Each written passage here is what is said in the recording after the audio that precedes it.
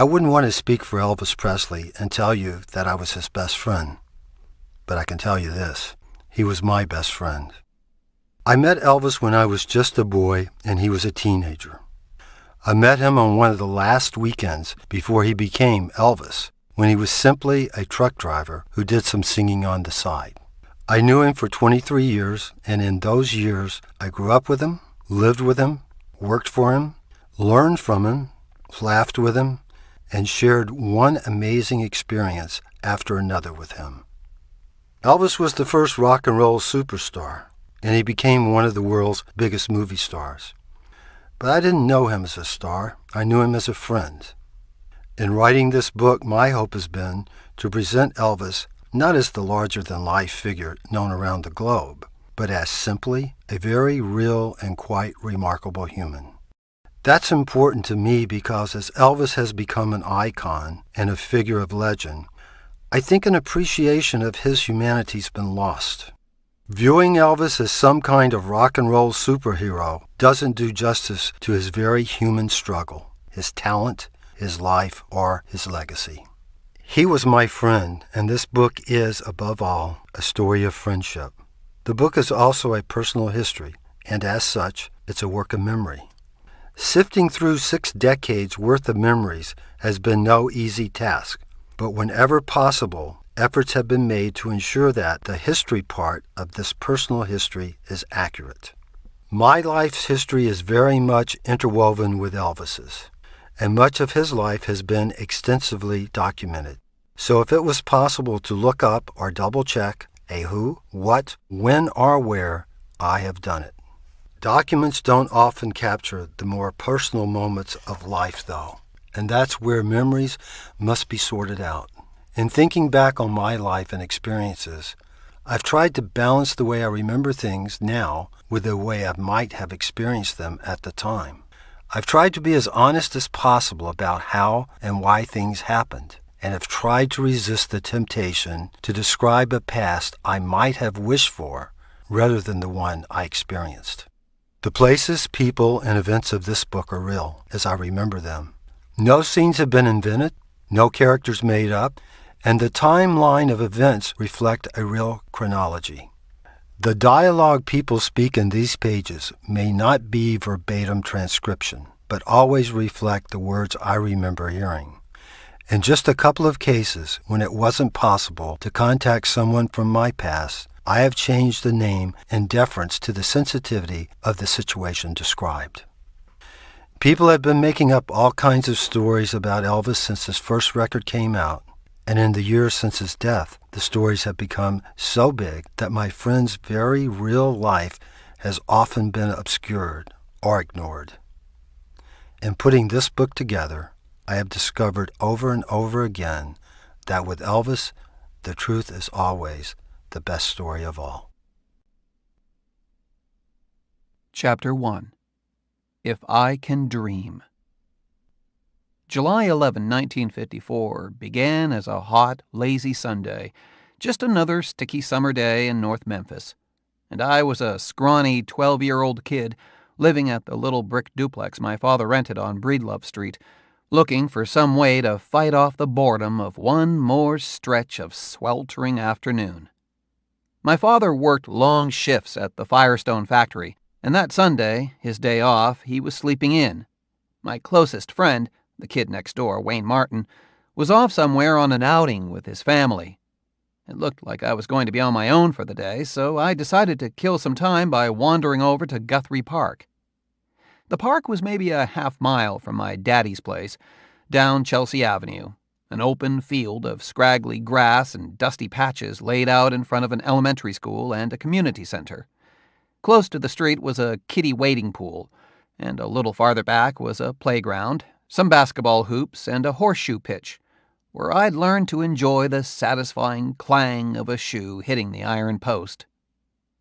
As I arrived at the park, the heat of the day was broken by just a hint of breeze drifting over from the Mississippi River. There were a few moms watching their splashing toddlers at the wading pool, and a bunch of older kids out on the grass. I figured I'd walk around to the community center to see if anything half interesting was going on inside.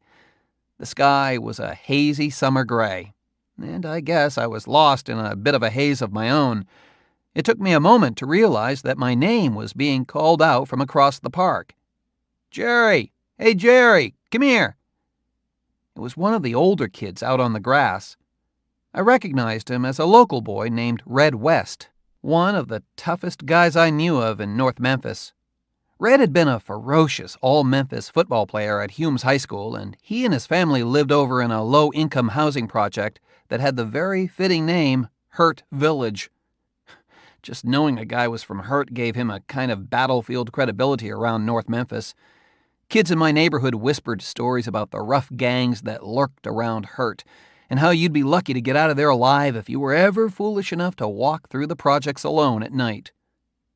I wasn't sure how Red knew my name, but I figured he might know my older brother Billy Ray, who'd been a pretty strong football player at the private high school he had attended across town. Maybe Red had heard that I was turning out to be a decent wide receiver on the team from my Catholic grade school, Holy Names. Football was the one thing I felt good at. My grades were lousy. I didn't have a lot of friends, but on the Holy Names football field, I was having my first taste of personal success. It didn't really matter how Red knew me, though. I wasn't going to ignore the call. I started over to the group of older boys, trying to throw just a touch of Brando from the Wild One into my walk.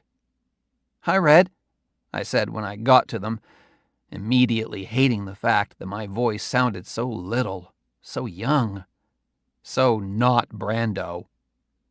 I didn't know the other guys, and I didn't pay too much attention to them. I assumed they were either from Hurt or Humes. Red looked me over hard for a moment. "Jerry, we're a player short of a 6-man game here. You want to play ball?" Of all the things I thought Red might ask me, I hadn't seen this one coming. A chance to play football with Red West and some older kids? Of course I was in. "Sure, Red, I'll play." "All right, then," he growled. "We got a game, full blocking, 2-hand touch. Let's mark out a field." Red and a couple of the guys walked off to figure out the out-of-bounds and goal lines. The other 2 players started warming up by throwing long passes to each other. I kept my eyes on Red, who wasn't a real big guy, but a commanding figure anyway. I had a feeling that with him, even a touch football game was going to be played hard and rough. With the field set, the guys regrouped. "Our ball," said Red. "We'll take Jerry. The rest of you all get back on some defense." 3 of the guys broke away and took positions down the field. I followed Red and another boy, and we leaned together in a tight huddle behind our starting line of scrimmage. Red handed the ball to the other boy. "What's the play, man?" Red asked him. I looked to this guy who Red had just made our quarterback, really looked at him for the first time, and felt a jolt. It was him. There wasn't any one thing about this other guy that hit you right away. He was wearing plain work pants and a white t-shirt. He had blotches of acne on his face and neck. He was kind of on the skinny side. He certainly didn't look any tougher than Red West. But he had a cool I'd never seen before in person. His hair was greased and swept up and back into some very impressive ducktails. The kind of look I wanted as soon as I could get away from the disapproving nuns at Holy Names. You had to put some work into hair like that. And you had to know that it marked you as a probable juvenile delinquent in the eyes of grown-up North Memphis. There was something about the way this guy stood and leaned into the huddle, nonchalant, but no nonsense. Something a little loose, but cocky, too. It looked like he was pulling off the Brando thing without even trying. It had to be him. A couple of nights before, I'd heard a brand new song on the radio, so new the record wasn't even out yet, and had been amazed to learn that the singer was a boy from Humes High in North Memphis. This had seemed astonishing to me. How could a guy from my neighborhood have a song on the radio? And a great song at that, a song that really stood out among all the hot R&B records I'd heard on the show that night. For the last 2 days, I'd been wondering, what guy in North Memphis could make a record like that and get it on the radio? This guy across from me in the huddle looked like he could. "All right now, what's your name, Jerry?" asked the quarterback. Yeah. You can catch a football? Yeah. You know how to run a slant? Sure. He held his hand out, palm up, and sketched out a play. You run down the sidelines about 10 yards. Run it easy, not full speed. Red, you go up the middle and button hook. Jerry, when you see Red make his turn, you hit the gas man and run your slant. If you get past whoever's covering you, the ball's coming to you. Yes, sir. The quarterback's serious expression shifted a bit. He looked at me dead on. He had ice blue eyes, and when he looked straight at you, you felt it. A little twist of half-smile showed up on his face. Sir? Hey, Red, I like this kid's attitude, said the quarterback. He's all right, said Red, giving me a clap on the back that just about knocked the breath out of me. Red didn't introduce us. I didn't hear his name spoken by any of the other guys, but I didn't have to hear it. I knew who he was. This was the boy from Hume's High named Elvis Presley. My mother, Dorothy Schilling, died when I was a little over a year old. She contracted rheumatic fever shortly after I was born and spent most of a year in bed, wasting away. The disease was close to a death sentence back then, but it wasn't always quick. From what I was told later by my grandmother and my aunts, my mother held me as much as she could for as long as she could. But eventually her skin was so sensitive that even the weight of the sheets was painful, and I can only imagine the heartache she must have felt not being able to hold her new baby to her.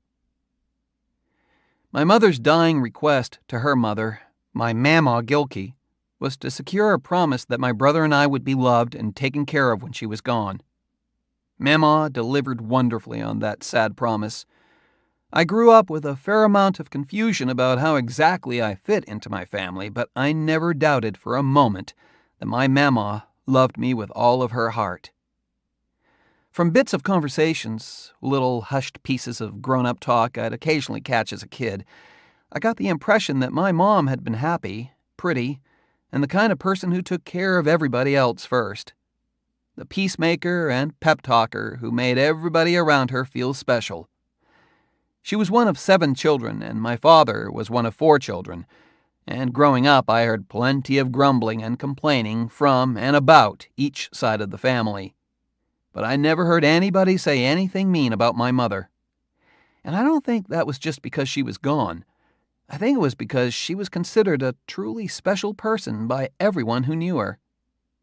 My father, Bill, grew up in Memphis, and from what I know of my dad's early years, he didn't have much of a childhood at all.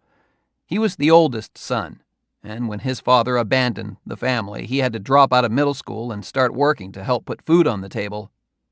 He started at a grocery store, and as soon as he could drive, moved on to a better-paying job as a truck driver. Before he got married, he had landed his job over at the Firestone factory. I think my dad may have spotted my mother on a dance floor at some local Memphis event. Both of them loved to dance, and both of them got into contests when they could, so it makes sense that that's where they crossed paths. I do know that my mother and father got married when he was 21 and she was 19. Within a year, they had a baby boy, my older brother, Billy Ray. My mom had me when she was 26, and at 27, she was gone. My dad had been living a humble working man's dream, a steady job with a few benefits, a beautiful wife, and a couple of baby boys. Suddenly that dream was smashed to pieces. I think that the only thing he could think to do was to keep working as hard as he could to provide for his kids. That meant taking extra shifts at the factory, which meant he couldn't raise us on his own. My brother got sent off to a boarding school a couple hours away in Searcy, Arkansas. Maybe my father figured it would be easier for him to be away from everything that might remind him of our mother. I was moved into my Mama and Papa's house on Leith Street in North Memphis, a neat little white-clapboard home in a poor but well-kept neighborhood. For quite a while as a kid, I assumed I was an only child. I remember telling Mama that I wished I had a brother, and she said, "Why, Jerry, you do. Billy Ray." I hadn't realized that the older kid who showed up for a week at Christmas was actually related to me. Mama and Papa, who made his living as a house painter, opened up their home to me as warmly and as lovingly as they knew how. Sometimes they barely had enough money to put any dinner on the table. White bread and sorghum molasses wasn't an uncommon supper, but they let me, their little grandson, feast on all the donuts and sugared-up cinnamon toast my belly could hold. The people around us in the neighborhood were just as poor, and some of the homes weren't much more than the classic southern shotgun shack, but everybody seemed to take pride in the little bit that they did have. Pride in holding a job, pride in having made it through to the other side of a depression and a war. Lawns were well tended, cars were washed and gleaming. Nobody let their little house go too long without a fresh coat of paint. People on Leith Street didn't have much, and knew they probably weren't ever going to get much, but they tried to carry themselves with some dignity. I don't ever remember thinking that I was particularly poor when I was little. I just felt out of place. Other kids lived with a mom and dad. I didn't. I learned to make do with that feeling, though, because it just so happened that every single day I had a looming vision of just how much worse things could be. At the end of Leith, just a stone's throw from my Mama's house, was the chain-link fence that marked off the grounds of the Porter Leith Orphanage. Across a wide field on the other side of that fence, I could see the big, old, Southern Gothic orphanage building itself, looking like that kind of place Dr. Frankenstein might use to hide his laboratory. Way off in the distance, you could see a bit of playground that the orphans used, and once in a while you might see a few of them out there. But in all the years I lived on Leith, I never saw those kids playing out on the open field. An uncle would occasionally tease me, "Better behave yourself, Jerry, or we'll send you over to Porter Leith." Other kids might have known that wasn't a real possibility, but I always felt way too close to the edge of those grounds. I walked a couple of blocks out of my way to get to Holy Names, avoiding Porter Leith completely, so as not to take any chances. Mama and Papa's house on Leith Street was the closest I had to a steady home, but I also spent a lot of time bouncing around the homes of all my aunts and uncles, from little houses scattered through North Memphis, to an apartment over a bar and grill near downtown Memphis, to Aunt Jinky and Uncle Bernard's place on Jackson Avenue, the busy thoroughfare that marked the beginning of the North Memphis neighborhoods. Attached to Jinky and Bernard's house was one of my favorite places in the world, John's little kitchen. John was Uncle John Gilkey, my mom's brother, and his place was the finest hamburger joint in North Memphis, popular as an after-school hangout for the kids from Hume's. The little kitchen was a tiny structure with just a few tables and a counter inside. It had twinkling lights and a great jukebox, and always smelled of a heady mix of sizzling grease, the sour tang of empty beer glasses, and the whiff of Clorox off the well-scrubbed floor. John himself had tattoos up and down his arms, and a great sense of humor. And when he had time out of the little kitchen area, he'd sit me on his lap by one of the few tables, sometimes drawing a tattoo or two on my arm with one of his pens. He'd also sneak me an occasional sip of beer along with my burger. John's kitchen was a place where I felt comfortable, even special. But there was one thing about the place that puzzled me.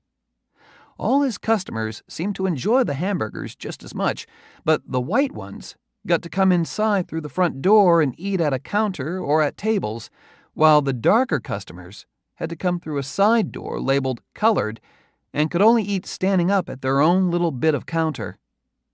And for some reason, my fun-loving, good-natured Uncle John just always sounded impatient and irritated when he had to deal with those colored customers. The Gilkeys had a great sense of family, and a lot of the aunts and uncles would often get together at the end of the work week to enjoy a dinner of Uncle John's burgers and then watch the Friday night fights on Bernard and Jinky's TV.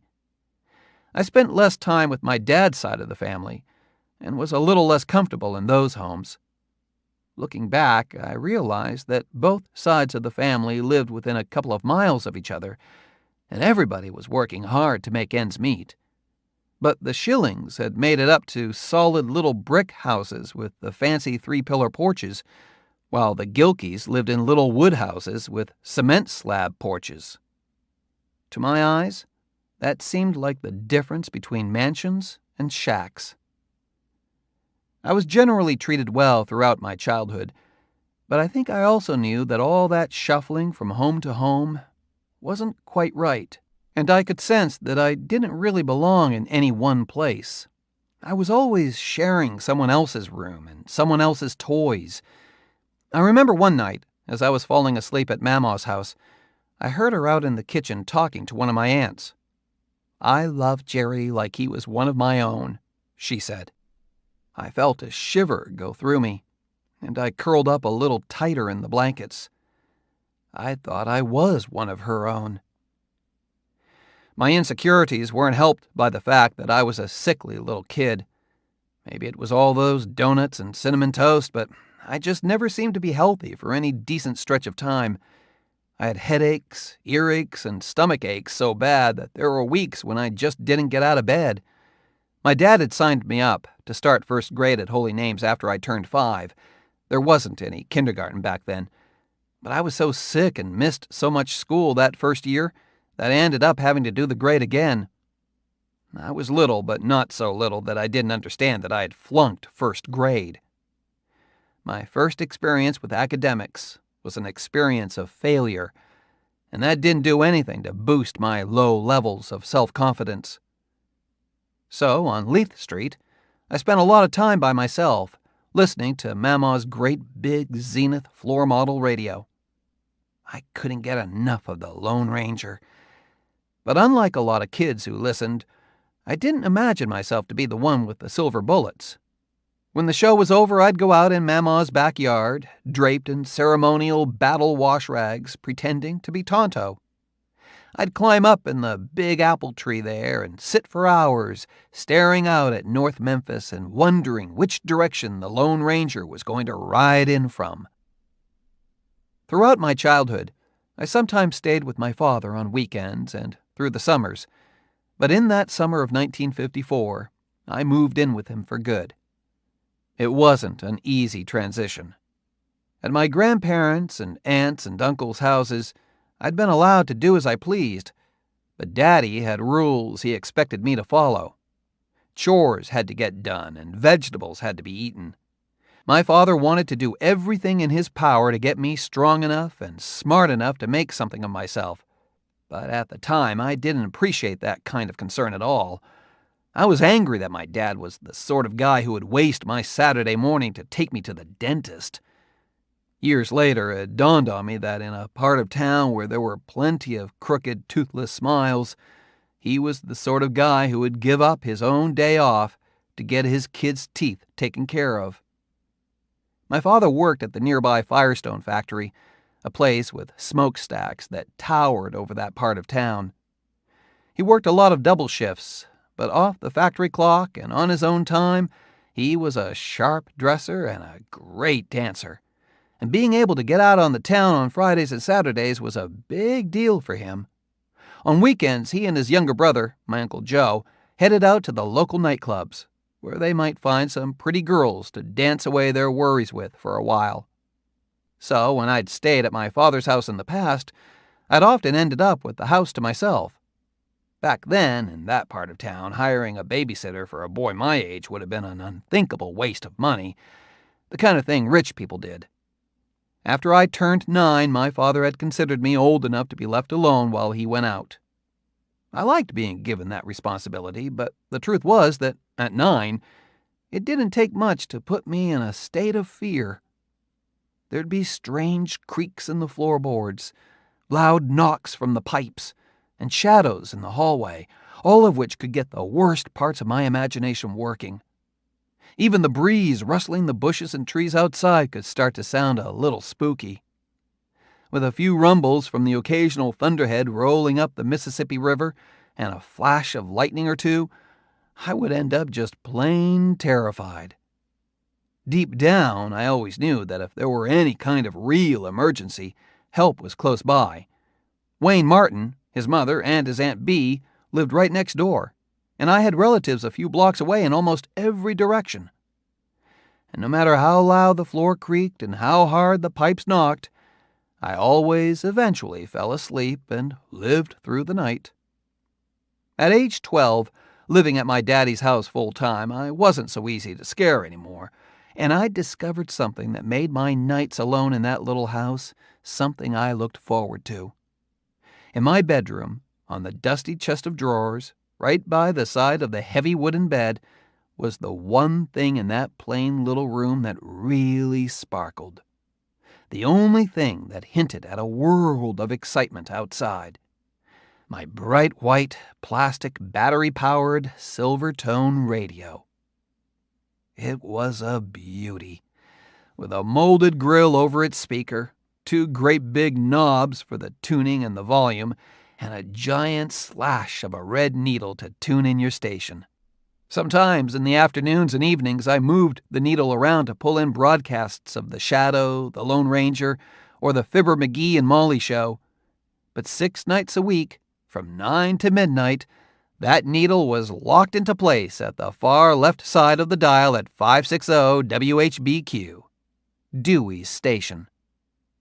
Dewey Phillips was a half-crazed, speed-talking wild man of a disc jockey who had become the hottest thing on late-night radio in Memphis.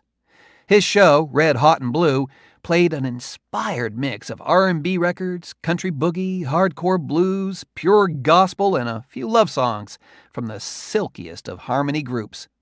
For good measure, he might toss in a lesser-known tune from a big pop act of the day. Spend a night with Dewey and you might hear Ruth Brown's Mama, He Treats Your Daughter Mean, a new cut by the Clovers, then Johnny Ace singing Pledging My Love, followed by Hank Ballard and the Midnighters knocking out Work With Me Annie. You might even get a Dean Martin B-side followed by Sister Rosetta Tharp's Strange Things Happening Every Day.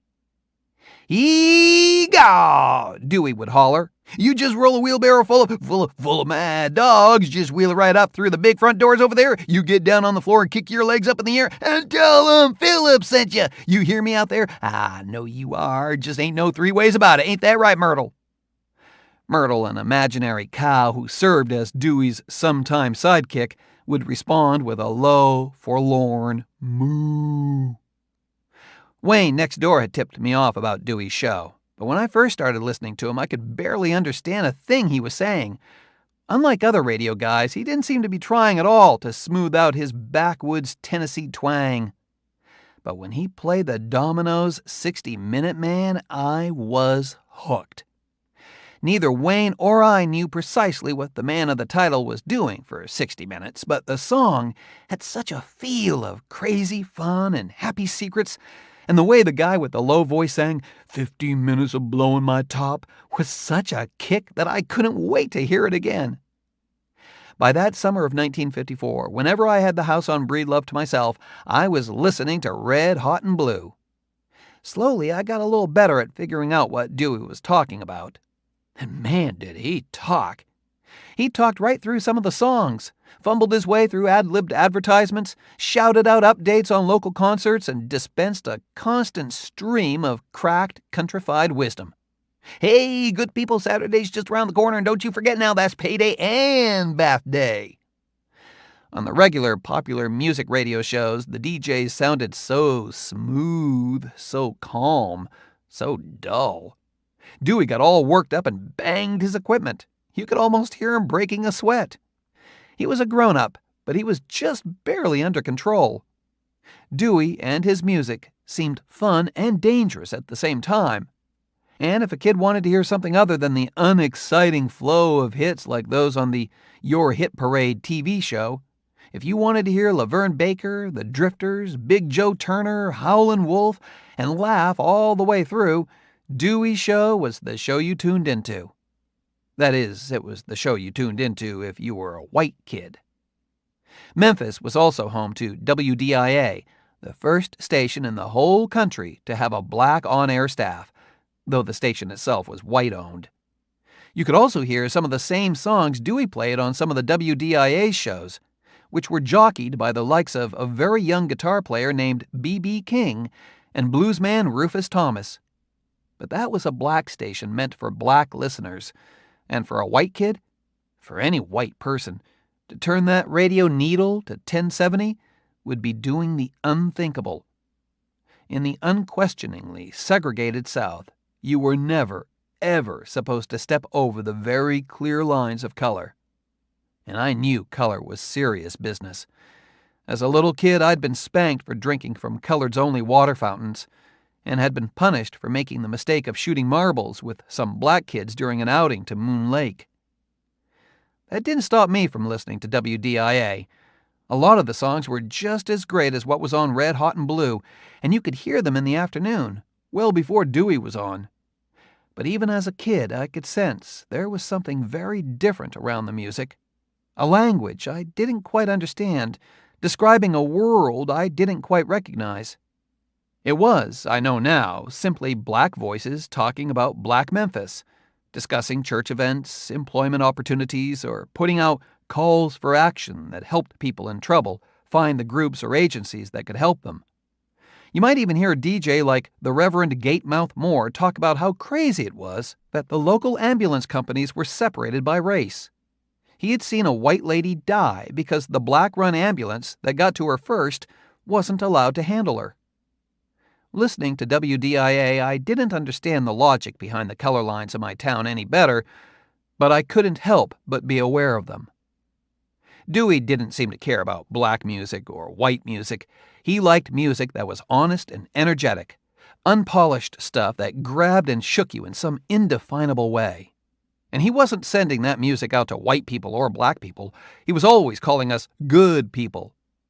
Dewey didn't make a listener think about the world this music was pulled from, a hard, tense world of separate drinking fountains and lunch counters, streets that couldn't be crossed, and a whole tangled mix of official laws and accepted habits that kept people fearful and apart.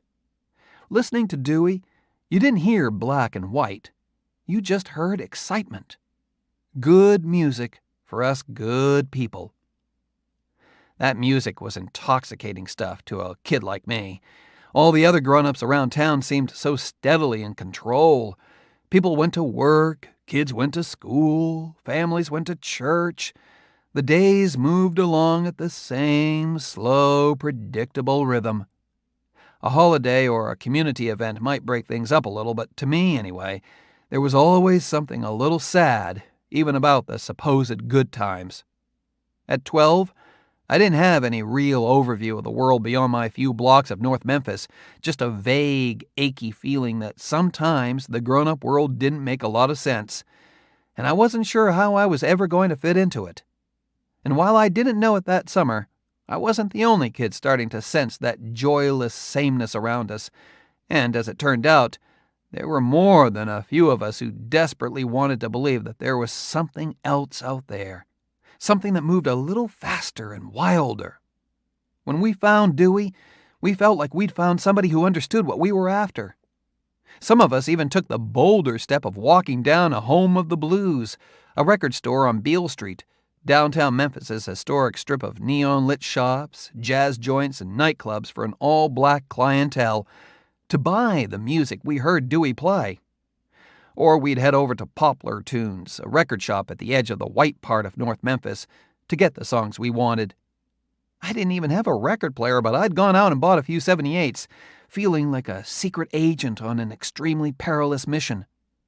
I was earning pocket change that summer delivering circulars for a little market down the street from my dad's house, and just about every cent I earned eventually got spent at Home of the Blues or Poplar Tunes. Shortly after I started listening to Dewey Phillips, and right after I'd bought my own first few records, I learned that the music he played could have a very frightening effect on people. I'd become friendly with a couple of boys on the Holy Names football team, a pair of brothers named Doolittle, and was impressed to hear that they had their own record player. Their mother was a nice lady who was very involved with the school's PTA and who was always willing to carpool us football players around between games and practices. One day, after a practice, the Doolittle boys asked me if I'd like to spend a weekend at their house. The way I lived, I was excited about spending a weekend with anybody outside of the family loop. I said a quick yes and went home to pack up. There wasn't much to pack, but thinking about a weekend of unlimited access to the Doolittle boys' turntable, I made sure to bring my stack of 4 or 5 precious 78s. Mrs. Doolittle came by to pick me up, and before long I was settling in over at the Doolittle home. In the boys' bedroom, I showed them my records and asked if they wanted to hear some music. They did. I think I may have had the Memoir sisters Sincerely, and maybe Till I Waltz Again with You by Teresa Brewer. Both acts were pre-Dewey favorites of mine. But I also had a couple of things I'd bought down on Beale Street, songs by Laverne Baker and Ruth Brown, and, most prized of all, my copy of 60-Minute Man. If we had stuck with the Memoir sisters, things might have turned out differently, but I put 60-Minute Man on the record player and turned it up about as loud as it would go, which on the players back then was not all that loud. The Doolittle boys started smiling and nodding along, and I was feeling pretty big. Those trips to Beale Street had paid off. I'll rock 'em, roll 'em all night long. I'm a 60-minute man. This time, though, the 60-minute man lasted only about 30 seconds. Mrs. Doolittle stormed into the room, went straight for the record player, dragged the needle off the disc, and picked the record up. She wheeled around, and I saw a fury in this lady's eyes unlike anything I'd ever seen before. The nice, sweet, carpooling PTA mom was replaced by a woman almost trembling with rage. In a voice harder and harsher than anything I'd ever heard come out of Mrs. Doolittle, she said, "You're not going to play that nigger music in my house." Then, with a bit of effort, she cracked the record she was holding in half and proceeded to pick up the rest of the collection and break those too, even the Memoir sisters. "Pack your things back up," said Mrs. Doolittle. Within minutes, I was sitting back at home with no more special weekend plans, no chance for a pair of new friends, and no more record collection. From then on, I realized that music had a great, deep, and sometimes unpredictable power. And I realized that the R&B records I was beginning to love so much weren't just songs. They were something bigger. They were statements. Statements of what, I wasn't quite sure yet, but as soon as I could save up enough money, mowing lawns, delivering circulars for the local market, I was heading down to Beale Street to buy more records. I never did get invited back to the Doolittle house.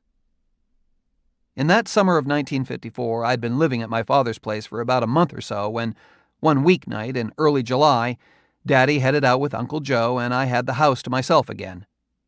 The thunder rumbled outside a couple of times. I couldn't tell if it was getting closer or not. A little after 9, I folded myself up on the big bed and clicked on the Silvertone's volume knob. I put my head back on my pillow and listened as Roy Goodrockin' Brown's Hurry, Hurry, Baby came to an end. "Ah, that's a good old one. Take it from your daddy O'Dewey," said the DJ. There were some sounds of fumbling and crashing, like Dewey had banged into his microphone. "Shoo! Somebody give me a hand with this pea-picking thing." My mind started to drift a bit, and I was vaguely aware of Dewey doing one of his improvised ads for champagne velvet beer and then playing a couple more songs. I may have been thinking about how I was going to fill the long stretch of summer days ahead of me. Then something caught my ear. "Look out, good people," Dewey said. "I got something here that's so good. When I heard this one, I almost swallowed my gold tooth. We got a new record here that ain't even dry yet, and this little number is sung by a fine young man who just 1 year ago received his diploma from Humes High School right up there in North Memphis. How about that?" My head shot up off the pillow. Humes High School was just blocks away from my Mama and Papa's house. From the back of the Holy Names Elementary School playground, you could look right through a vacant lot to the grounds of Humes. My mother and my Aunt Jinky had gone to Humes. My cousin Teddy had just finished his freshman year there. I had it in my head that one day I'd be one of those grown-up-looking kids over at Humes. Before that moment, to me, the music you heard on the radio didn't seem connected to the real world around us.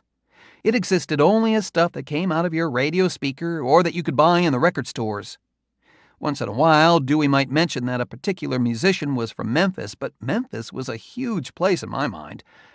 I guess I had some idea that there were musicians in Memphis, but I really had no idea where those people lived, and less idea how they wrote their songs, made their records, and got them to people like Dewey. It was a mystery I really hadn't had much reason to ponder. You simply turned the radio on and you heard music. But now Dewey was saying that a boy who had to live just blocks away from me had actually made his own record. Dewey introed the song, saying he himself had heard it for the first time just the day before, courtesy of Mr. Sam Phillips, no relation, I'd learned, over at Memphis Recording Service. It was a cover of an old Arthur Big Boy Crudup tune. I didn't catch the name of the boy from Hume's at first. It was something kind of old-fashioned. The record started playing, and the boy from Hume's High started singing. He sounded great. The music was simple, just a couple of guitars and a plunking bass, but it sounded unlike anything else I'd ever heard. The rhythm was easygoing and driving at the same time. Not quite blues, not quite country. The boy from Hume's High had a voice that was strong but gentle, too. Right away, he was soaring up to sweet high notes, sounding like it didn't take him any effort at all to get there. That's all right now, Mama, any way you do. He sounded tough at times and sang with unbelievable confidence, but there was also a little tremble in his voice that kind of pulled you in. The way he sang, you could feel both a little smile and an ache. Whatever secret world of excitement was out there beneath the boring surface of grown-up, day-to-day life, it sounded like this guy from Hume's High had found it. The song was over too fast, and the voice was gone. The voice of a boy from Hume's High. Elvis Presley. That's what Dewey said the singer's name was. I was wide awake now, and I wanted to hear that song again. Dewey must have known there would be some other listeners feeling the way I did, because after a station break, Dewey played the song again. And again. And again. Dewey did that sometimes when he really liked a record, and he clearly liked this one. I think I got to hear that brand new song 6 or 7 times, and it sounded just as fine every time Dewey played it. That's all right. That's all right. Already I liked it even better than 60-Minute Man. But the new record turned out to be only half the thrill of that night's show. After some more fumbling with the mics, Dewey let us know that the boy from Hume's High was sitting right there next to him, right here in the magazine level of the beautiful Chiska Hotel. For some reason, mezzanine was always magazine to Dewey. The boy's song was getting such an enthusiastic response from around town that Dewey had called to get him down to the studio. His mom and dad had gone out looking for him, had finally found him hunched down in a seat in the back of the Suzor No. 2 movie theater, and had brought him straight over to the Chiska to go live on the air with Dewey.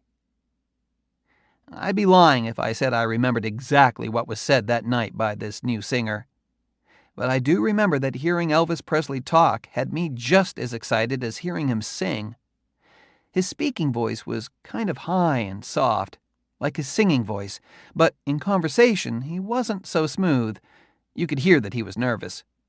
He was perfectly polite with Dewey, calling him sir and thanking him for playing the record. He sounded like a nice guy, even a little shy maybe, but always cool. He even sounded good when he stuttered and stammered his way through most of his answers. Kind of made me want to stammer, too. Dewey thanked him for being there, played That's All Right one more time, and then worked his way toward his sign-off. I finally clicked off the Silvertone and lay back down. Maybe Dewey would play the song again tomorrow night. I hoped so, because I wanted to hear it again. And I wanted to hear Elvis Presley talk some more. Most of all, I wanted to meet this boy from Hume's High. I'd had the importance of prayer pretty well drummed into me in my years at Holy Names, but as far as I could tell, it hadn't done me any good. At first, I figured maybe I was just praying wrong. Then I figured maybe I wasn't important enough to have my prayers heard. Finally, somewhere around 3rd or 4th grade, I began to have this sneaking suspicion that the whole system was just another thing the grown-ups said was good for you that didn't really have any discernible upside. like eating your vegetables. This night, though, I decided to give it another shot. I didn't kneel by the bed. I didn't fold my hands or squinch up my eyes. I just lay in bed and stared up at the ceiling. I thought about that boy from Hume's High. As much as I'd heard the song that night, I couldn't quite hum the melody he'd sung. It was already slipping away. But the feeling that song gave me didn't go away. It took me a while to figure out what that feeling was, because it was a feeling I wasn't used to. It was hope. So I threw together a bit of improvised prayer, just for the heck of it. Staring up at the ceiling, hands at my side, I prayed. Look, the neighborhood's not that big. Just let me meet this guy. Please? I already knew that hope was a dangerous thing in North Memphis. It usually just led to more disappointment than if you went through life without it. And I didn't expect that my prayer now, simple as it was, had any better chance of being answered than any previous prayer.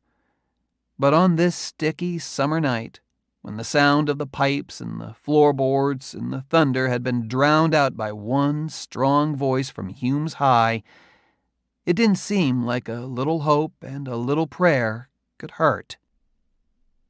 The breeze had died off in Guthrie Park, and the afternoon air started to feel a little hotter and heavier. We broke from the huddle and got set for the play. As I towed up to the line of scrimmage, I felt pumped and couldn't wait for that ball to come my way. Maybe I should have been nervous playing with older kids, but I knew what I was doing playing football. If I'd come across these guys singing or playing guitars and been asked to join in, I wouldn't have been able to step up. But running a slant and catching a pass, I felt like all those long, hard practices and full pads at Holy Names had prepared me for this particular moment. "Hike!" shouted Elvis Presley. I took off down the sideline, a little above half speed, and when I saw Red begin to turn, I ran as hard as I could up and across the field. Elvis pumped the ball to Red, and when the guys in the backfield stepped toward him, I flew right past them. The quarterback broke to his right and threw. He had an awkward kind of sidearm style, but the ball came my way hard and fast, a spiraled bullet aimed just ahead of where I was running. I got my hands up and out and reeled it in, feeling like there was nothing more natural in the world than to receive a perfect pass from a quarterback who had had his record played on the radio. There wasn't a chance the defenders could catch me, but I kept up the run full speed to the end zone. When I got back to my teammates, I felt the urge to smile, but smiling seemed like something a little kid would do. I kept my game face on. "Nice hands, little man," said Red. He gave me a congratulatory shove. "He's got something," said the quarterback. "We got a game going." I caught a lot more passes on the Guthrie field that Sunday. Made a couple of interceptions, too, and got knocked on my ass at least a dozen times. I don't know how long we played, but I would have kept going all night. I didn't have to ask Red, and I didn't hear anybody else say his name, but I knew that in some unfigurable way, my little North Memphis radio prayer had been answered. I had met the guy from Hume's High. I wasn't sure if I should thank God or Dewey Phillips, but here I was in Guthrie Park with Elvis Presley. Outside of listeners to Red Hot and Blue, that name wouldn't have meant anything to anybody in North Memphis on this particular Sunday. Elvis Presley, on that day, was still a 19-year-old truck driver for the Crown Electric Company, a year out of high school and less than a week into a recording career that carried no guarantee of turning into steady work. There wasn't anything about him you could point to that day that really made him look like a star. His hair, though impressively combed, was an average-looking sandy brown, not the dyed jet black that would become so familiar later on. In most ways, he was just another poor North Memphis kid from the government projects over at Lauderdale Courts. But even as he scrapped and blocked and fell and played just as hard as the rest of us, there was something else there. He didn't so much stand out as stand apart. He wasn't just another older kid, not just another tough guy.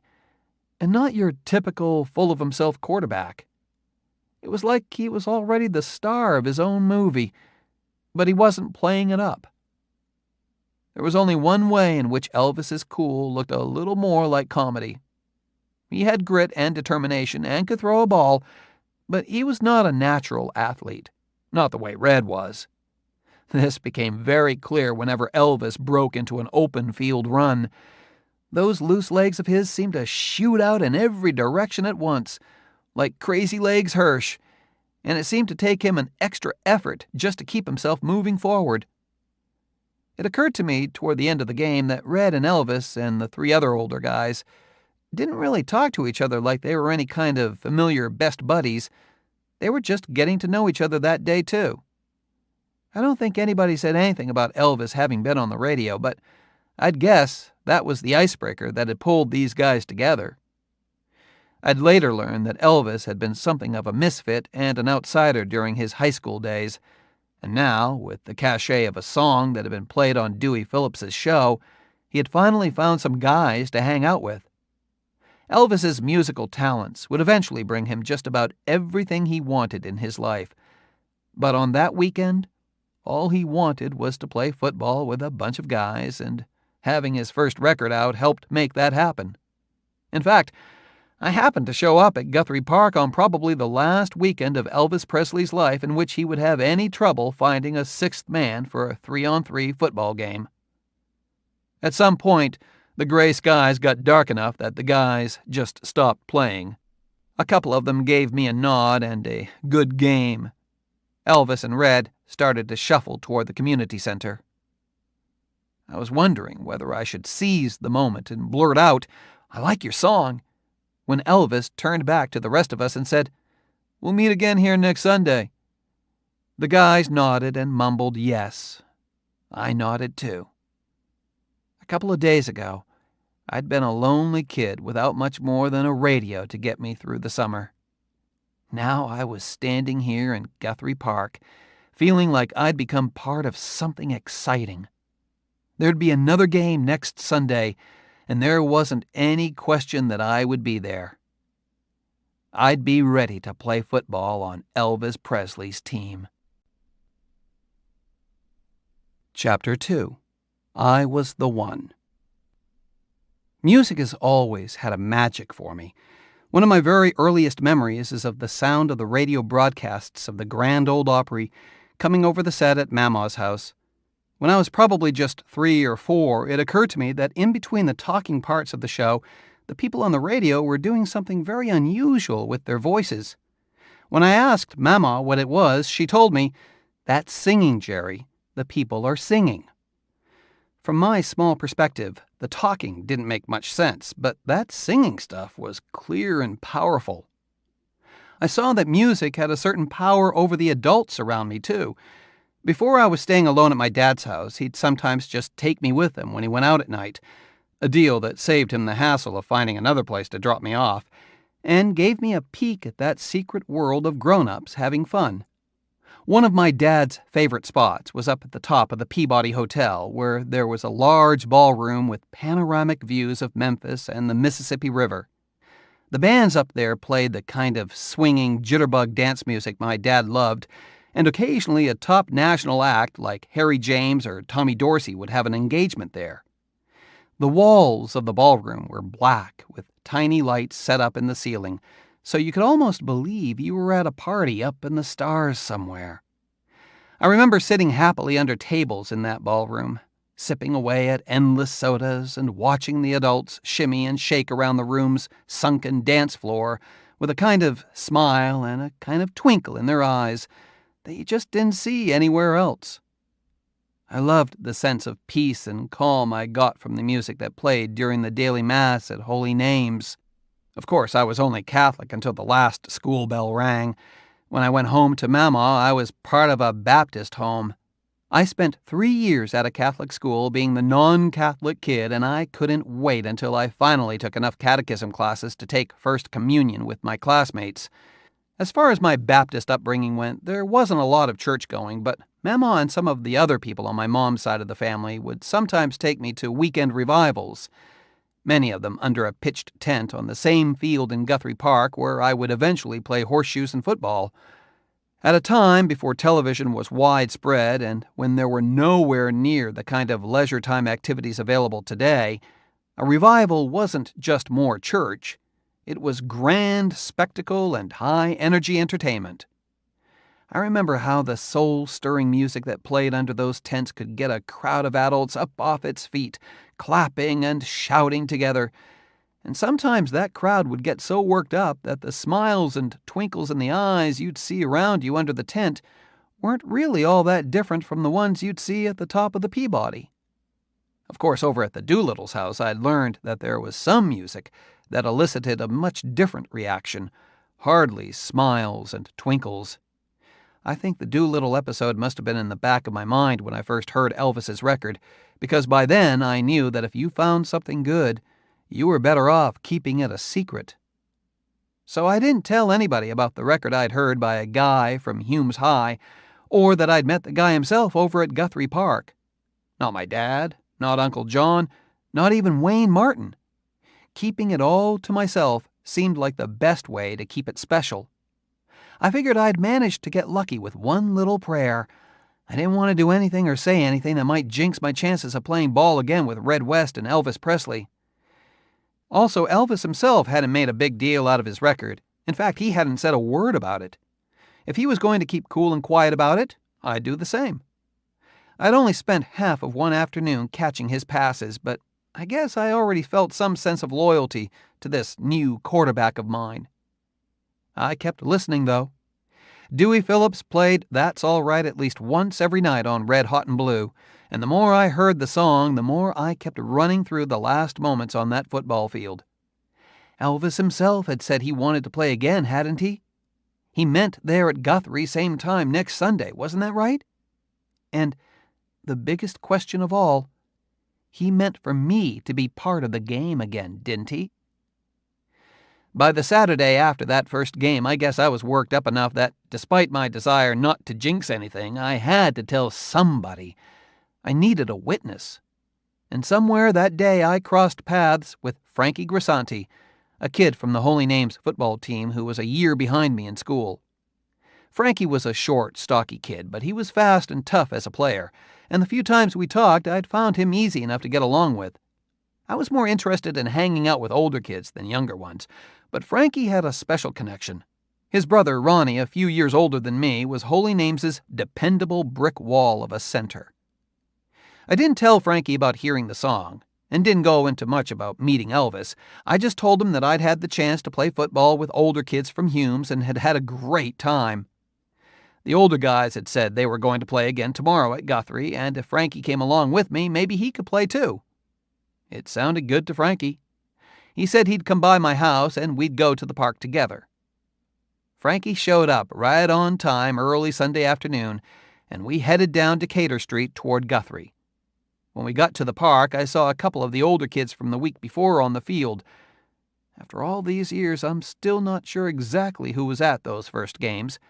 I knew Red, but after seeing Elvis, I didn't care who else was there. I walked up toward them and got a couple of nods, relieved to see that at least these guys remembered me. We stood around for a while until we heard some laughs coming from across the field over by the community center. I turned, and sure enough, there he was, walking next to Red, looking just as cool as the last time. I was going to have to use a lot more Brill cream to get ducktails like that. It was when I took a closer look behind Elvis and Red that my spirits sank. There were maybe 6 or 7 older guys ready to play this time. All the guys they needed to play an evenly matched game. Damn, I was going to be knocked off this guy's team after just one game. Red was starting to explain some Guthrie ground rules to the newer guys when Elvis noticed Frankie and me standing there. He took a couple of lazy steps in our direction, checking his grip on the ball he was holding. He pointed the ball at Frankie. "Hey, Penrod, go out for a pass." Frankie took off like a spooked bulldog, pumping his hams faster than I'd ever seen, and Elvis reared back and threw one of his bullets. I hoped that Frankie would do the Holy Name Squad proud and hang on to it. Sure enough, he did, though the force of the ball seemed to actually pick him up in the air and move him a little farther down the field. "That away, Penrod," called Elvis.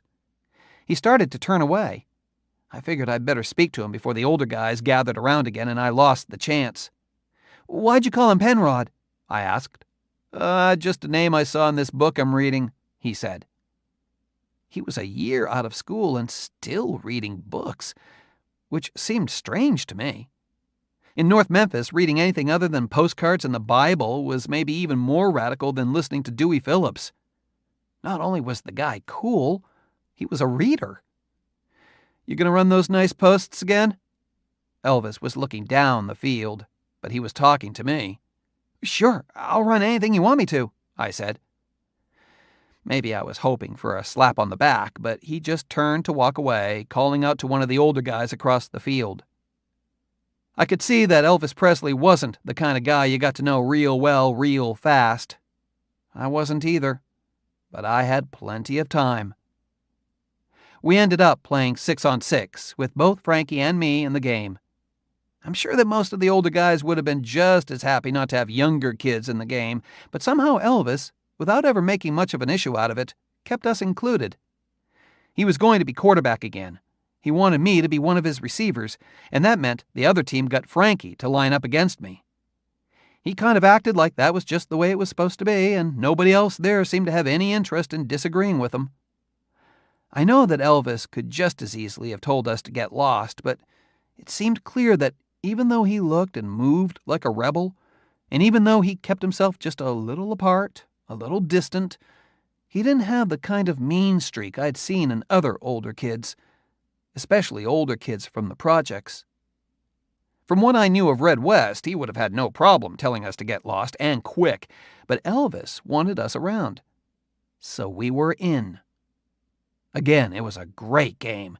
Elvis was a little more serious than he had been the week before, running the huddles like a military man.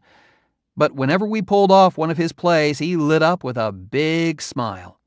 And those smiles meant a lot, because you didn't see too many of them. There were a few other occasions when he'd let his serious game face slip. If anybody took a particularly awkward fall, got knocked on their ass with a brutal block, or otherwise ended up sprawled in some embarrassing position on the field, Elvis just about doubled over with a rush of laughter. It felt great to laugh along with him. We played that second game at Guthrie, and then a third the next Sunday, and it seemed that the games on that field were going to be a regular part of every weekend. And it seemed that Elvis Presley was going to be a regular part of radio programming. That's All Right kept getting played on Dewey's show, and other shows started picking it up too. It was even being played on WDIA. Pretty soon the record itself was out as a single, and the flip side, a revved-up cover of Bill Monroe's Blue Moon of Kentucky, started getting radio play too. Up in Poplar Tunes, there was a great big hand-painted sign proudly advertising the fact that they had in stock plenty of records by the new local sensation Elvis the Cat Presley, available in 45 or 78. It was also pretty clear that I wasn't the only one excited about the sound and the person of Elvis Presley. At each game that summer, there were a few more guys showing up to play, and increasingly there were groups of people just showing up to watch. I was hearing Elvis's songs on the radio, but he and his band, guitarist Scotty Moore and bassist Bill Black, were starting to make a name for themselves as a live act, too. On July 30, 1954, Elvis played his first major concert in Memphis at the Overton Park Bandshell, being added as a featured attraction to a lineup of country artists that was headlined by Slim Whitman. By the end of the summer, the trio had a regular Friday night gig at a little dance club called the Eagle's Nest. In the fall, Elvis, Scotty, and Bill were stepping up to some big deal gigs like the Grand Ole Opry and the Louisiana Hayride.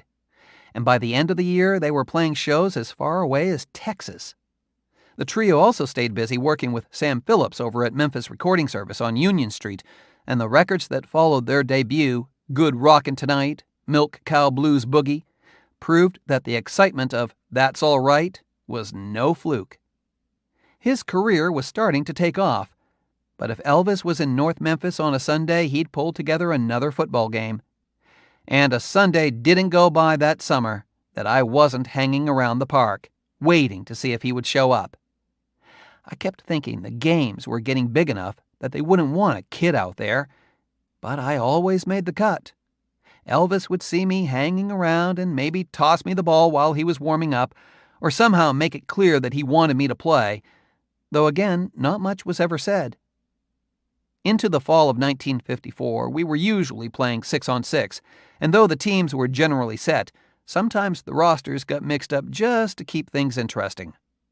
I remember it felt a little awkward the first time I was on a team playing against Elvis, and since I was well acquainted with his play-calling style, I found myself in the odd position of intercepting Elvis Presley.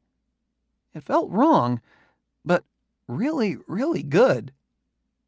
At one of those fall games, I received the first open acknowledgement that I was officially a part of Elvis's team. The games were attracting big enough crowds that Elvis thought it would be a good idea for the players to wear jerseys.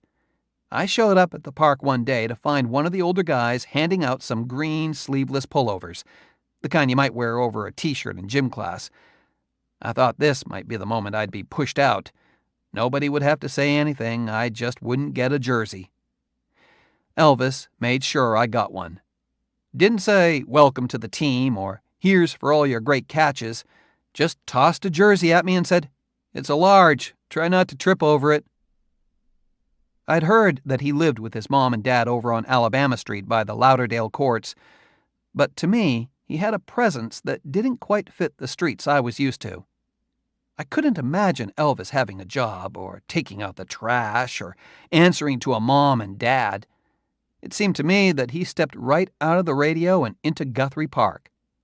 But he was a real North Memphis guy, and one day in early 1955, I spotted him on my very block of Breedlove Street. Across the street from my daddy's house and a couple of houses over, there was a girl a couple of years older than me named Meredith Glass. She listened to Dewey, too, and had a record player, and a couple of times Wayne Martin and I had gone over there to listen to music with her. I remember being very impressed that she had her own copy of 60-Minute Man. Meredith went to Humes High, and somewhere along the way had become Red West's girlfriend. I was sitting in the front room at Breedlove, not doing much of anything, when I happened to notice a beat-up black 40s model car pull up to Meredith's house, a car I immediately recognized as the one Elvis and Red West came to the games in. Sure enough, both of them got out of that car and headed right into Meredith's house. I wanted nothing more than to bolt out the door, dash across the street, and be a part of whatever the older kids were doing over there. But there was no way I was going to make that bold a move. On the field, I could prove myself as a player. Knocking on Meredith's door, I'd just be the little kid from down the street. I waited in the front room, and after a while, Red and Elvis came back out. It looked like they had borrowed a stack of records from Meredith. They drove off, and Breedlove went back to being the same boring old street. But it was nice to know that Elvis really was out there, living his life in my part of the city. Maybe nobody else on the block cared but me and Meredith, but Elvis was a part of our neighborhood. That was pretty cool. With That's All Right climbing up the charts and all sorts of press surrounding his live appearances, Elvis Presley was on the rise. But it would be a mistake to think that everybody that heard him or saw him in those early days liked him. Mrs. Doolittle wasn't the only person in Memphis concerned with the mixing of the races or the threat of the growing black population. One of the meanest nuns at Holy Names used to try to scare us by saying that because so many whites had embraced the immorality of birth control, the blacks would take over the earth, though they hadn't yet managed to infiltrate Holy Names' all-white student body.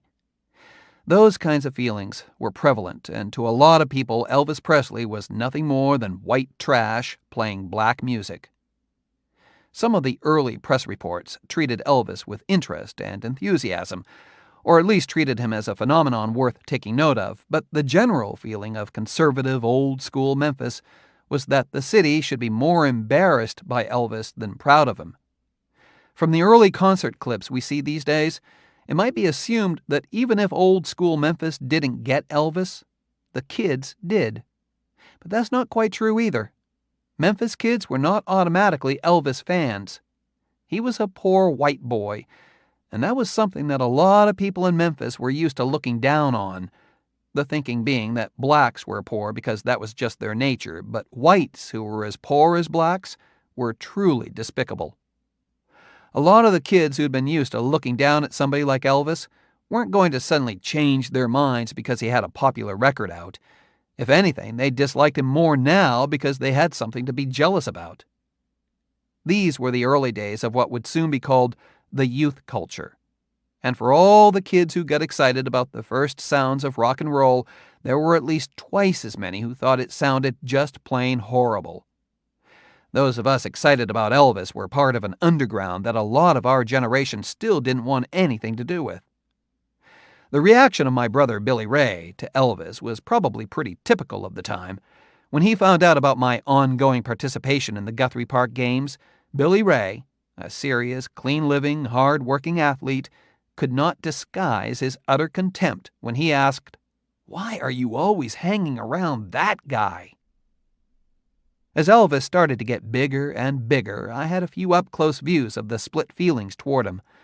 I saw the positive side in a significant way on February 6, 1955, the day I became an official teenager, and the day of Elvis's first big show at the premier concert venue in Memphis, Ellis Auditorium.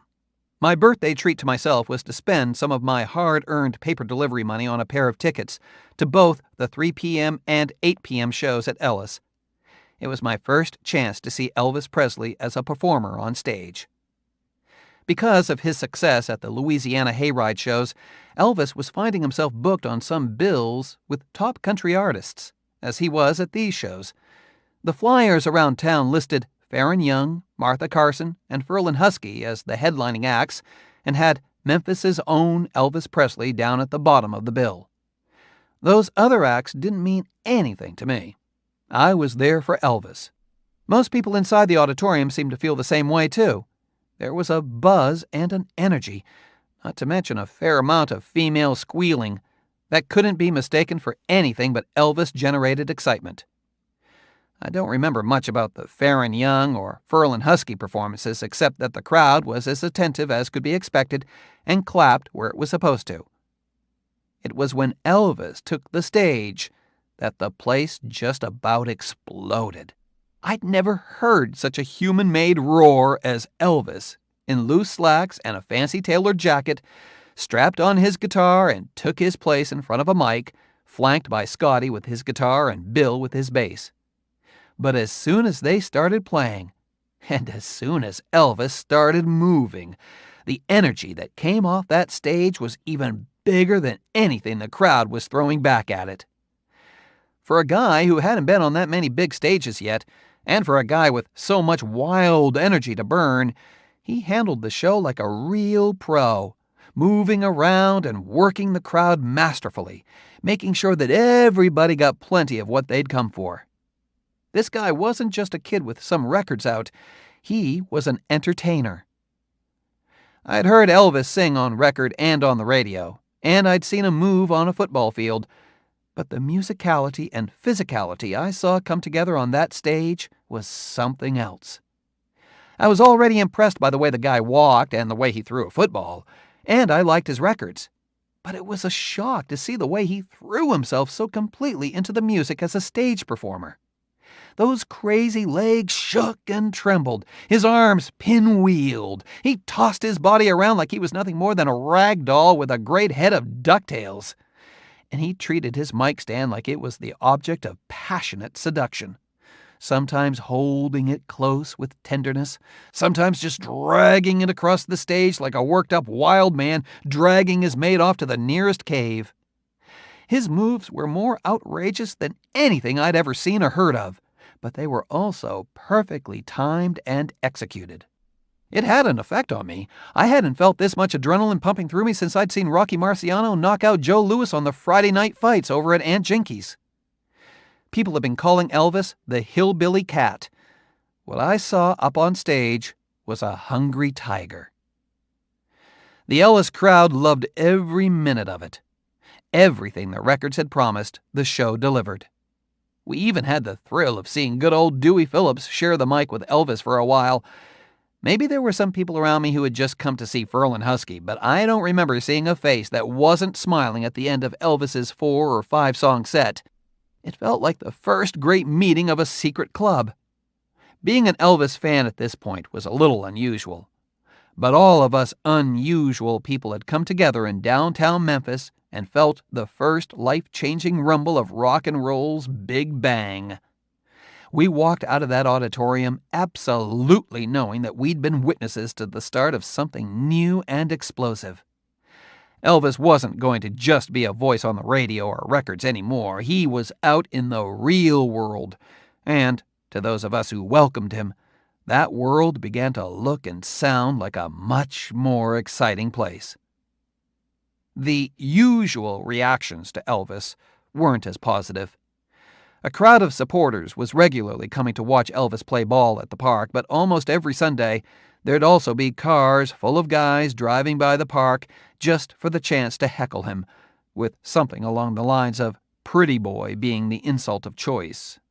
I'd also heard that a couple of times guys had blindsided Elvis, pretending to come up to him for an autograph and then taking a swing at him when they got close enough, or calling him over to a car for an autograph, throwing a punch and then driving away. Occasionally, carloads of young sailors from the Millington Naval Base north of Memphis would make the trip to Guthrie just to drive past and yell, "Hey, sideburns!" at the degenerate rock and roller they'd heard about. Incidents like that led Elvis to rely more and more on guys like Red West to stick around him and play some real-life defense for him. At one of our bigger games in the spring of 1955, we'd been playing for a while when a couple of very large men showed up and asked if they could get in the game. They explained that they were semi-pro players, had heard about the Elvis games, and wanted to be a part of it. The rest of us were not so eager to play with these big guys, but as far as Elvis was concerned, these players were stepping onto his turf and he wasn't going to stand down. He wanted them in. We worked out the teams again to include them and got set to play. On one of the first offensive drives, Elvis was taking a break from quarterbacking duties and was on the line blocking. When the ball was snapped, this 200-pound-plus semi-pro hit Elvis hard and ran right over him. Elvis took his time getting up. He was obviously a little shaken.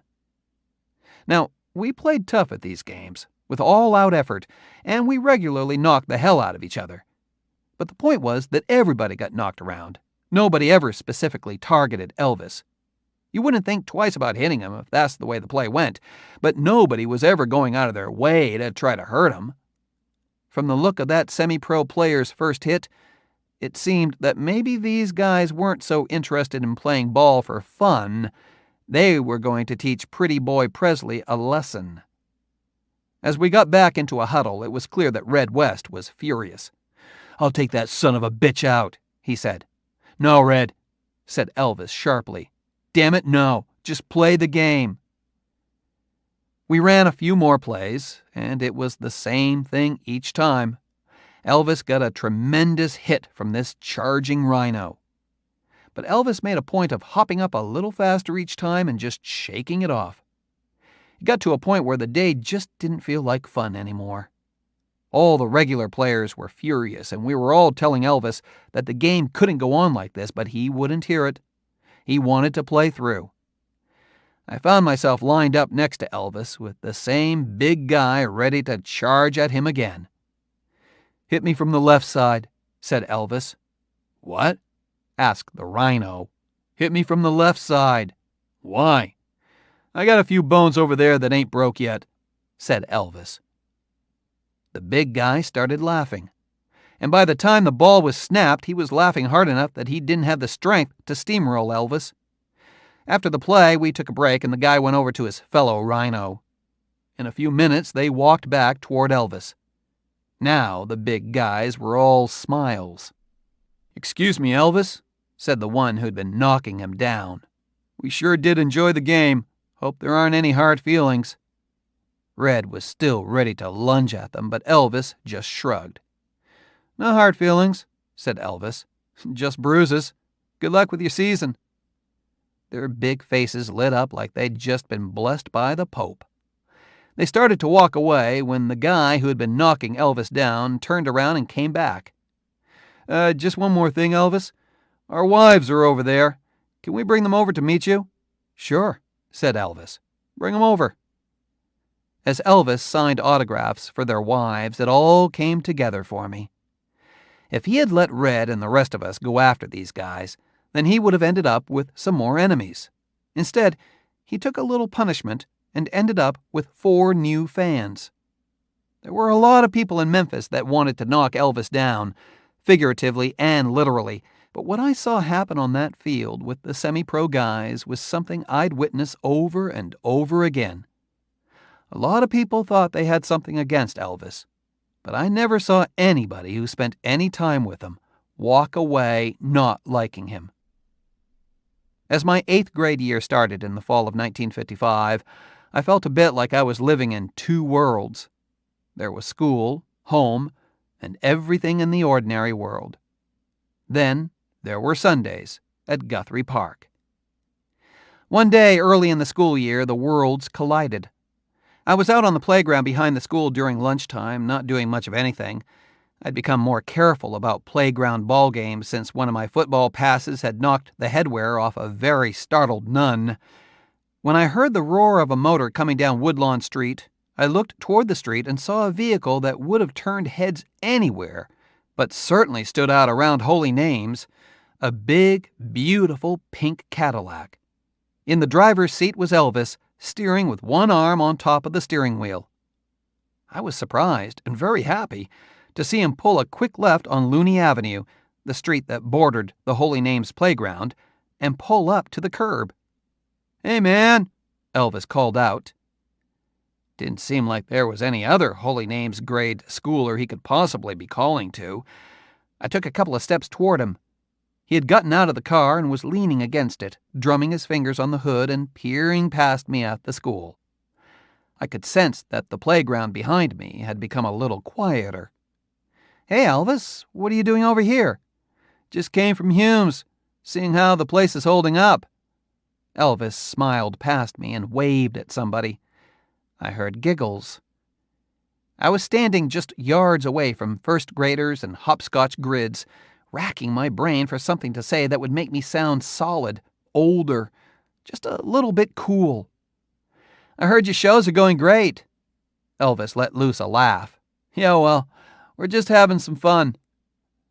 We stood there a few more moments, not talking about much of anything. He kept smiling past me, and I kept hearing those giggles. He slapped at the car hard and spun away. "Gotta go. See you later, Chief," said Elvis. "See ya at the next game," I said. He went back around the car, flung open the driver's door, and just before climbing in, gave a casual wave to the playground. I heard more giggles behind me. Elvis came by Holy Names a few more times that fall, and I was always proud of the fact that I was the kid Elvis came over to talk to. Years later, it occurred to me that while, from my perspective, those playground visits were about me and Elvis, from his perspective, the visits served another purpose. Holy Names was a boys and girls grade school, but an all-girls high school. For those of us too young to go out to the likes of the Eagle's Nest, the coolest music you could hear was at the Holy Names high school dances on Saturday nights. Elvis's first girlfriend had been from Holy Names, and during his time at Hume's, he went to plenty of those Holy Names dances. The grade school and the high school were in 2 separate brick buildings on the same lot, but they shared the same playground.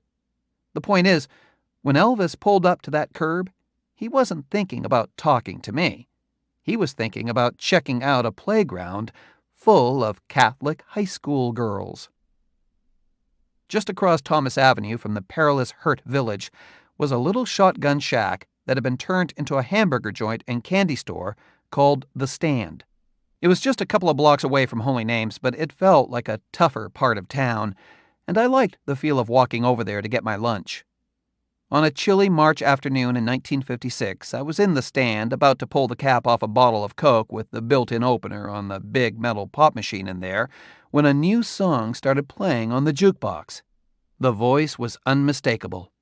Rich, confident, soft and strong at the same time. It was Elvis, singing a new song called I Was the One. She lived, she loved, she laughed, she cried. I was used to hearing Elvis rock, but here was an Elvis song that grabbed me in a whole different way. It went straight for the emotions and hit like a fist to the gut. I had recently been dumped by my first girlfriend, Loretta Cucci, a real looker from Holy Names' rival school, Little Flower, and here was Elvis singing out all those tangled feelings that I hadn't been able to put into words. Who learned the lesson when she broke my heart? I was the one. That was exactly what I wanted to tell Harry Vaughn, the tough Golden Gloves champ my girl had moved on to. I stood frozen at the Coke machine until the song was over. A beautiful tune, packed full of truth, sung from the heart. I took a swig of my Coke and went back to my burger over at the counter. It occurred to me that Elvis Presley wasn't just getting by on cool. This guy could really sing. A few days later at the stand, I heard the A-side of the I Was the One single, a song called Heartbreak Hotel. If the B-side had grabbed me, the A-side just blew me away. With Heartbreak Hotel, Elvis seemed to be inventing his own kind of music from scratch. That song didn't sound like anything else on the jukebox. It rocked, but it was haunting too. When Elvis sang Feel So Lonely in that odd hiccupy way, it cut right through you. And I wasn't the only one blown away by the song. Within a few weeks, it was at the top of the pop charts, giving Elvis his first #1 hit.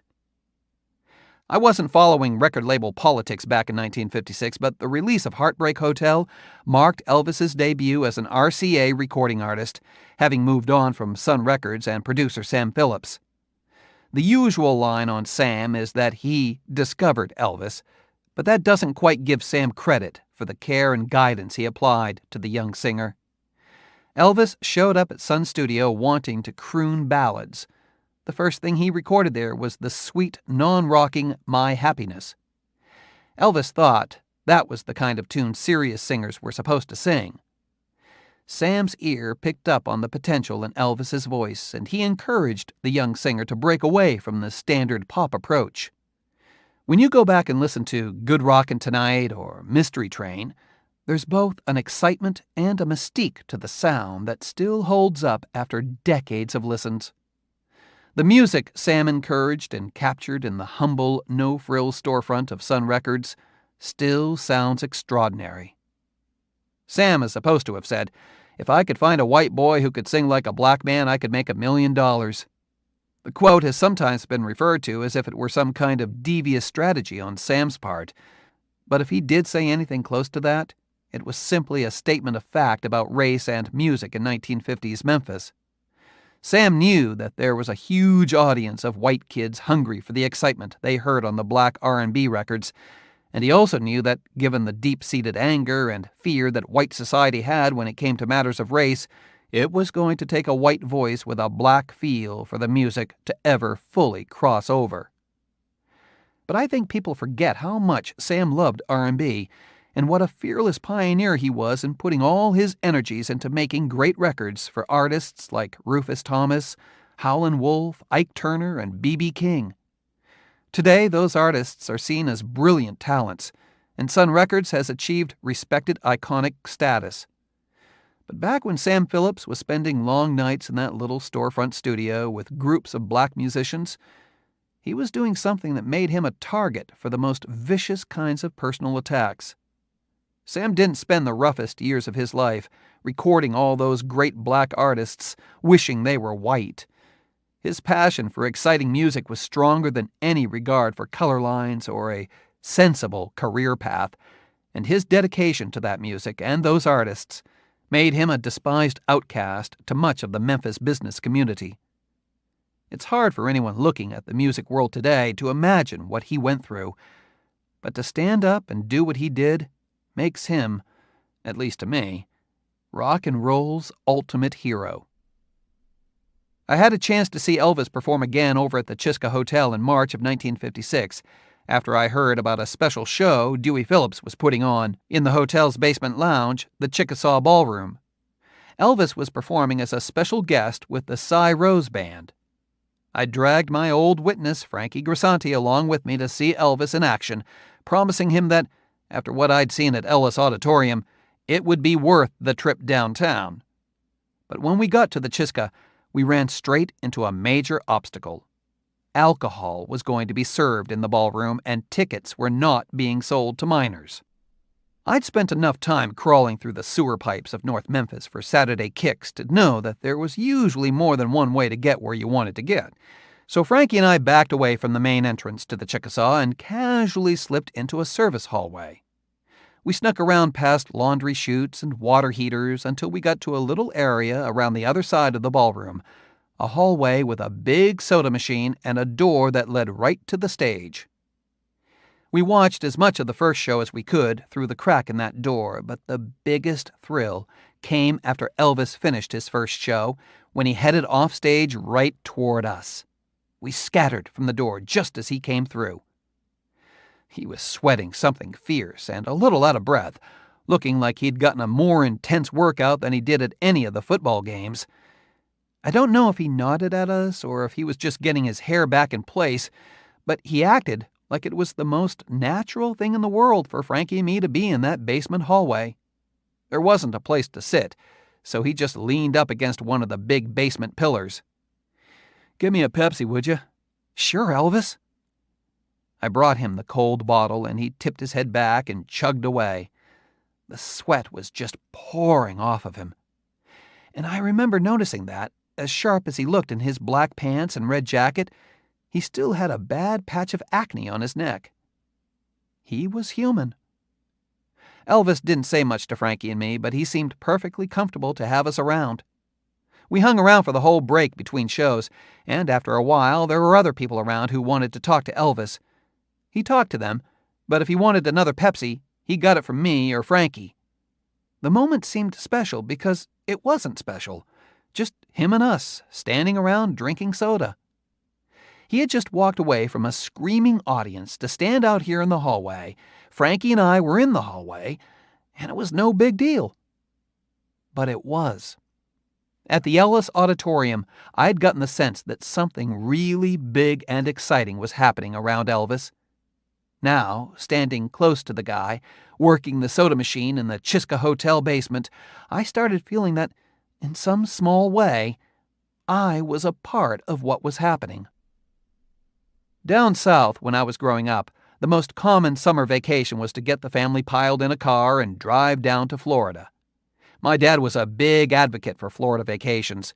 He felt that if he could get down there for a couple of weeks and spend as much time as possible in the salt water, it would keep him healthy throughout the year.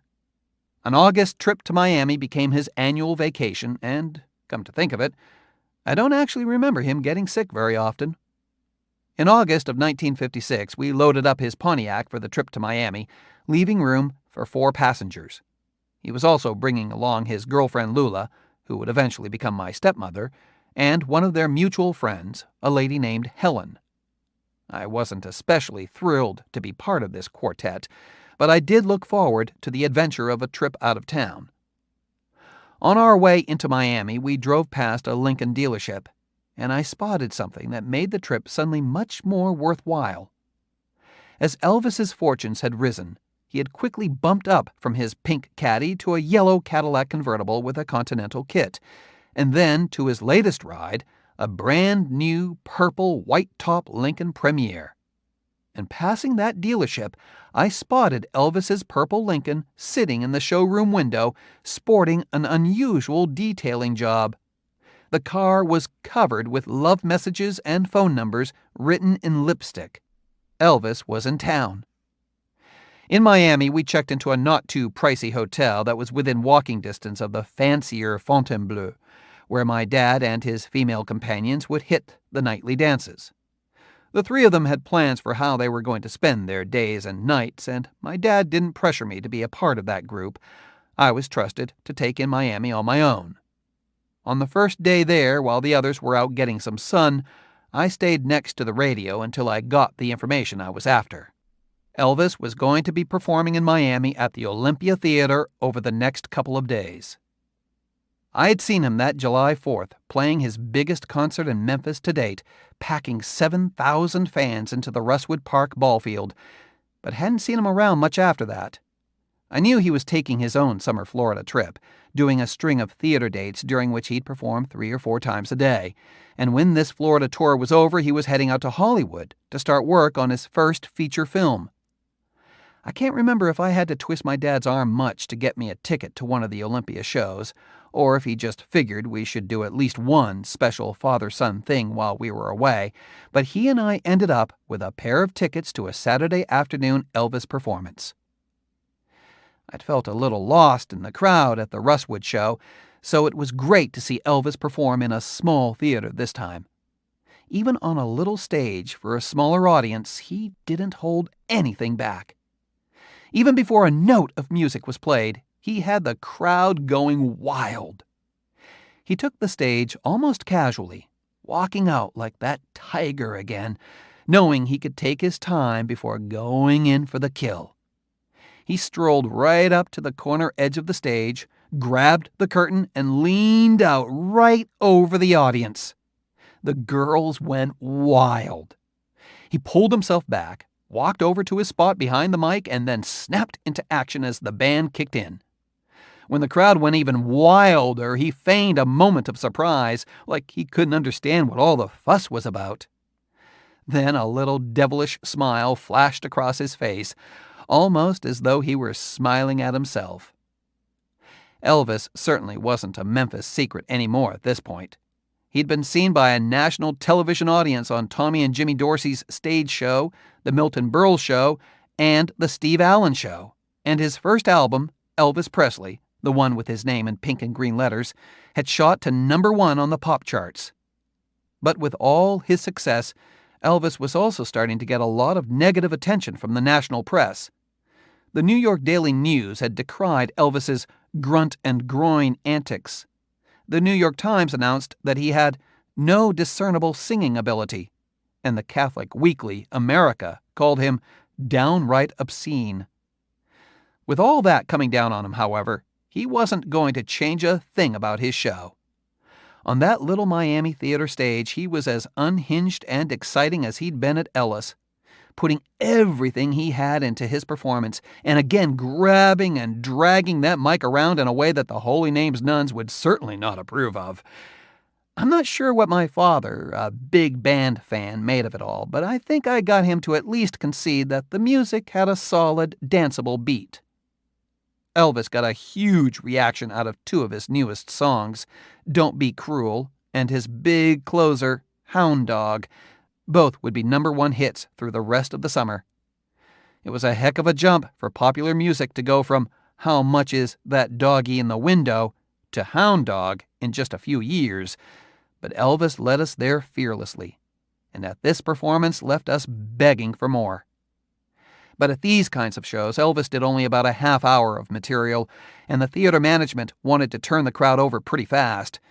When Elvis finished and the curtains closed and the screams started to die down, my father got up to go. Before we headed out, I spotted Red West over by the side of the stage. I went over to say hello, and Red told me what hotel they were staying at, and that they were leaving late that night to head for more shows in Tampa. He also explained that Elvis had driven into town in the purple Lincoln, but as soon as it was discovered outside his hotel by fans, it was thoroughly and lovingly defaced in the lipsticked manner we'd seen. Elvis had traded it in at the dealership we saw for a brand-new white Lincoln Continental Mark II. That night, my dad and the ladies went out for another night of dancing at the Fontainebleau, and a couple of hours later I headed out on the town with a different musical incentive. I wandered a while before I came around a corner and knew instantly that I was in the right place. There was a small throng of excited girls clustering around something in front of a big building, and the closer I got, the more I could just about make out the outline of a shiny white Lincoln beyond the girls. I started milling around the edge of the crowd, feeling almost overcome by the smell of so many competing perfumes. The girls were desperately trying to edge each other out, but somehow they let little me slip through, and pretty soon I was close enough to see Elvis leaning against the Lincoln, apparently trying to sign as many autographs as he could before he left town. I always felt a little pang of insecurity when I hadn't seen Elvis for a while. Would our friendship pick up wherever it had left off, or had he just gotten too big, too busy? I was starting to feel that pang now, when suddenly a few girls in front of me moved to the side, and there I was, standing just a few feet away from Elvis. He had autograph albums and pictures being shoved in front of him, and dozens of very attractive girls bobbing all around him, and there's no reason a 14-year-old boy should have caught his attention. But he saw me, and stopped signing whatever he was signing. He squinted for a moment like he wanted to make sure he was seeing what he thought he was seeing. Then he said, "Jerry, what in the hell are you doing here?" I didn't have a chance to tell him much before the girls closed in again, but it didn't matter. In the middle of all these crazy strangers, I was a guy he knew by name. Chapter 3. Midnight Rambles. After September 9, 1956, it was hard to believe that there was anyone left in the United States who wasn't aware of Elvis Presley. That was the night he appeared on the season premiere of The Ed Sullivan Show. Sullivan was recuperating from injuries suffered in a recent car accident, so Elvis's debut performance on the show was introduced by a surprising guest host, actor Charles Laughton. Laughton was hosting the show in New York City, but Elvis's segments were broadcast from the CBS studios in Los Angeles, where he was working on his first movie. Elvis sang Don't Be Cruel, Ready Teddy, Hound Dog, and a song from the new film called Love Me Tender. In the days after the broadcast, newspapers were saying that 80% of American TV viewers had watched Elvis that night. And a huge national audience watched again when he returned to the show at the end of October. Sullivan was back hosting by that time. I watched those Sullivan shows with a great deal of excitement. It was almost unbelievable that a guy who had started as a local talent was now on the biggest TV show in America. And it was made a little more exciting by the fact that Sullivan had at one point said that he wouldn't ever have Elvis on the show. Elvis was just too controversial. After Elvis appeared on the Steve Allen Show and trounced Sullivan in the ratings, Sullivan changed his mind and welcomed Elvis. Even at the time, Elvis's Sullivan performances felt historic. You had to admit that the world was a different place after Elvis shook hands with Ed Sullivan at the end of that second show. But for me, his most memorable television moment had come back in January when Elvis made his first appearance on the Dorsey Brothers stage show. On that program, Elvis delivered a wild, untamed performance of Shake, Rattle, and Roll, but almost as powerful as the performance itself was just the way he walked out on stage when he was introduced. If you just saw that walk and turned the TV off before a note of music was played, you'd still get the message. This guy was sex, danger, and good times all rolled into one. I guess that message was clear to the Sullivan producers. During Elvis's first appearance, they had the cameras cut away from him when he began to dance during Ready Teddy. As big as Elvis had become, when he was back in Memphis, he still liked to play football. So, on a crisp, beautiful fall November day, we football regulars had our green jerseys on, and a crowd of spectators was fanned around the edges of the field at Guthrie Park. Elvis, quarterbacking as usual, seemed to be in a particularly good mood. There was just one problem. For the first time ever at a Guthrie game, I was having a hard time following what he was saying, and having an even harder time keeping my eyes on him as he sketched out our plays and pass patterns. As much as I'd been looking forward to this game while Elvis was away, now that I was here in the middle of a huddle, I was thoroughly distracted. Natalie Wood was standing on the sidelines. I had seen Rebel Without a Cause the year before, and just like a few million other adolescent boys, had developed a mad crush on the lovely, brown-eyed girl who jeopardizes her respectable standing by falling in love with the brooding James Dean. Elvis had met her while he'd been out in Hollywood shooting his own movie.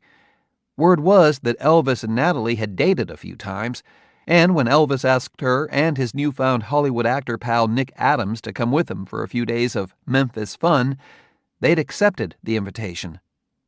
A bunch of the players and I had stood around the park for about half an hour after what had been the agreed-upon start time of the game that day, which was a little unusual because even though Elvis had his own schedule for just about everything else, he was always on time for football.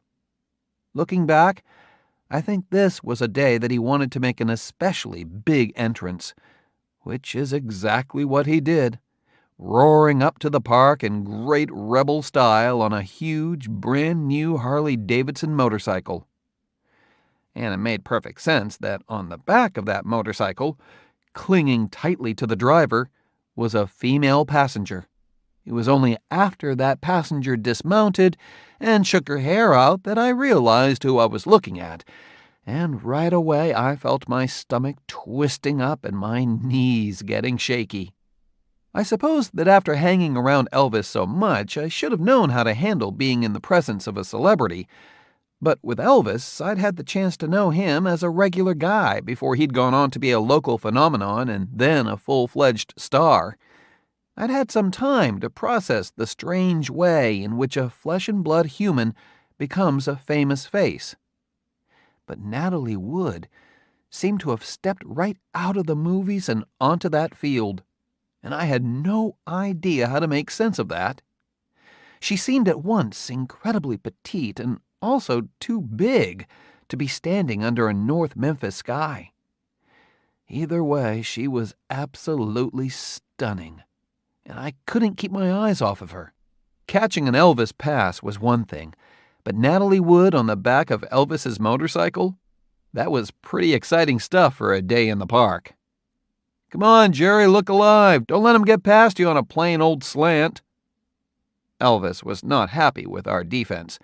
The guys lining up against us kept having success with the long ball, and since I was playing back in the secondary, that was my responsibility. Of course, I didn't tell Elvis I was distracted by his imported cheerleader. I also didn't tell him that I was having some trouble getting any kind of support from my partner in the secondary, Nick Adams.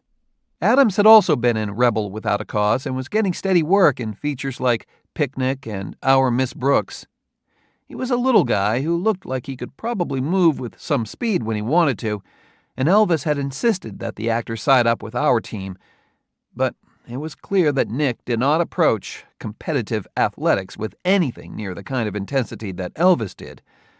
Not only did he never break a sweat, he's the only guy I've ever seen reading a newspaper while playing cornerback. I eventually got my head in the game enough to bat down a few passes on defense and make a few catches on offense, but I never quite forgot that a Hollywood beauty was just a few yards away at the side of the field. At the end of the game, Elvis and Natalie stood together, and a few of the guys went up and said hello to her. I didn't go anywhere near them. I loved Natalie within the safe, dark confines of the Rialto movie theater, but the idea of actually talking to her was a little too much. The crowd of spectators that the Guthrie games drew sometimes made it difficult for Elvis to make as quick an exit as he liked, and this was a day when he used one of his rather ingenious escape maneuvers.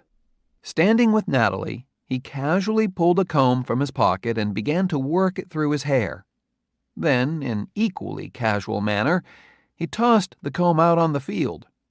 When a cluster of the most avid fans surged out on the grass to try and grab up the souvenir, Elvis and Natalie darted the other way, toward the waiting Harley, and sped off down Chelsea Avenue. Hollywood had come to North Memphis. And a few weeks later I got to witness North Memphis returning the favor. On November 21, I was at the Lowe State Theater as part of one of the first paying audiences to get a look at Elvis Presley's debut feature film, Love Me Tender. The screams of the girls around me made it just about impossible to follow the story. This was the first time I'd ever seen an audience treat a film like it was a live concert, loudly responding to every move made and word uttered by their favorite star. I concentrated as best I could on watching the movie. I'd sat in that same theater just a month before on a school field trip to see The 10 Commandments. That epic film had a tremendous, enduring impact on me. I didn't see how anything on screen could be bigger or better. But I'd never played football with Charlton Heston. Watching Love Me Tender, I saw Elvis, someone I knew pretty well, holding his own up on the same big screen where Moses had worked miracles. I was watching Elvis play a character, but at the same time I could recognize a whole lot of the guy I'd played football with. Between seeing Natalie Wood off the screen and Elvis up on it, I felt I was starting to understand some of the mystery of the movies. The people up on screen were real people doing a job. And at the Lowe's, Elvis was doing his job pretty darn well. As Elvis began his film career, he was taking a step closer to mainstream American entertainment, but he was still seen by many as a dangerous element in American society. That split was made very clear during Elvis's third and final appearance on The Ed Sullivan Show in January of 1957. Elvis had become an even more controversial figure after his first two appearances, but Sullivan didn't flinch from having him back. However, a concession was made to the moral outrage that Elvis had stirred up. When he performed this time, he was only filmed from the waist up. As with most acts of censorship, this only made its target even more exciting. But in a way, Elvis was already way ahead of the cameras. On TV now, he was not the wild, untamed performer I'd seen on the Dorsey Brothers show. He was having fun, but he was also clearly determined. As much as the camera tried to contain him, he'd already figured out how to look right through that lens and reach a TV audience with the smallest of gestures. Here was a performer so dangerous that we couldn't see his whole body, and yet, at the end of the show, Ed Sullivan did something very surprising, announcing to his huge American TV audience, "I just wanted to say to Elvis Presley and the country that this is a real, decent, fine boy," and going on to say that he'd never had a more pleasant experience dealing with a big-name guest. The way Elvis looked out at us at that moment, I thought I could see a mix of hurt over the attacks he'd been subjected to in the press, and a deep pride in who he was and what he was doing. In some ways, rebel is the perfect word for Elvis. Just by being who he was and making the music he wanted to make, he was taking on the musical and social conventions of the day. But rebel doesn't get all of it. The word can feel too negative, and you have to be against something to stage a rebellion. On a personal level, Elvis was not fired up with anger and negativity. He wasn't raging against the world he saw around him. He was fired up with a passion for great music that happened to come from both black and white experiences, and he simply wasn't going to let the world around him get in the way. As far as those early days go, I think pioneer and trailblazer fit Elvis as much as rebel does. While Elvis was still a teenager, he was being told that he was a corrupter of youth and a traitor to his race. But rather than answering with any kind of "screw you," he handled it all with dignity and humility, a manner that could come only from an inner strength. As his career started to pick up, when he really started to get to the point where he had something to lose, he had the strength of purpose to casually step over the color lines in Memphis, turning up, for example, as a respectful white face in an all-black audience at WDIA's annual Goodwill Review Gala concert. When he was brought out on stage by Rufus Thomas to say hello to the crowd, he received a warm and enthusiastic ovation. Despite lingering notions to the contrary, the black population of Memphis got what Elvis was doing and knew what he was up against, and he deeply appreciated their support. The way Elvis handled his fame in the early years tells you a lot about his character. By early 1957, Elvis was successful enough that he could have said goodbye to Memphis forever and become a permanent resident of a Beverly Hills mansion. He'd moved on from his role in Love Me Tender to a starring role in Loving You.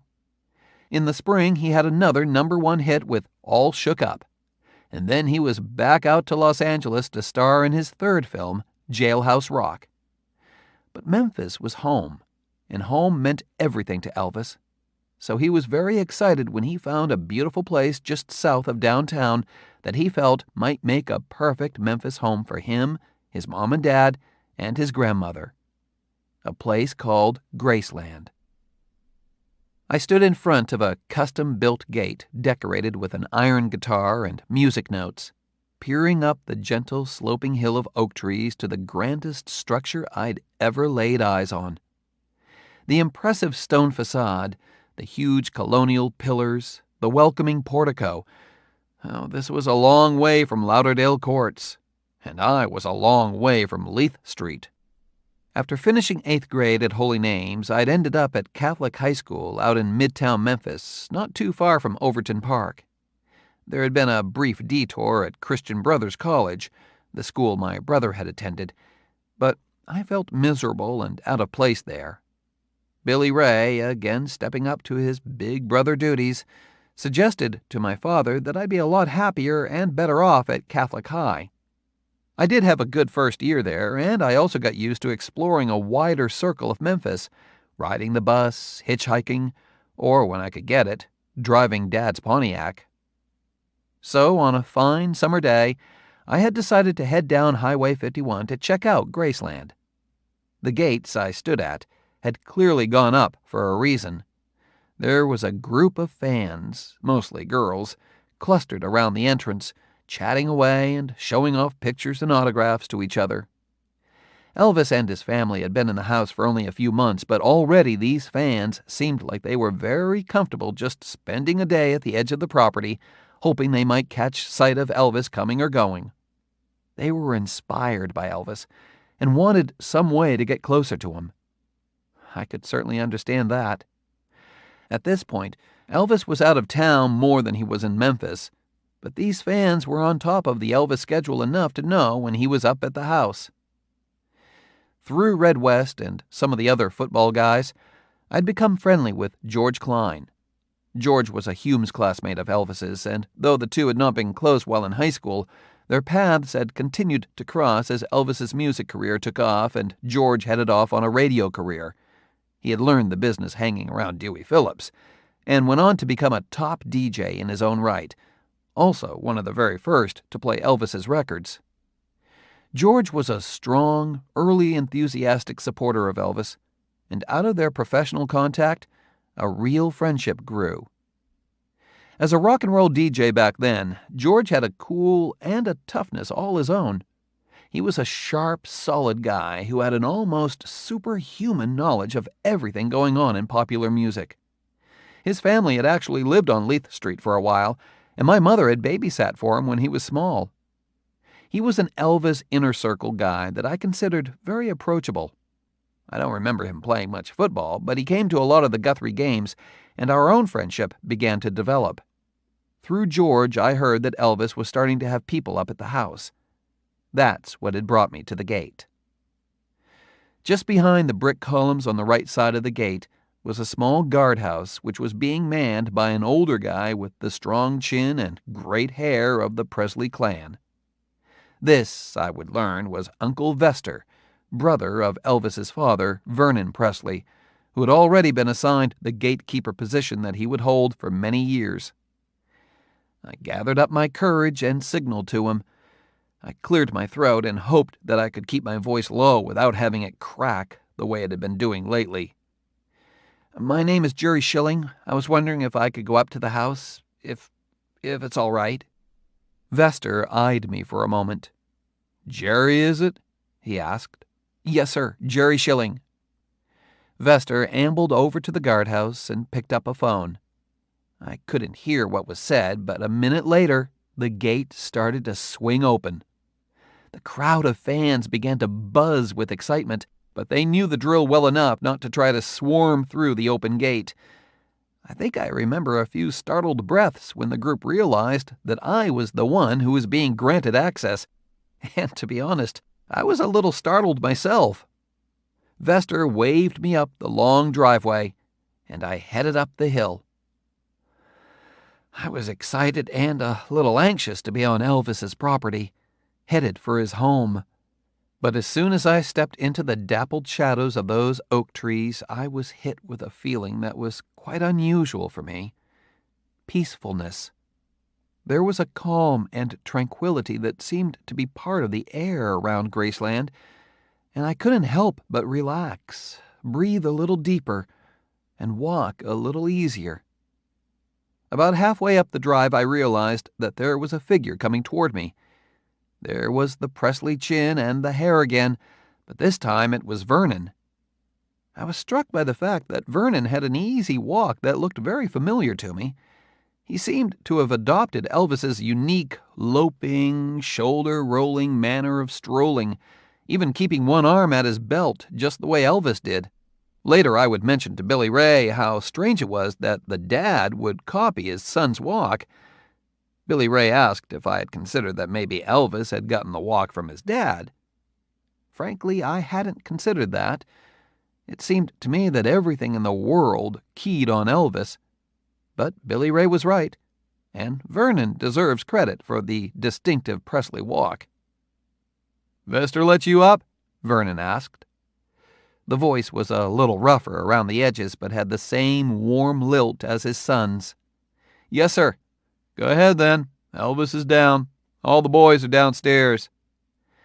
I'd soon learn that at Graceland, Elvis was either upstairs, seeking privacy in the bedroom and office that took up most of the second floor of the house, or he was down, ready and willing to spend time with visitors. I walked past a pair of cement lions guarding the walkway to the house and stepped past the magnificent columns to the front door. It'd be great to say that Elvis was right there at the door welcoming me in, but it would be a lie.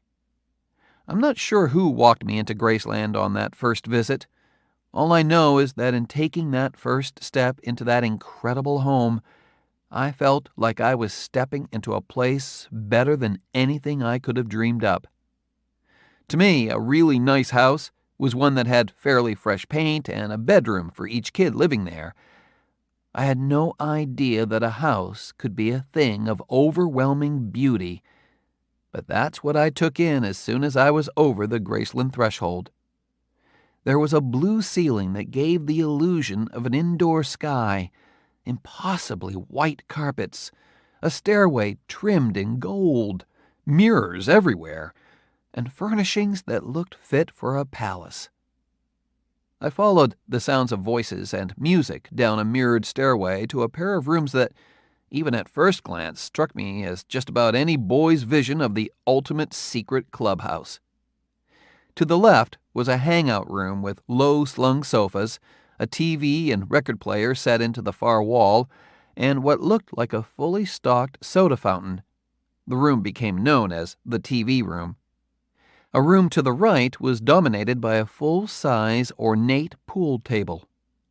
Framed gold .45s created a one-of-a-kind molding at the top of the walls.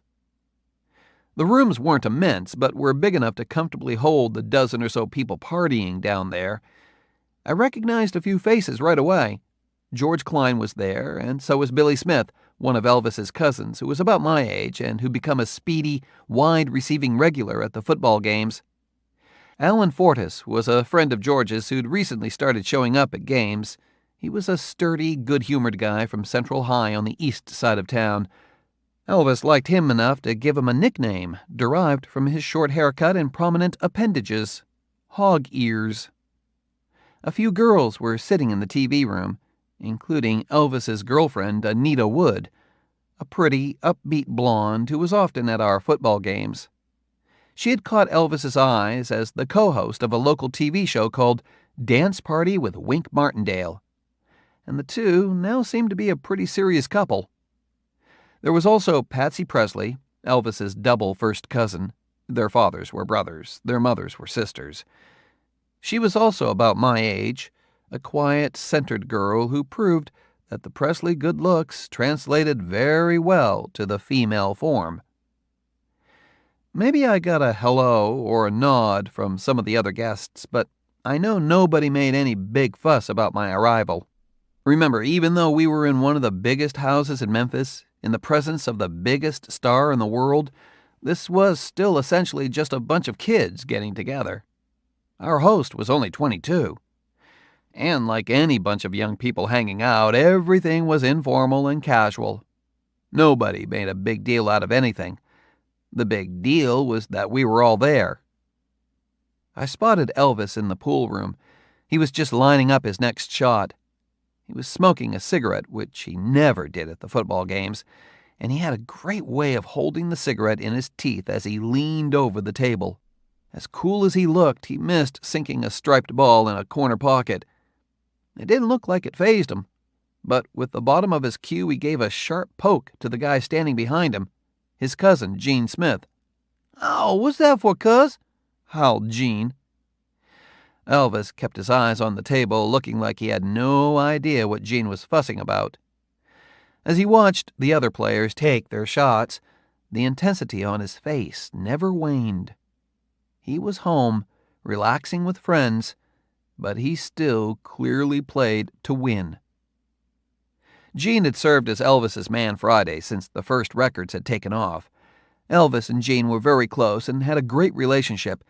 Sometimes it seemed that they spoke their own private language together. The funny thing about Gene was that, even though Elvis understood him, it was hard for anybody else to make sense of what he said. And early on, when Elvis started to get a sense of how precious his own time was and how many people wanted a piece of it, he put Gene in charge of access. If you wanted to talk business with Elvis, you had to talk to Gene first. And if you could handle Gene time, then Elvis knew you might be worth some of his own time. Gene rose to the challenge of his position with Elvis by adopting a more businesslike appearance. He began to carry a briefcase. But the contents of the briefcase weren't often very business-oriented. It was more likely that Gene would be carrying around a doorknob, a pair of pliers, and a sandwich than any kind of Elvis-related paperwork. I recognized some of the other pool sharks. One was a very big fellow named Lamar Fike, who had met Elvis through George Klein. Lamar had spent time with Elvis out in Los Angeles while Elvis was working on Jailhouse Rock, and had quickly become a part of his inner circle. Lamar's natural facial expression was a scowl, but he had a dark, dry sense of humor that became more evident as you got to know him. Gene and Lamar were characters, but the fact was that just about everyone around Elvis was a character of some sort. You had to do something a little out of the ordinary to get his attention and make it worth his while to let you into his world. Elvis was a very young guy, suddenly caught up in the big business of the entertainment world, and the last thing he wanted was to spend time with business types. He was looking for people he could trust and people he could have fun with. I didn't want to disappoint him on either count. "Who's the wise guy that put that goddamn music on?" It was Elvis, calling loudly from the pool room to the TV room. He kind of sounded like he was joking, but his voice had an angry edge to it, an edge I hadn't heard ever before. All Shook Up was playing on the built-in record player in the corner of the TV room. "Get that crap off!" yelled Elvis, coming through the doorway. There was no doubt that he was really angry. It was a Graceland lesson I wouldn't forget. Elvis didn't like hearing his records played at his own parties. He was proud of his work, but it was just that, his work. He lived with his music outside of the house. He didn't need to hear it while he was trying to relax in his own basement. Both rooms went silent, and somebody scrambled over to the machine to put on another record. Apologies were mumbled. Elvis didn't yell again, but his mood remained darkened. And I quickly learned that when Elvis was in a dark mood, it put a chill in the room that everyone felt. He went back to the pool room and stood staring down hard at the table. Voices in the TV room remained subdued, and there was no more of the easy laughter that had been tumbling around between conversations. Elvis looked like he was caught between the urge to chew somebody out and the desire to calm himself down. After a few minutes, he tossed his cue hard against the wall and headed toward the doorway. I was feeling a little disappointed that even though I'd made it into his house, I hadn't spoken a word to him. But as he passed me on the way to the stairs, he said, in a quiet, almost somber voice, "Come up again sometime, Jerry." That's all I needed. I'd be back. I started turning up at the Graceland gates whenever I knew Elvis was in town. Sometimes I was waved through by Uncle Vester, just the way I had been the first time. Other times, word came down that Elvis wasn't seeing anybody. Sometimes there was a lot of waiting at the gate before word either way came down. At least one time I was waved up to the house. It was always the house. Nobody in the know ever said Graceland. And ended up spending 40 minutes at the front door in the winter cold waiting for somebody to remember to let me in. I know there were probably a lot of fans across the country who would have given anything just to be able to stand right outside that Graceland gate to catch a glimpse of the owner, even if they never got in. Many times the folks at the gate got more than a glimpse. If Elvis was in the right mood, he was happy to stop his car at the gate and roll down the window and sign a few autographs. For the people gathered at the gate, the big distinction was obviously between those who were allowed through and those who weren't. Occasionally a new face would get the okay to go up to the house, though those faces were almost always female. I think Vester kept Elvis apprised when there were pretty young ladies down the drive, and when Elvis was having people up, he didn't mind including some new, unfamiliar girls. I had the chance to get to know some of these fan friends pretty well. There was Sherry and Frances from Memphis, and Darlene and Eileen, who came all the way from Chicago. I even took Darlene out on a couple of dates. It was extremely rare that an unfamiliar guy would make it through the gate. Elvis had been put down or actually attacked enough times by strangers that he wasn't going to take any chances in his own home. I'd also seen an offhand, stupid comment from some guy at the football games suck the fun out of those days for Elvis. It was already becoming hard for Elvis to find time to relax, and he wasn't going to take a chance that a guy he couldn't trust would spoil his fun. Times up at the house in that period really did feel like a little stretch of paradise. Sometimes we hung around outside at a beautiful gazebo area off the side of the house where the trophy room is today. There was a bar out there that served up cold sodas and a carefully stocked jukebox that played the hits of the day. I'm not sure who loaded the records. Maybe someone from the jukebox company. But the problem was that the hits of the day always included a fair amount of Elvis tunes. Teddy Bear, Jailhouse Rock, and Don't were all #1 songs in late '57 and early '58, and the Loving You and Christmas albums were at the top of the charts. We became very careful about what song buttons we pressed. Graceland had, and still has, a look of luxury. But I can't stress enough the low-key, easy, good-natured feel of those early days there. There was cold Pepsi, play-to-win 8-ball games, a little dancing, a little teasing, and a lot of joking around. Of course, we didn't feel like we were being wholesome. This was life on the edge back then. We were staying up later than anybody else in town. In my case, certainly later than anybody else at Catholic High, and hanging out at the Inn place in Memphis. Elvis was still considered dangerous, and we were all willing to have a little of that danger rub off on us. The Graceland gatherings might be described as parties, but they never had the feeling of events. It was just a natural get-together of the people Elvis considered friends. And I think in a lot of ways, those days at Graceland were his way to catch up and enjoy the kind of good times and friendships that he hadn't had in high school, and that were extremely difficult to come by now that the world saw him as a star. In that regard, I don't think my youth ever counted against me in getting through those Graceland gates. I was 15, and Billy Smith and Patsy Presley were right around that age too, And I think Elvis liked having some young, innocent energy around him. Away from Graceland, he'd been catapulted into a grown-up world of burdens and responsibilities that he hadn't ever imagined when he first sang That's All Right in Sam Phillips's storefront studio. And I think that the chance to spend time with people like us, who didn't want anything from him but his friendship, was the real luxury that Graceland offered. I fit in pretty well with that crowd, but I made one significant misstep at one of the first parties I went to.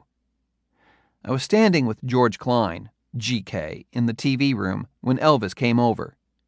He mentioned to George that he liked the way I played football. Swelling with pride, I said, "Well, my cousin is David Lawrence." Cousin David had been a star football player at Humes High, and I thought dropping the name might work in my favor. Elvis looked away, his expression blank. Not angry, just blank. Then he nodded and walked across the room to talk to somebody else. George had a stricken look on his face. He leaned in toward me and whispered, "David Lawrence and the guys like David Lawrence were the ones who gave Elvis a real hard time back in high school." I don't think I mentioned any branch of my family tree up there again. And it meant an awful lot when later that day Elvis waved me over with his cue stick to play a game of pool with him. Elvis was an incredibly active, physical guy, and sometimes the fun had to move off the estate property. Elvis was a big amusement park fan, but his profile had become so high that just stepping into a place like that would lead to an unmanageable mob scene. So he'd gotten in the habit of renting out the nearby Memphis fairgrounds after hours, hiring a park attendant or two to keep the place running, and bringing along groups of trusted companions for wild nights of rides on the Pippin, a huge wooden track roller coaster, collisions in the Dodgem cars, and unlimited Pronto pups, basically an irresistible corn dog on a stick. The saying goes that youth is wasted on the young, but I think that even back then I had a sense that I was a part of something magical. Not only were we friends with Elvis, we were getting to live out a kind of fantasy life along with him. It was like having that carnival in East of Eden all to ourselves. Occasionally, that living fantasy could toss up some frights. The very first time I went to the fairgrounds, I found myself lined up with the group to take a ride on the Pippin, which even in the 50s seemed old and rickety enough to add a little actual terror to every ride. Elvis got in the first car and had Anita Wood snuggle up close to him. Patsy Presley, Gene and Billy Smith, and a few others got in the cars behind them. Those of us new to the fairground experience stood on the platform as the ride began and the cars started their slow climb over the first hill. Then, just as the cars were out of sight, the ride roared into action. We could see the shadows of the cars zigging and zagging and shooting around turns and making their 7-story climbs. We could hear continual yells of fear and excitement. But when the car finally came back around to the starting platform, we saw a heart-stopping sight. Anita Wood sat in the first car alone. Elvis had been thrown from the Pippin. Some of the girls around me screamed. The rest of us stood frozen in shock. And then, just before the horror of what had happened really grabbed a hold of us, we heard a tremendous laugh coming up the stairs behind us. We turned to see Elvis, grinning like a happy, misbehaving little kid. It was a trick I saw him pull almost every time he brought new people to the fairgrounds. He had figured out a spot at the top of the first hill where he could jump out just before the ride took off at top speed. Then he'd scale down and sneak around back. And every time he got a tremendous kick out of the looks of panic on everybody else's faces. Other nights we went out at the Rainbow roller rink, which Elvis would also rent for after-hour private get-togethers. The Rainbow was a pretty typical roller rink, with a mirrored ball over the center of the floor, mirrors up on the walls, flashing lights, and an organ providing a stream of skatable pop tunes. But again, there was something special and dream come true about having a place like that all to ourselves. And again, Elvis would let loose his daredevil streak and turn an activity that I'd always seen as kind of dull into something thrilling, if not outright scary. I can picture him in his leather jacket and rider's cap, organizing us into giant whips, which would spin around and pick up speed until the person at the end lost control and rocketed off. We might put on some knee pads and elbow pads, never helmets, and work up our own roller derby games. There was a last man standing type of thing where you'd try to take somebody down by skating into them. People took some pretty good shots at Elvis, and he took hard shots at everybody else, but more than likely he'd be the one still on wheels at the end of the game. Actually, I think he and Billy had some secret agreement worked out. More than once I saw somebody just about to take Elvis down when little Billy would come zooming out of nowhere and knock the threat right down on its ass. This was still good, clean fun. I don't remember anybody drinking anything stronger than root beer, but it was fun that left you sore the next morning. Over the years, the Rainbow was home to quite a few contusions, several chipped teeth, and even a couple of concussions. When the weather was nice enough through the fall and winter of '57 into '58, we'd still get a football game together. Though now we moved on from Guthrie Park to the lighted field at Whitehaven High School that Elvis rented for us to play night games. I can't say that Elvis and I actually got closer during these times, but I did start to feel that I was accepted, that he actually liked having me around. There was a smile he'd throw my way when I was the one on my ass at the Rainbow, or a way he'd bark out, "Jerry, come here," to show me something at the fairgrounds that just felt friendly and familiar. At the fairgrounds and the rink and the football games, I started to get a sense of the incredible energy and love of life he had. He could get crazy, silly, and unpredictable, too. An amazing blend of an amiable cockiness and an open-hearted sensitivity. The cockiness was clearly backed up by talent, but the sensitivity was the real surprise. And if you got to see even the slightest bit of it, you felt further drawn to the guy. Some of those late nights at the fairgrounds or the Rainbow seemed to go on forever. But actually that period of easy good times shot by very quickly. I got used to going a month or two or three without seeing Elvis as he kept up his frenetic work schedule. In addition to his film and recording work, there were concert tours of the West Coast and Hawaii. At the beginning of 1958, word quickly spread that Graceland would be without its host for a much longer period. Elvis had been drafted. Elvis was not thrilled about becoming a GI, and yet whatever strings he might have been able to pull back then, he wasn't going to refuse to go. He felt he was no different from anybody else in that regard. The Army did allow Elvis a few months' deferment so that he could finish making King Creole, taking over a lead role that had first been developed for the late James Dean.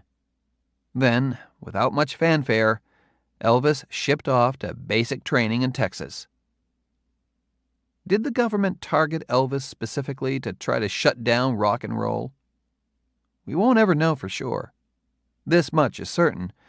From 1954 to 1958, Elvis wasn't making speeches, but he was making a statement.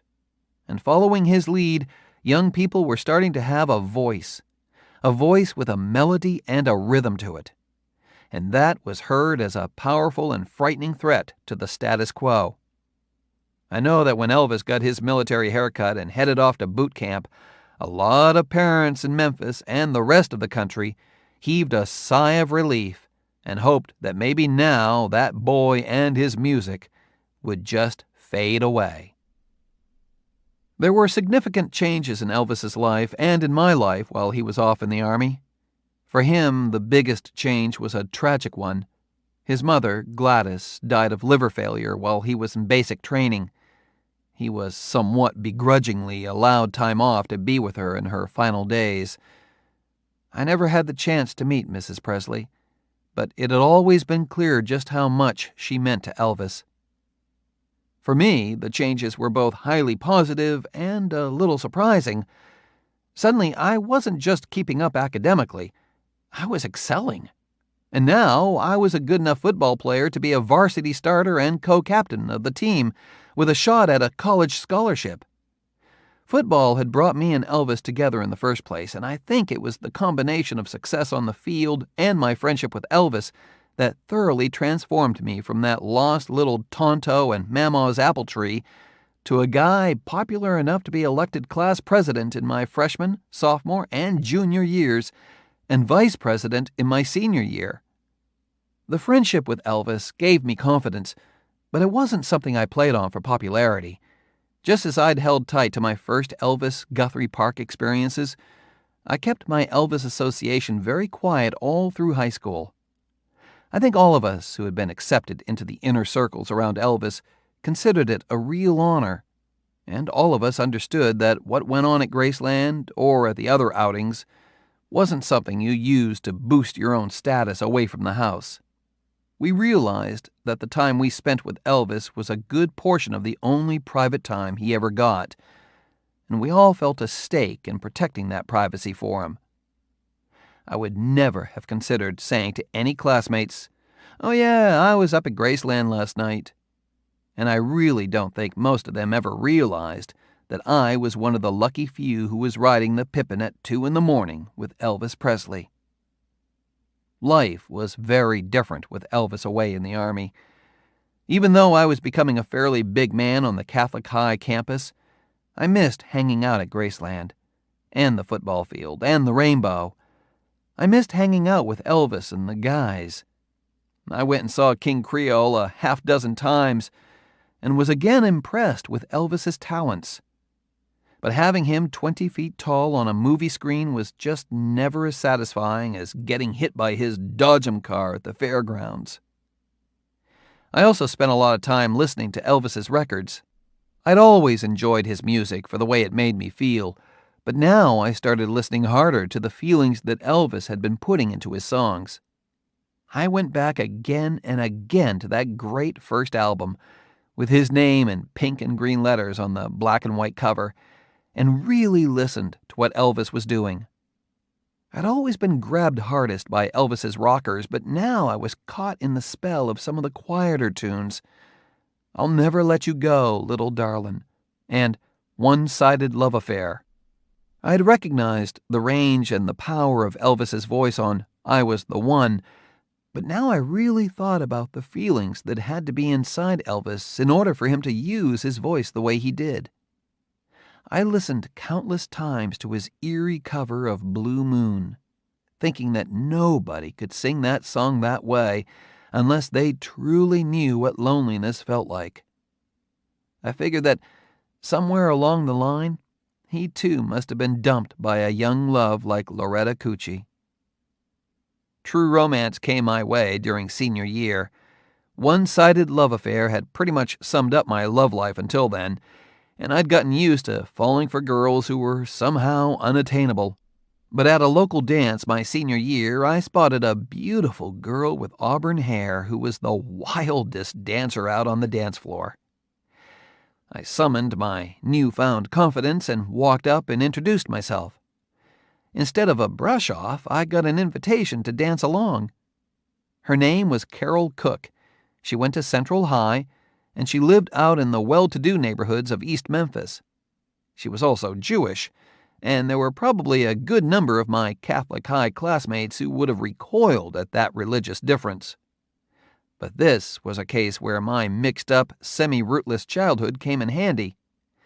It never occurred to me to let somebody else's prejudice get in the way of my dancing with a pretty girl. The night wasn't all budding romance. There was a guy from Central High who felt he had a stronger claim to be Carol's dance partner, and the situation could not be resolved without some punches being thrown. The intruder ended up with a bloody nose, and I ended up with his blood all over my white dress shirt. I also ended up with Carol Cook, who took me back to her house and tenderly attempted to clean me up. She was obviously impressed with my heroic stand on the dance floor, and the more she dabbed at my shirt, the more hooked I felt. Suddenly that Elvis song, I'll Never Let You Go, Little Darlin', was making sense to me in a whole new way. It felt both strange and familiar to be standing at those Graceland gates again on a chilly March evening in 1960. Strange in that I wasn't the same little kid anymore, and I was sure Elvis had been through some changes of his own, but familiar in that I was just as excited to get through those gates as I'd ever been. After 2 years overseas, Elvis was home. It felt great to walk through that front door again, almost as if I were the one coming home. I immediately encountered a cluster of people off to the right in the living room. There were plenty of familiar faces around, and I met each smile with a smile. But my eyes went to the figure standing at the end of the room in a kind of fighting stance. Elvis looking serious and formidable in a white karate gi and a black belt. He was in the process of putting on a martial arts demonstration.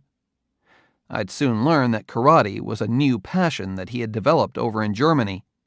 He had met a German karate expert who had given him intensive personal training in the physical and spiritual aspects of the discipline. Karate was still something entirely exotic and odd to most of us in Memphis, but Elvis had become a fiercely devoted student. Big Lamar Fike and a somewhat fidgety Gene Smith were standing a few paces in front of Elvis, and both were holding up a cushion from the white living room sofa. He checked their grips on the cushions and positioned their hands so that the cushions were right in front of their faces. He stepped back and got into a sort of fighting crouch, with his arms out and his hands extended in front of him. Some of the spectators were still smiling, but Elvis stayed intently focused. He took 2 quick steps forward, shouted something, and leapt into the air, simultaneously kicking a foot into each cushion. The kicks were full force, but he had enough control to make contact with the cushions without hurting the faces behind them. That distinctively loose-limbed manner of his that turned up on the football field disappeared. His karate moves were executed precisely and emphatically. There was applause, and Elvis, still looking intense and focused, nodded our way. He spotted me. "Jerry, come here," he said, motioning me over. "Help me with something." That little moment felt huge. There was no slap on the back, no hello or how you been, just a "Jerry, come here." And with one gesture to join him on the snow-white carpet of the Graceland living room, I was right back in. He squared me off opposite him and began to slowly demonstrate how his kicks and punches would work against an opponent. He coached me a little on how to defend against a move, then would show a counter-move that would cut through the defense. I got the hang of a couple of blocking moves, and we gradually picked up speed and got closer to full-force strikes. We were going at it pretty good, and I started to feel proud that I was keeping up, blocking his punches and counter-punches. I was learning fast, but not quite fast enough. My wrestler's stance left me vulnerable to kick attacks, and Elvis faked a punch, spun, and then landed his leather boot in my groin, just barely making contact with my most delicate region. Thank God he'd studied hard enough to have the control he had, because if he had kicked any harder, I would have been writhing on the floor, hitting soprano notes. And as I stepped back to join the small living room crowd, I realized that, coming from Elvis, a kick in the groin was a lot more personal and heartfelt than a slap on the back. Almost as soon as Elvis got back to Memphis, he resumed the hectic pace of his film career. GI Blues was up first, and began traveling back and forth to Los Angeles. When he was in town, he still had people up to Graceland, but the get-togethers didn't have the easy spirit of pre-Army times. I'm sure part of this was due to the fact that Elvis's mother was gone, and it just wasn't easy for him to have the same carefree feeling around the house. But there was a different kind of shift in the atmosphere, too. There was still the basic excitement of being at Elvis's house, but there was a new intensity, too. Instead of just leading a pool game, Elvis might read to us from some of the books he'd read about karate, impressing upon us the fact that it was a mental and spiritual pursuit, as well as a system of self-defense. And instead of the sounds of a jukebox, it became more common to hear the sounds of practice boards snapping with the impact of karate kicks and punches. It almost felt like the discipline of Elvis's army training was carrying over to Graceland. But there were still wild nights at the fairgrounds or the Rainbow and a lot of movie nights at the Memphian. And on those nights I got familiar with a few new faces that had been welcomed into the circle. There was one fellow from Chicago named Joe Esposito, a close army buddy whom Elvis had convinced to come back with him to Memphis. And there were some new Memphis guys, Richard Davis and Jimmy Kingsley and Ray Chief Sitton.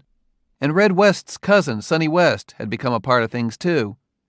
Some of these guys traveled with Elvis when he made his trips to L.A., and most had developed a mix of friendship and working relationship with Elvis.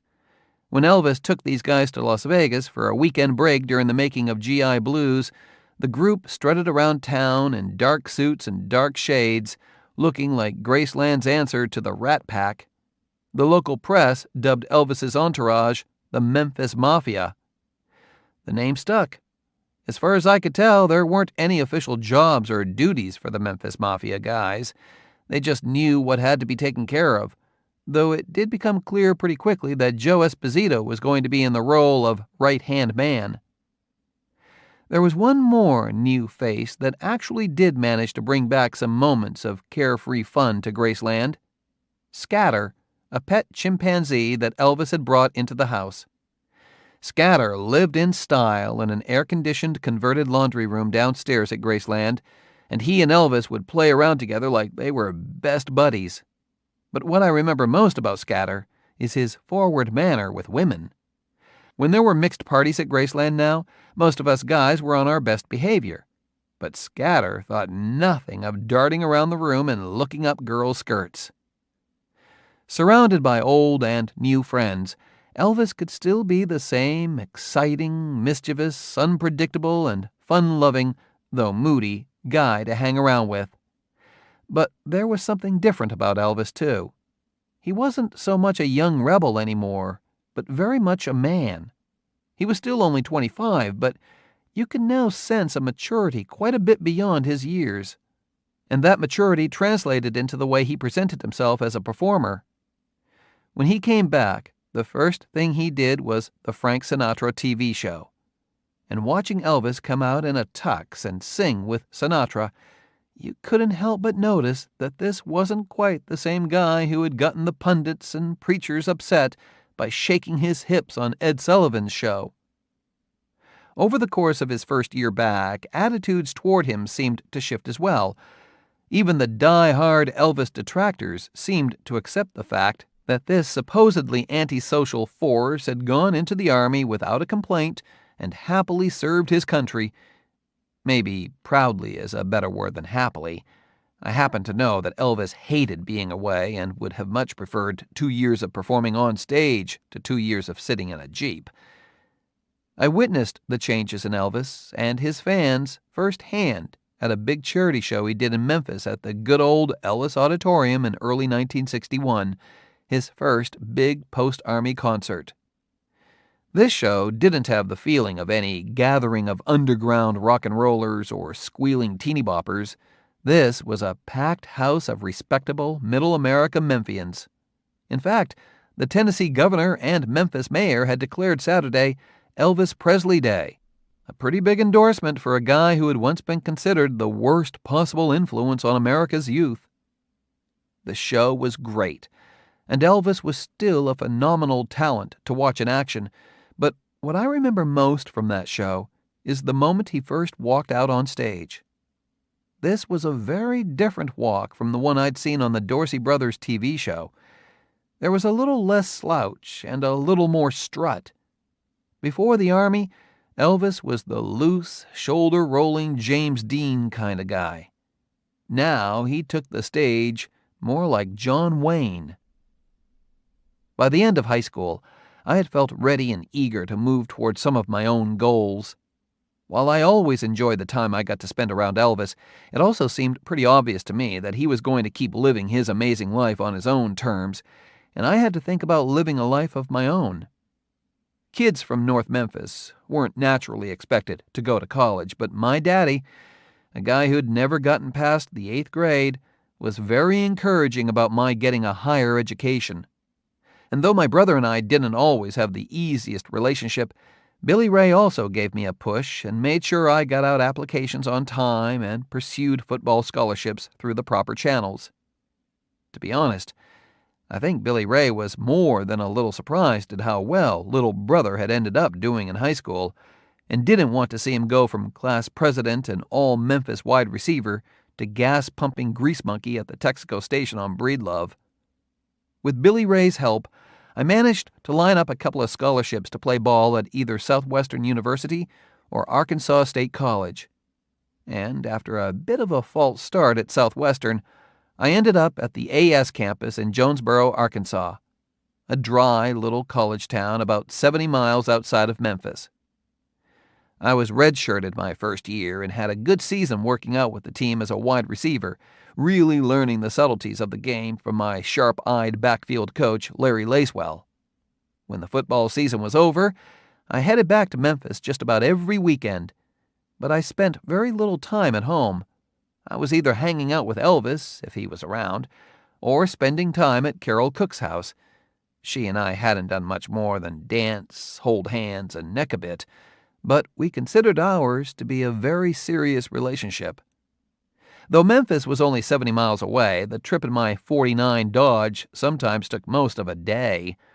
I had to stop 4 or 5 times to add oil to the engine, and I started driving around with a case of oil in the trunk at all times.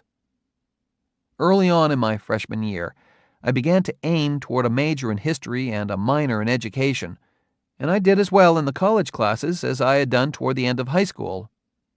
Not being around on the weekends, I didn't make too many close friends on campus, but through football, I did strike up a friendship with a guy from Philadelphia named Rick Husky.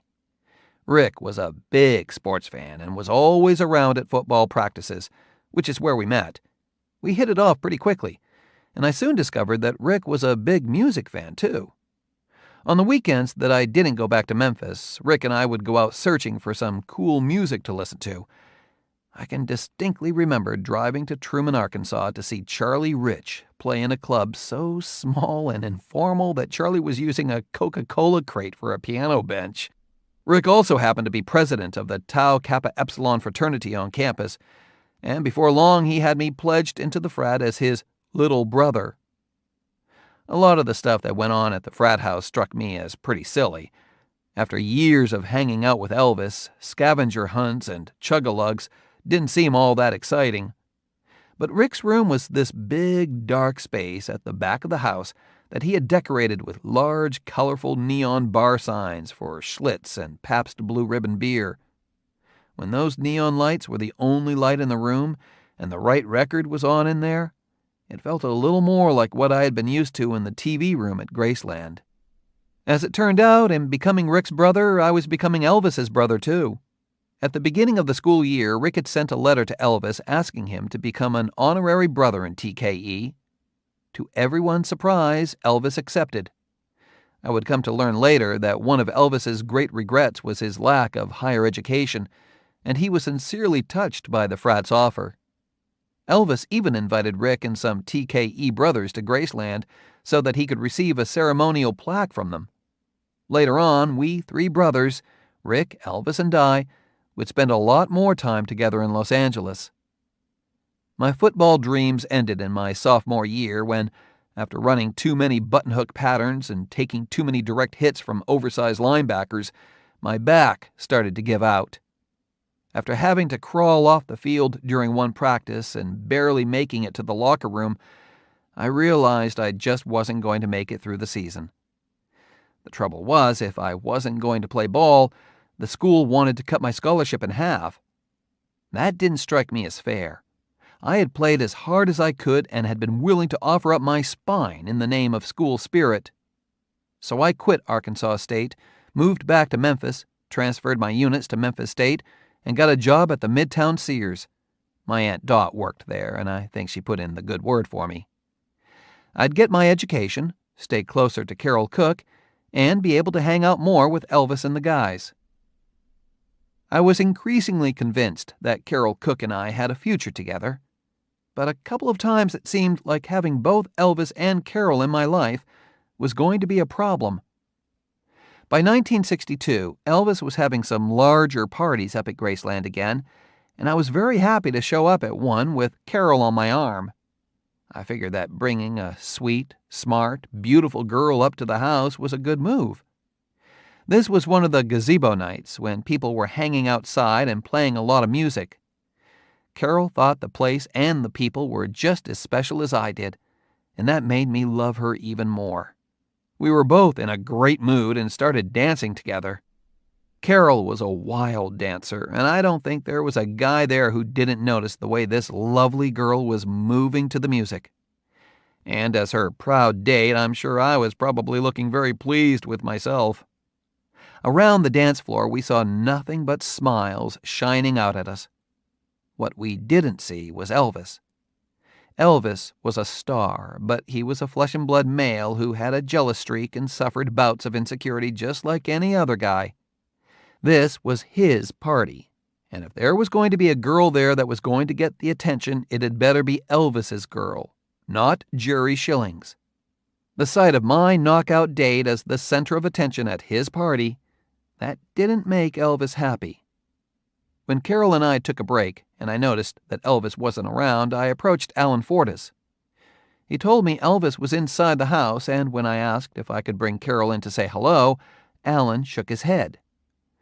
"I don't think that's a good idea, Jerry." "Why not?" "Well, there was something he said before he left." "What, Alan?" He said, who the hell does Jerry Schilling think he is bringing that chick up here?" Suddenly, I didn't feel like dancing much anymore. I didn't see Elvis the rest of the night, and for a tense week or so, I didn't call the house or show up at the Graceland gates again. Then I got a call from Alan. Elvis wanted to get a football game together, and he wanted me to be there. I was still in, though apparently Elvis preferred to see me in cleats rather than dancing shoes. There was one other interesting Elvis-Carol Cook incident when we were invited as a couple to Elvis's private New Year's Eve party at the end of 1962 to be held at the Manhattan Club, a small, out-of-the-way night spot down on Highway 51 near Graceland. Elvis wanted some great music for everybody to enjoy, so we lined up Carla Thomas, Rufus's daughter, who'd had a big hit with "Gee Whiz, Look at His Eyes." Also on the bill was Sir Isaac and the Doodads, led by a muscular keyboard player named Isaac Hayes. All the familiar faces were there, including Elvis's serious new love interest, a striking young girl named Priscilla Beaulieu. Priscilla was the daughter of an Air Force officer, and Elvis had met her when he was stationed over in Germany. They had stayed in touch over the next couple of years, and that summer of 1962, Elvis had flown her from Germany for a 2-week visit in Los Angeles, where he had just finished filming Girls, Girls, Girls. Back in Memphis, Elvis hadn't talked much about Priscilla to us guys, but his feelings about her must have been pretty clear to some. By the end of the summer, Anita Wood, who had been living at Graceland, moved out and announced to the local press that she and Elvis had broken up. Now, Priscilla had come to Memphis for the first time, and she'd been a presence at some of the usual gatherings in the week around Christmas. She had watched us knock each other off our skates at the Rainbow, and she was right there beside Elvis when we got together for a private movie screening at the Memphian or Malco theaters. She was only 16, but there was a seriousness about her that made her seem older. Watching the way Elvis treated her, it was clear that he was in love, and one of the great images I have of that night is the sight of Elvis and Priscilla dancing. It was one of the few times I ever saw Elvis dance when not on a stage. But the image that had the more powerful effect on me that night was the sight of Carol dancing with other guys. Now it was my turn to be jealous. And my jealous streak, helped along by one of my first ever nights of excessive alcohol consumption, got the better of me. Carol and I had a blowout argument, and I got worked up enough that I stormed to the back of the club and hit one of the side walls with all the charging linebacker force I could muster. Then I went home to my daddy's house and celebrated the new year by suffering through my first ever hangover. The phone rang the evening of New Year's Day. I was hoping it might be Carol Cook begging forgiveness. Instead, it was Alan Fortis. "Hey, Jerry, how you doing?" "Okay, why?" "I just wanted to let you know, that wall you hit last night?" "Oh, yeah, sorry about that. I lost control of myself." "Why?" "Well, it's just that there's a liquor store on the other side of that wall. When you hit it, a whole shelf of bottles fell over. Elvis paid for the lost liquor, but he wanted me to check up on you." I felt young and stupid and about as embarrassed as I'd ever been. But as I fought my way through the fog of that hangover, I was comforted by one thought.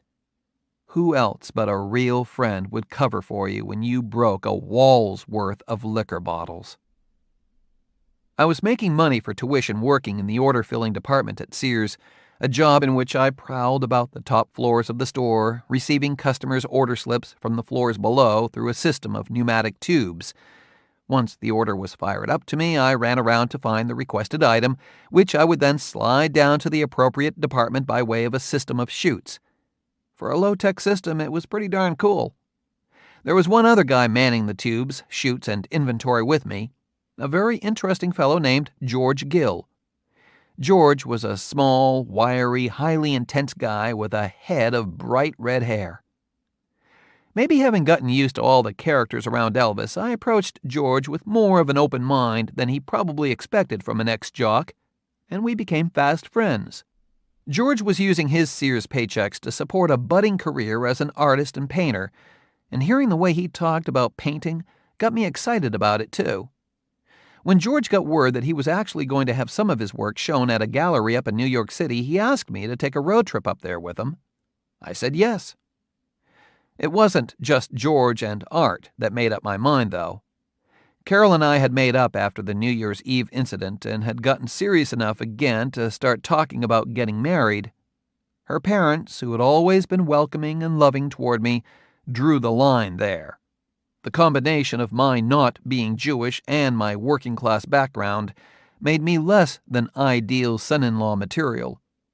Carol was shipped up to New Rochelle, New York, to live with an older sister whose husband had a seat on the New York Stock Exchange. With visions of the big city in my head, Carol in my heart, George at my side, and a couple of $100 in my pocket, I boarded a New York-bound train in early 1964. The dollars didn't last long. When we got to the D.C. station and had a couple of hours before our transfer, I fell asleep on a bench and was promptly pickpocketed. But George and I did make it up there, and I consider the 6 months I spent in New York, the time when I was technically a college dropout, to be one of the most important periods of my education.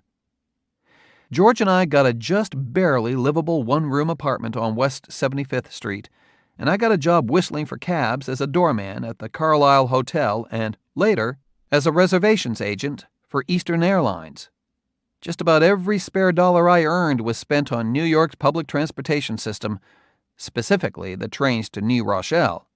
Carol's sister, Connie, was not supposed to find out that I had followed Carol up north, so protocol was that I'd take the train up, walk to Connie's house, sneak around back, crawl through a basement window, and wait for Carol to sneak down to join me.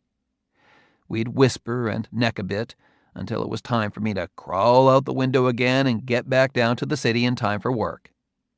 More than once while I sat in that New Rochelle basement, Carol went out with some other guy, a decoy date to keep her sister from suspecting anything. The fact that this plan made perfect sense to me at the time tells you how head over heels I was for this girl. A couple of times Carol and I did manage to get out on the city together, and I was always impressed with her adventurous streak.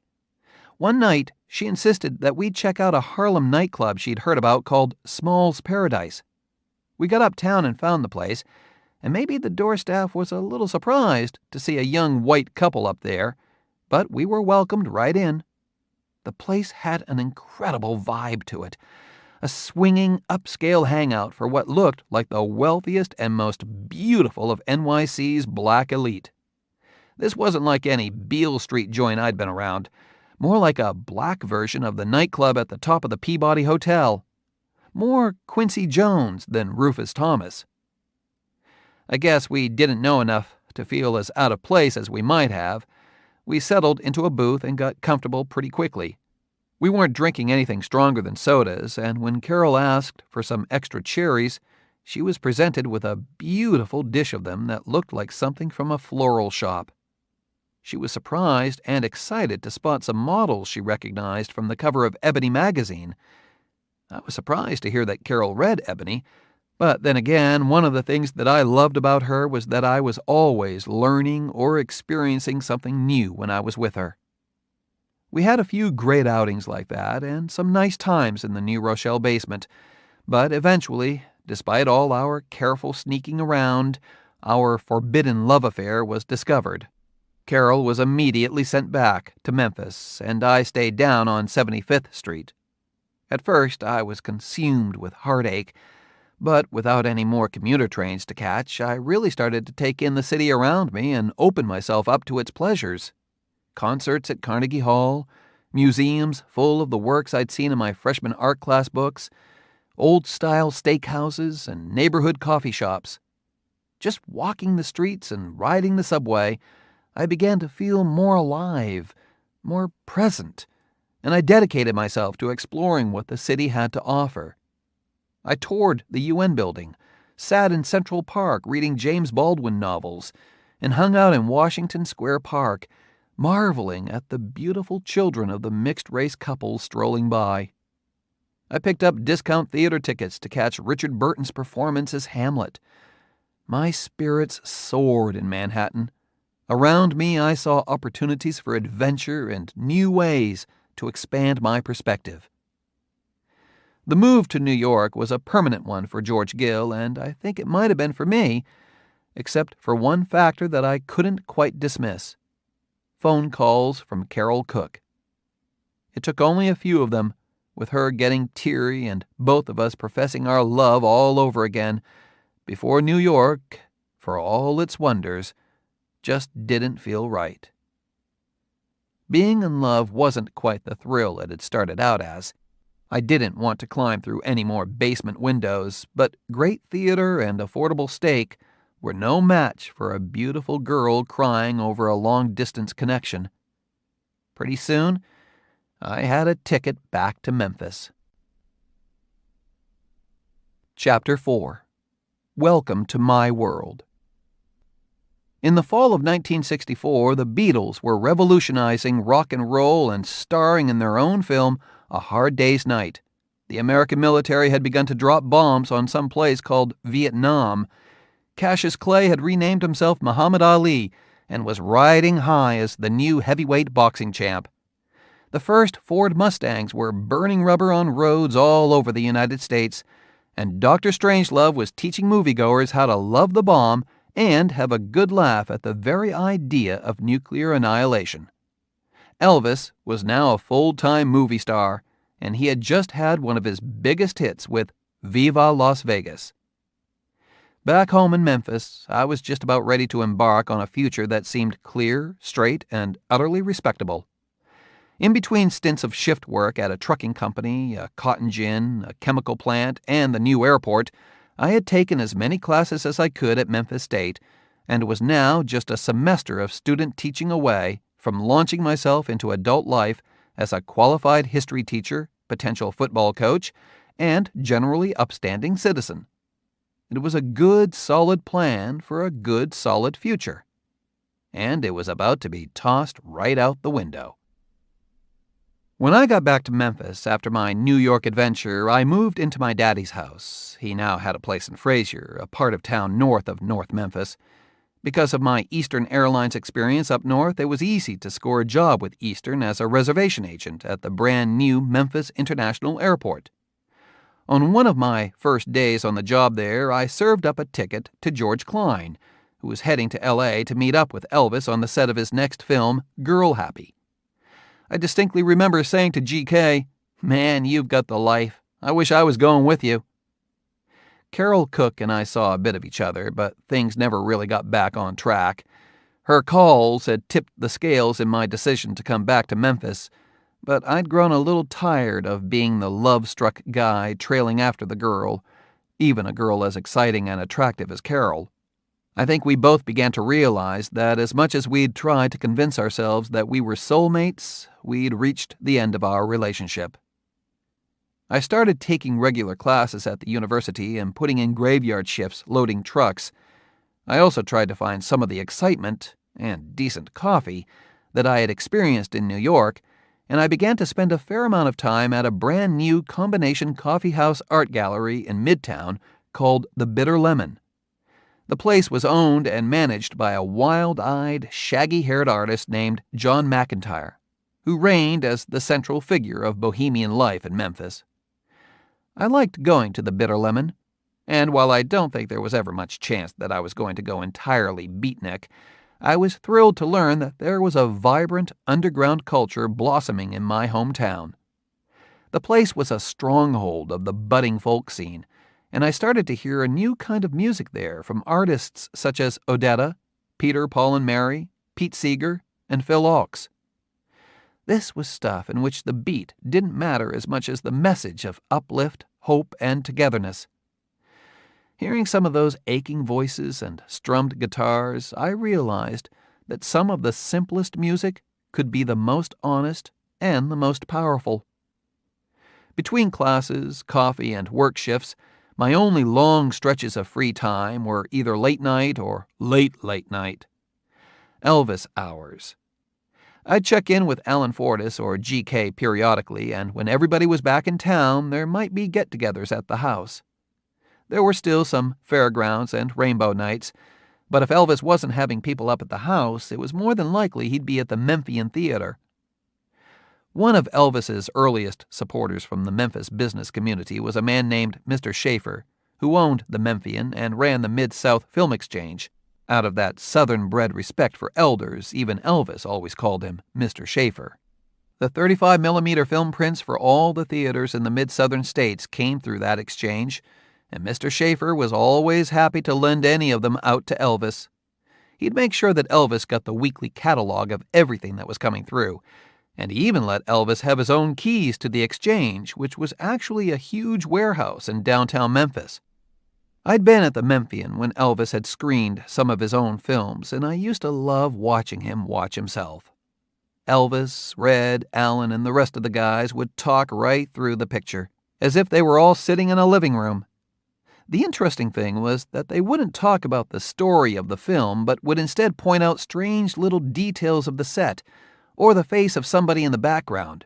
"Hey, there's what's-his-name, the stuntman," or "Hey, there's that girl Red was after." They had all been together through the making of the film, and what I saw as a piece of entertainment, they saw as a strange kind of home movie. I thought that if I could ever be a part of those kinds of conversations, I would have made it to the innermost circle. On a typical movie night, Elvis would send a couple of his guys with the keys to the exchange, and they'd go in, call them up, and read titles off the giant film cans that were stacked up there in rows and rows. Elvis would look up the titles in the catalog, check the casts and plot summaries, and would eventually pick 5 or 6 films he wanted the guys to bring to the Memphian. He wouldn't watch that many in a night, but if something didn't grab him, he'd switch reels and start another. He'd watch anything and everything, as long as it was quality work.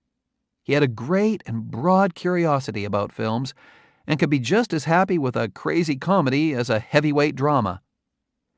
By 1964, Elvis was already frustrated with the quality of his own films, and when I think back on some of the choices Elvis made for those Memphian nights, it's almost heartbreaking to think how sophisticated his tastes were.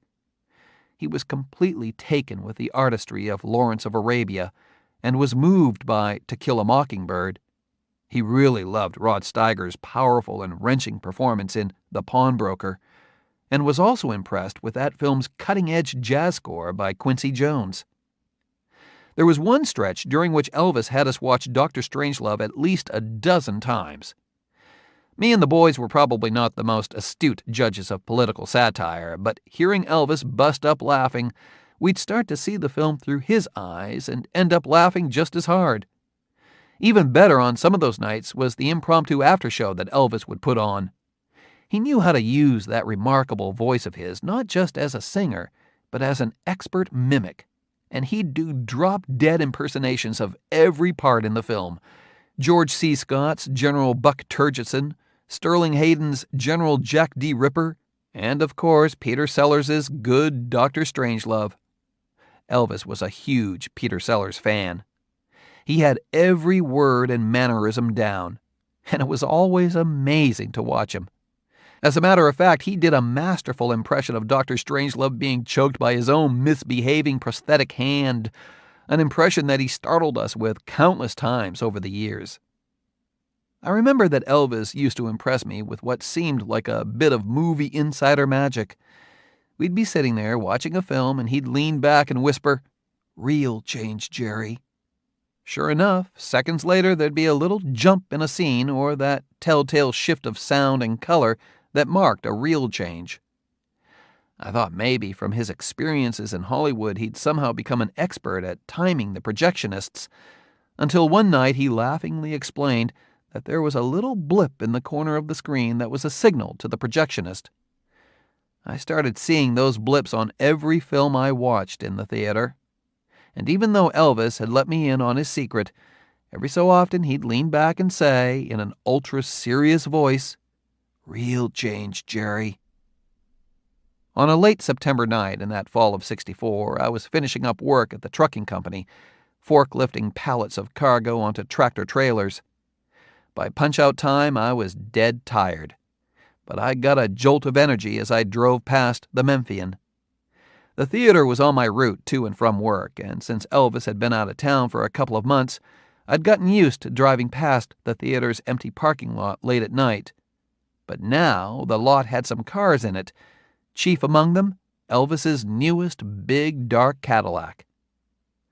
I parked and went around to knock on the front glass. Somebody came and let me in, and when I walked into the theater, it looked like a movie had just ended.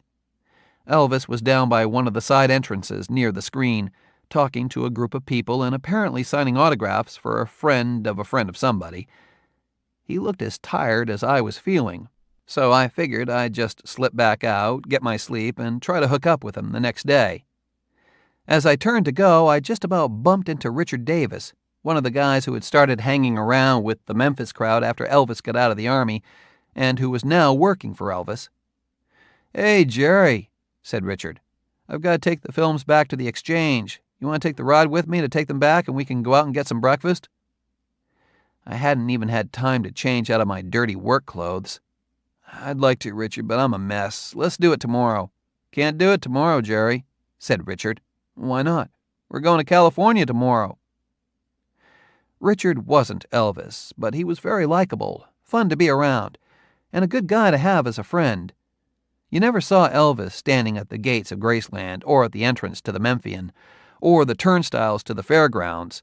It was guys like Richard who checked with Elvis about who got in and who didn't, just like the guys guarding the velvet rope in front of some VIP nightclub. Suddenly, I wasn't so tired anymore. "Okay," I told Richard. "Let's get some breakfast." We had just finished getting the films back on the right shelves at the exchange when the phone rang in the office over there. Richard answered. He talked a moment, then hung up and turned to me. "Elvis just called and told me he couldn't find Jerry Schilling. I told him you were here, and he said he wanted me to ask you if you'd come to the house." I liked hearing that Elvis himself had made a call to track me down. Of course I'd come to the house. I'd been to Graceland so many times before that morning, but I distinctly remembered driving through those grand gates and thinking that this was the first time I'd actually been personally summoned there.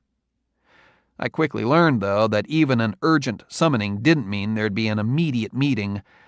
I waited in the living room for a long, long time, watching the dawn start to break outside and wondering if perhaps Elvis had forgotten about calling for me.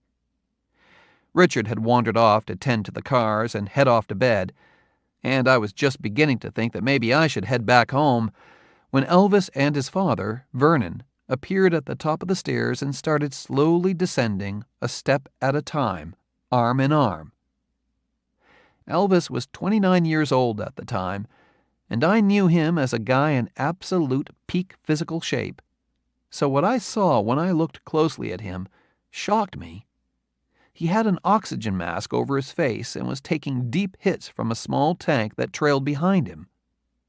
He seemed a little bit out of it, not just tired from a long night out, but truly, deeply exhausted.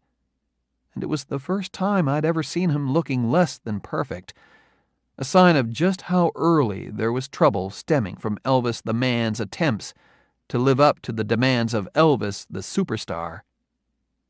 When Elvis saw me from the stairs and took in the surprised expression on my face, he casually tugged the mask off, pocketed it, and said, "You know, Jerry, this California smog will get to you." As stunned as I was to see him looking worn down, I was equally surprised to see how he could snap himself out of it, how he could physically will the sparkle back into his eyes, even when he didn't feel it inside. He asked me to wait for him out on the front porch, so I stepped back outside and sat in one of the wrought iron chairs there. I looked out at the gentle, sloping hill of the property and watched the first few smudges of sunshine break through the gray sky of a Memphis morning. A few minutes later, Elvis came out the front door, now looking perfectly put together, and took a seat next to me. He ran a hand through his hair and kind of squinted at the sky over Graceland. "Might be a nice day coming." "Yeah, might be, Elvis." I knew he didn't call me here to talk about the weather. He looked a little lost in his thoughts for a moment. Then he leaned in and focused on me with a look that was about as serious as any I'd ever seen on him. "Jerry, I need you to come work for me." I was dumbfounded for a moment. Ever since I was a scrawny, lonely 12-year-old kid, this guy had been the epitome of everything I wanted to be. I'd wanted nothing more than to get closer to him, and I'd only dreamed that someday he might really need me for something. But after 10 years of those dreams, I'd stopped thinking there was any chance of them becoming a reality. "Work for you, Elvis?" I stammered a bit. "Yeah, things aren't working out with Jimmy and Joe right now. They're not going to be around here anymore. I need somebody. Should be you, Jerry." "Well, when, Elvis? When would you want me to start?" "We're leaving for California today, driving the bus back to Los Angeles. You ought to be with us." "Today?" "That's right, Jerry." A little bit of a smile crept across his face. "I need you on board, man." For maybe one full second, I thought about how silly it would be to turn my life upside down on the basis of a quick, early morning Graceland front porch conversation. How ridiculous it was to scuttle all the plans for my future that I'd put together so carefully. How absolutely crazy it seemed to forget about everything else in my life and simply jump on a bus with Elvis Presley. Maybe a second. Then I heard myself say, "Okay, Elvis, do I have time to pack a bag?" I was in a daze by the time I got back home, but I think I managed to throw a couple of pairs of pants and a few shirts in a suitcase. I know I did make calls to my employers to tell them I wouldn't be coming in. I called my student counselor at the university to apologize for the unscheduled break in my studies, and I had a short but heartfelt talk with my father. He had been deeply proud of my decision to put myself through college and had been tremendously concerned about my academic career when I had taken the time off to go to New York. He worried that I was throwing all my education away without getting a degree. I insisted to him that whatever happened, wherever I ended up, I'd get back to school somehow and try to finish my studies. I didn't think too hard about where or when that might be.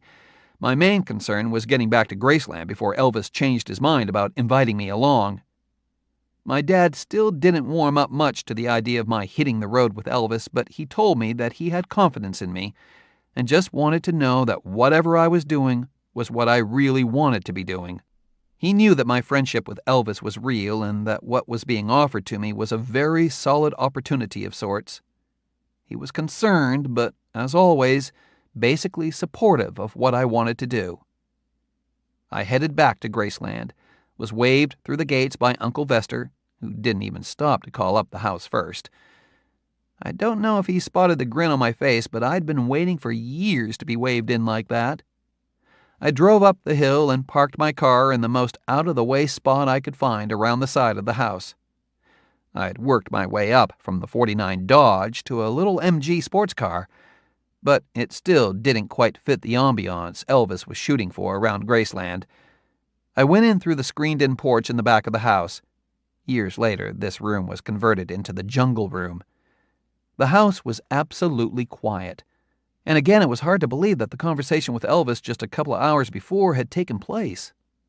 I didn't want to walk around the house and disturb anybody who was trying to sleep, so I settled into one of the more comfortable wicker chairs on the porch, and though I felt charged up with energy and excitement, might have eventually dozed off for a while.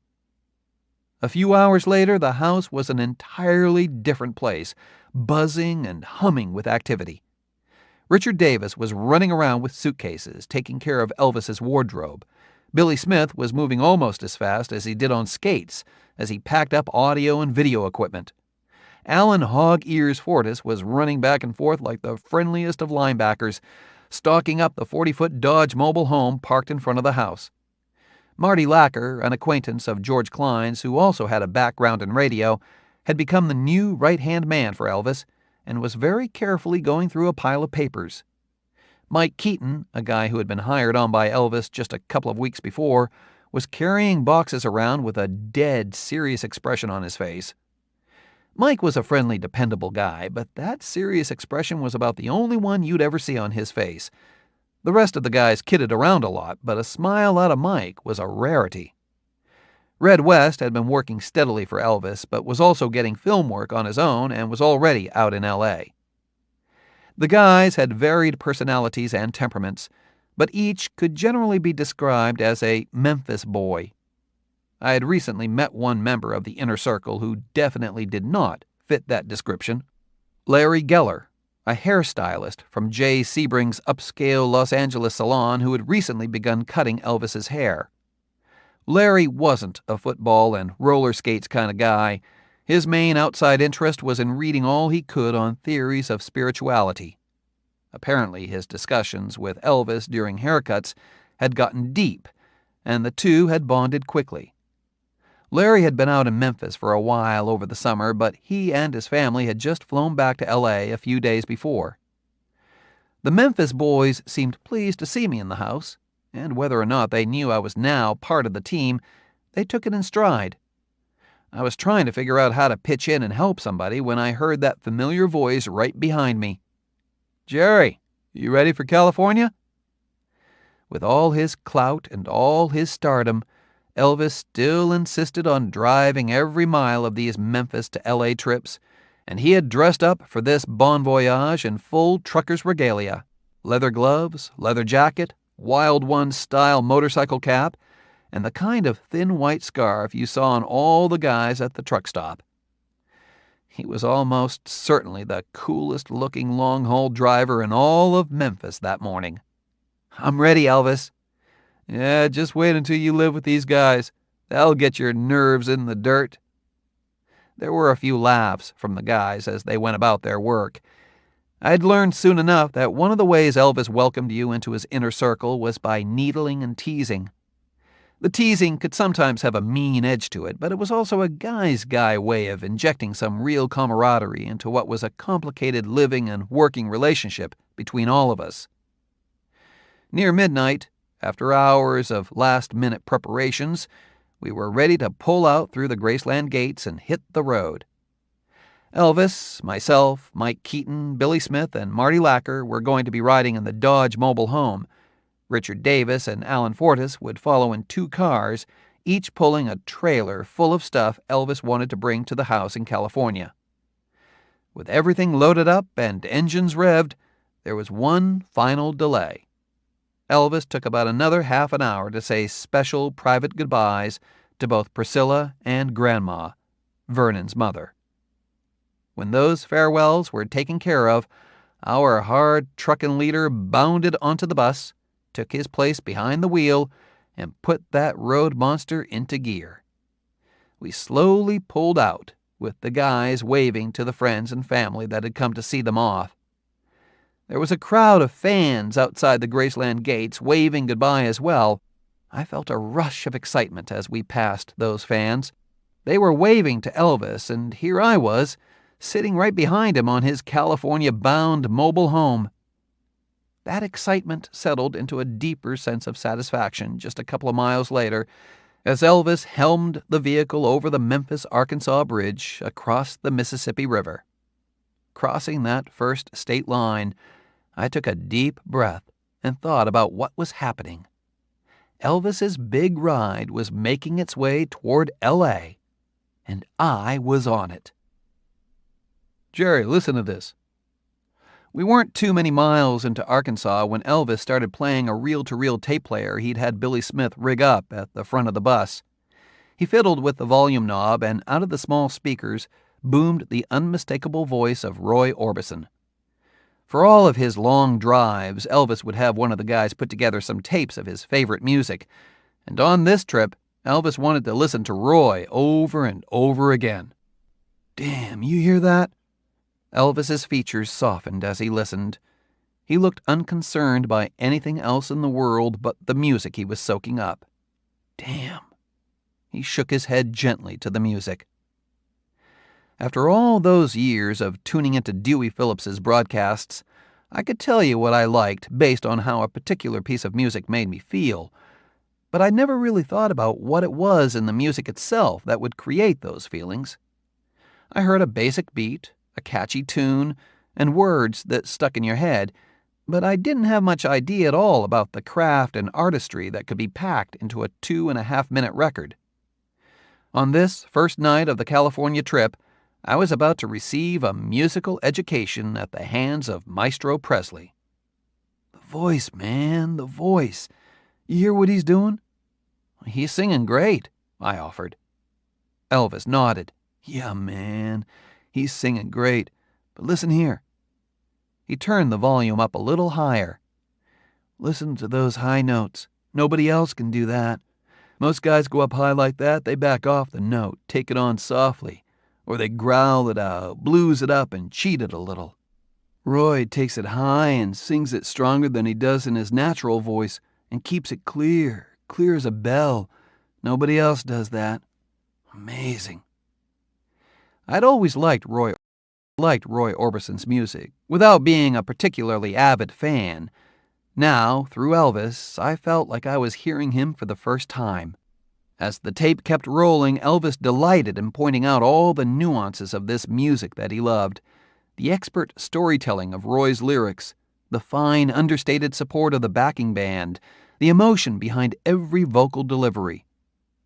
And after a while, we were talking not just about Roy, but music in general, girls, family, sports, Memphis, anything two guys might talk about. This was the first time I'd ever had a chance to speak like this with Elvis.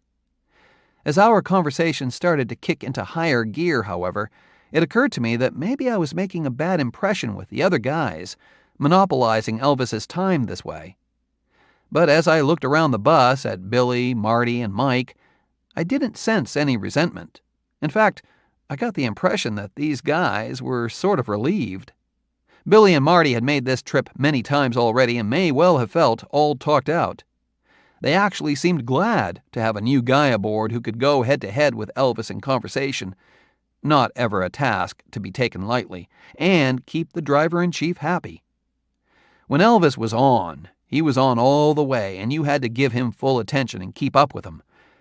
I was eager and willing to do that, while Billy and Marty were just as happy to play cards, and Mike, the other new guy, seemed perfectly content to smoke cigarettes and quietly read his Bible.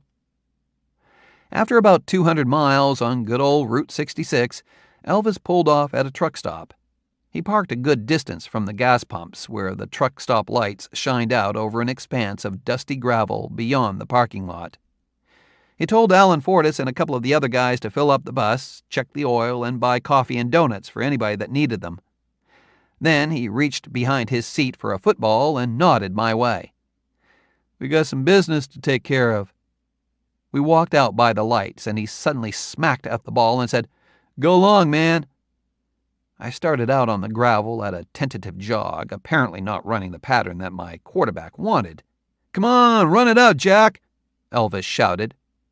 I went into my full all-Memphis open-field run, And when I was about 40 yards out into the middle of nowhere, Elvis reared back and fired one of his perfectly arced spiral bombs. I threw on the afterburners, adjusted my slant, and managed to get to the ball in time for an unpretty but successful completion. "That's what I'm talking about, Jack," said Elvis.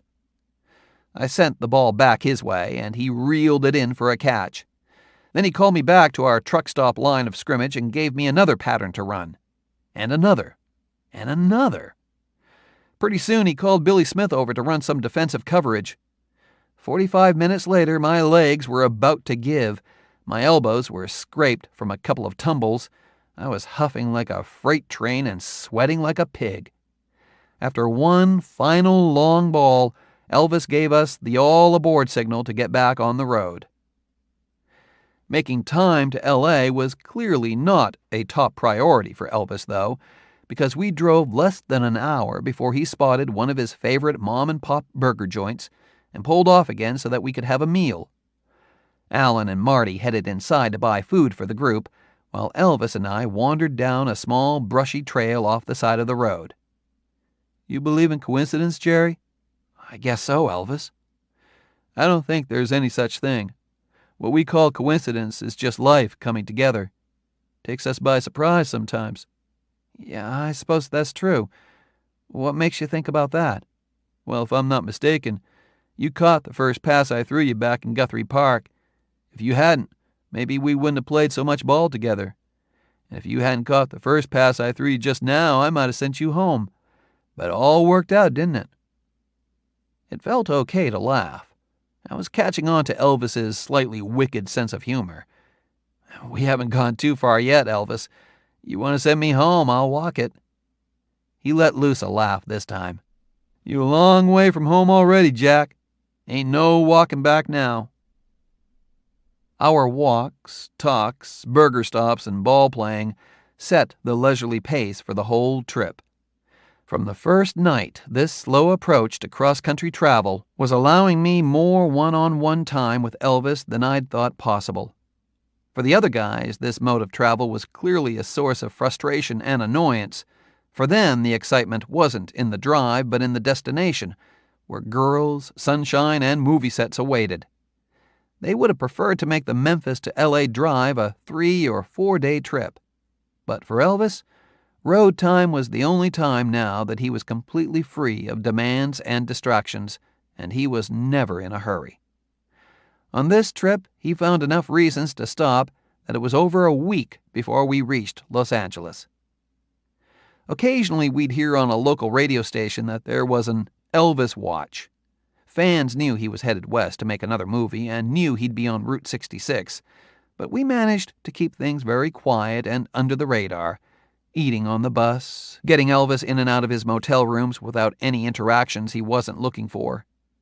If the owners of the motels or burger stands or truck stops ever knew that Elvis Presley was sitting in a Dodge mobile home on their property, they were also smart enough to keep it quiet. They didn't want to lose the nice chunk of money that came their way several times a year with Presley caravan visits. We drove through the nights, with Elvis pulling over almost every time he spotted a truck stop that seemed a good spot for more work on our passing game.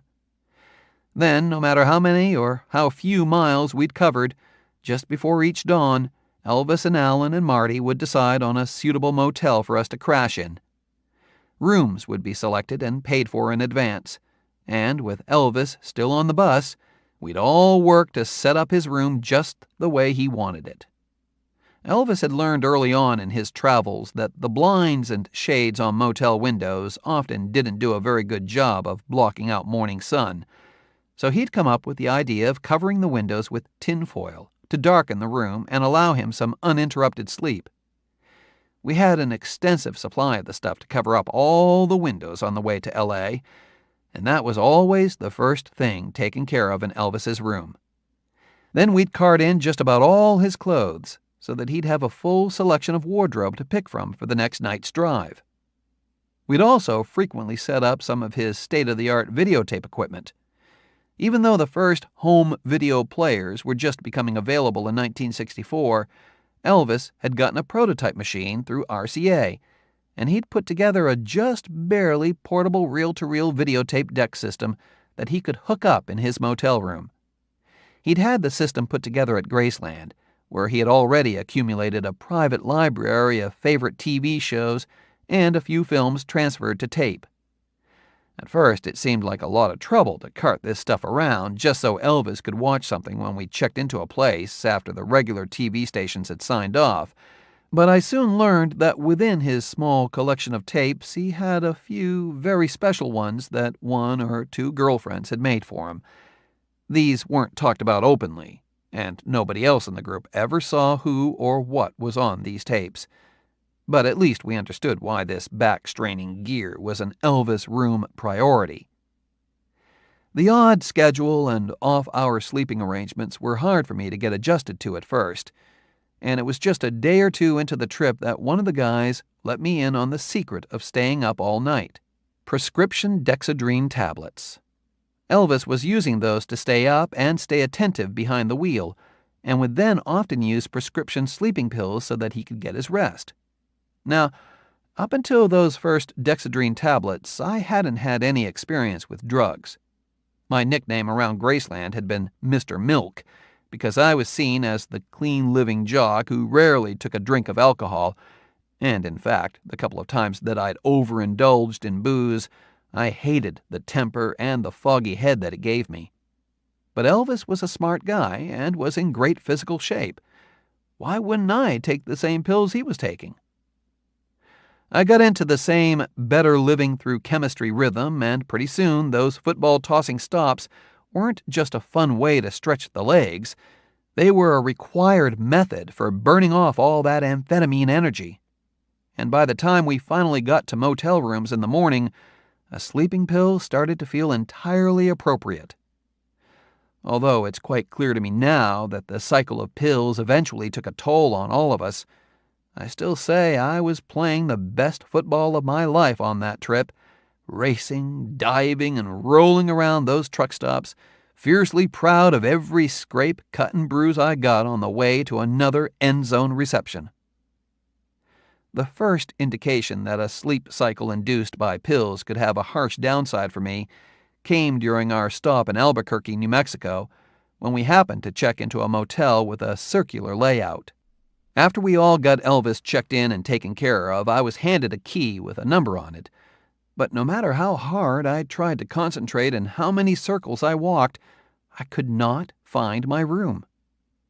I think I was about to just lie down in a hallway when Alan Fortas spotted me and walked me to the right one. I remember lying on that motel room bed, frightened by the fact that I seemed to have lost control of myself.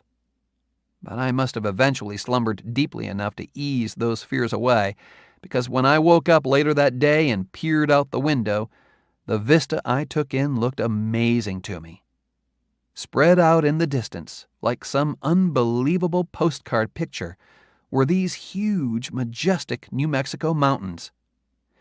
I'd never seen a more imposing or beautiful sight, and if heart-to-heart talks with Elvis Presley hadn't made it clear enough, these mountains slammed it home. I was truly living in another world now. I think Elvis was making a somewhat special effort on that trip to make me feel comfortable.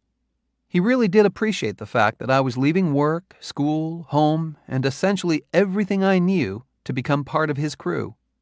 And on the home stretch of our drive, the talks with Elvis got both deeper and more relaxed.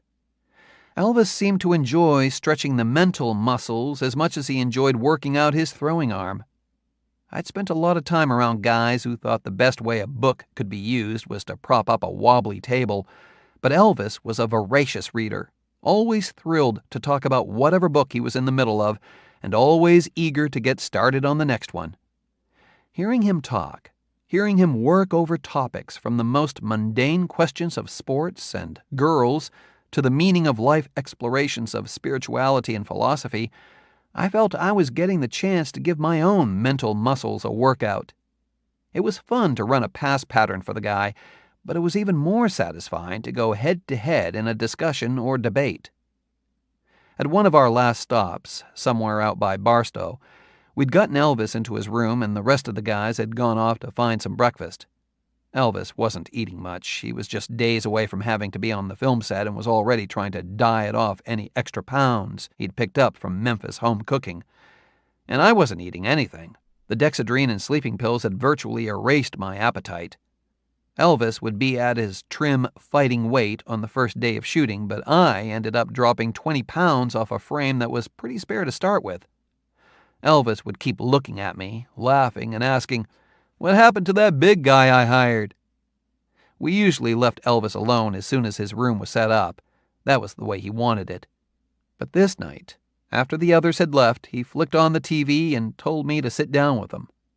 In that little motel room, with dawn not far off, Elvis and I just kept talking, like we'd been doing on the bus. We talked a lot about karate. He was still an eager and enthusiastic student of the sport, which at the time still seemed a highly unusual and mysterious discipline. I remembered that as we stretched out in that little room, Elvis started telling me about his admiration for the mix of spiritual philosophies and practical concepts behind karate, the significance of inner strength, the preciousness of the chi life force, the power of restraint, the secrets of using your opponent's force against him. He talked about the power of stillness and concentration and how he was able to apply that to his acting and his recording work. It was a serious talk for a while, but eventually things got looser, as they usually did. The talk of concentration got us talking about hunting, and pretty soon Elvis was sharing some of his field-tested secrets for snake hunting. You just let the snake slither right into the bullet. And before long, he was sharing what he saw as some of the crucial differences between California girls and Memphis girls. I think we'd finally worked our way through to some laughing reminiscences of nights at the Rainbow Roller Rink in Memphis when Elvis suddenly sat up on his bed and stared at the TV with a strange, intent expression. I looked over at the screen to see an image of a group of jet fighters climbing into the sky. It didn't look like a scene from a movie, and I guessed from the late hour that it might be the station's way of signing off. This was a little unusual. I'd stayed up late enough to see plenty of sign-offs in Memphis, and they generally consisted of footage of the flag and a playing of the national anthem. But there was no anthem now. Instead, the images of the soaring planes and sunlit skies were accompanied by a poem that I'd never heard before.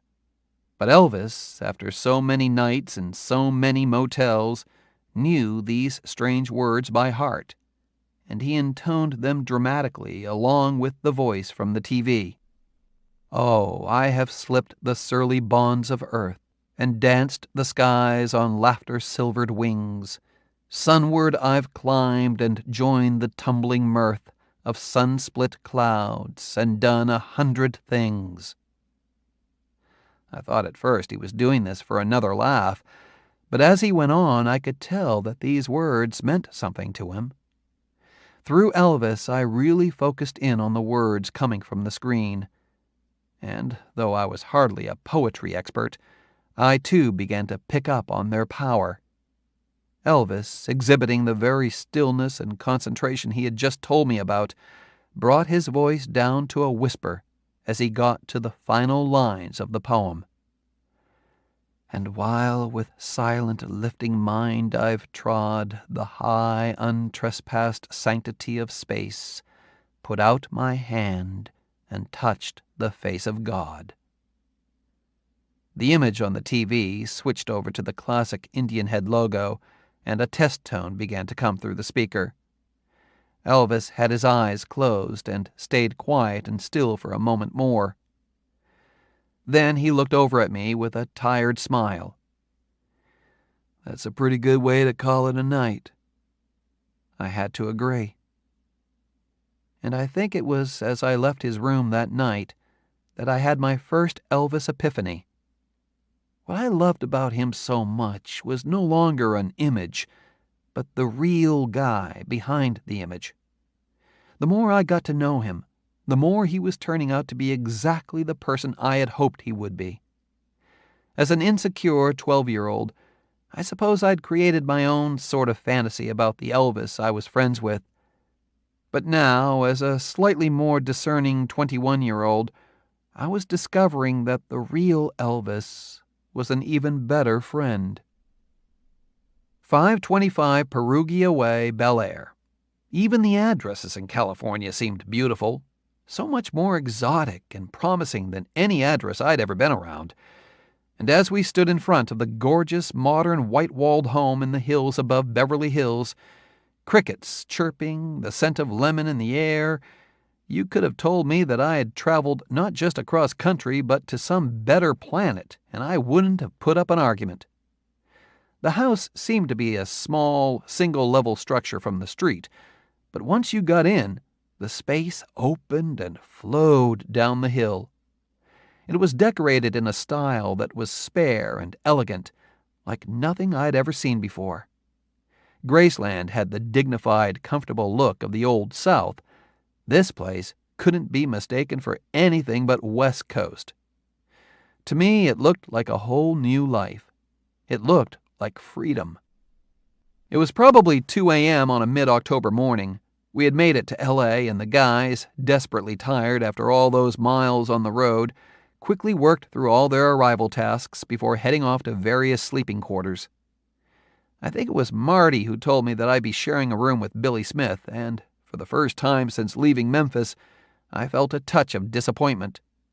I didn't know Billy all that well, but I hadn't been all that fond of some of the cousins I had met back in Memphis, and I would have preferred to room with a guy I knew I could get along with, like Richard Davis.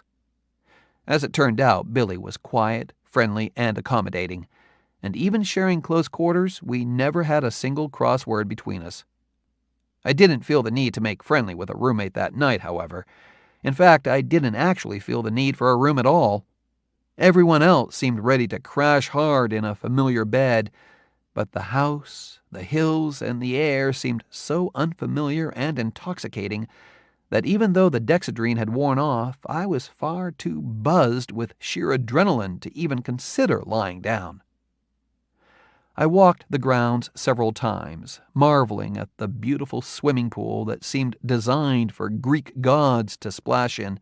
I looked up at the stars over Bel Air, which in that crisp night air seemed to twinkle with the same sense of excitement that I was feeling. Eventually, I settled down on a couch in a small TV room off the house's huge central circular den. The room was full of soft indirect lighting, subtle shades of green and red, and just sitting on the couch in there, I felt like I was already living inside a movie. Nobody had explicitly gone over any particular security measures for the Bel Air house with me, but I knew that keeping Elvis safe was part of my unofficial job, which is why I immediately tensed up when I heard the click of a key in the front door. The door creaked open and shut again, and I didn't hear any familiar voices. In fact, I heard nothing. Somebody, it seemed, was trying to be very quiet about coming in. I was about to get up and investigate when a shadowy figure crept right past the alcove my couch was set in, past the room's big TV, and over to the far wall. In the darkness, I could just about make out some long hair down this stranger's back, and I knew that Elvis had occasionally had trouble with fans, especially females, finding their way to his homes and acting crazy. Sure enough, this girl began knocking on the wall, looking for Elvis's bedroom. This was my moment to take action. "Miss?" I called out in a firm, sharp voice. The woman spun around and let loose a blood-curdling scream. And at that very moment, the wall behind her opened up to reveal Elvis. He flicked on the lights in the room. There was a huge smile on his face. The girl being there didn't seem to bother him at all. In fact, he seemed to know her. My eyes adjusted to the light. Now I recognized the girl, too. It was Anne Margaret. Elvis put an arm around her and grinned in my direction. "It's okay, Jerry. It's just ammo. She's not going to hurt anybody." Anne calmed down, collected herself, and giggled. Elvis and she stepped back into Elvis's bedroom, and the secret sliding wall entrance closed up again. When the shock wore off enough that I could move, I headed back outside to take another look at that pool and those stars. I had just met my first woman in California, and it was Anne Margaret. Yeah, I'm a long way from home. Just a few hours later, after some minimal sleep, I began my first proper day in Los Angeles. Alan Fortas, who took care of all of Elvis's cars and motorcycles, wanted to tune up the massive Harley-Davidson Elvis kept up in the Perugia Way garage. It hadn't been ridden for months and might sit for several more, but Alan wanted it to be ready whenever Elvis decided to go for a ride. Alan told me he was going to take it out himself for a long test ride and wanted to know if I wanted to come along. I did.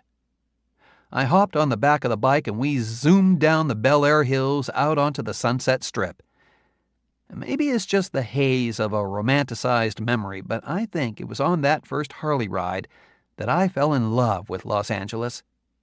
The sunlight seemed brighter than any place I'd ever been to, the colors crisper, the people more attractive, and as much as I felt part of a vibrant and sophisticated city, I was also thrilled at the natural beauty of the place, the hills and canyons and ocean breezes.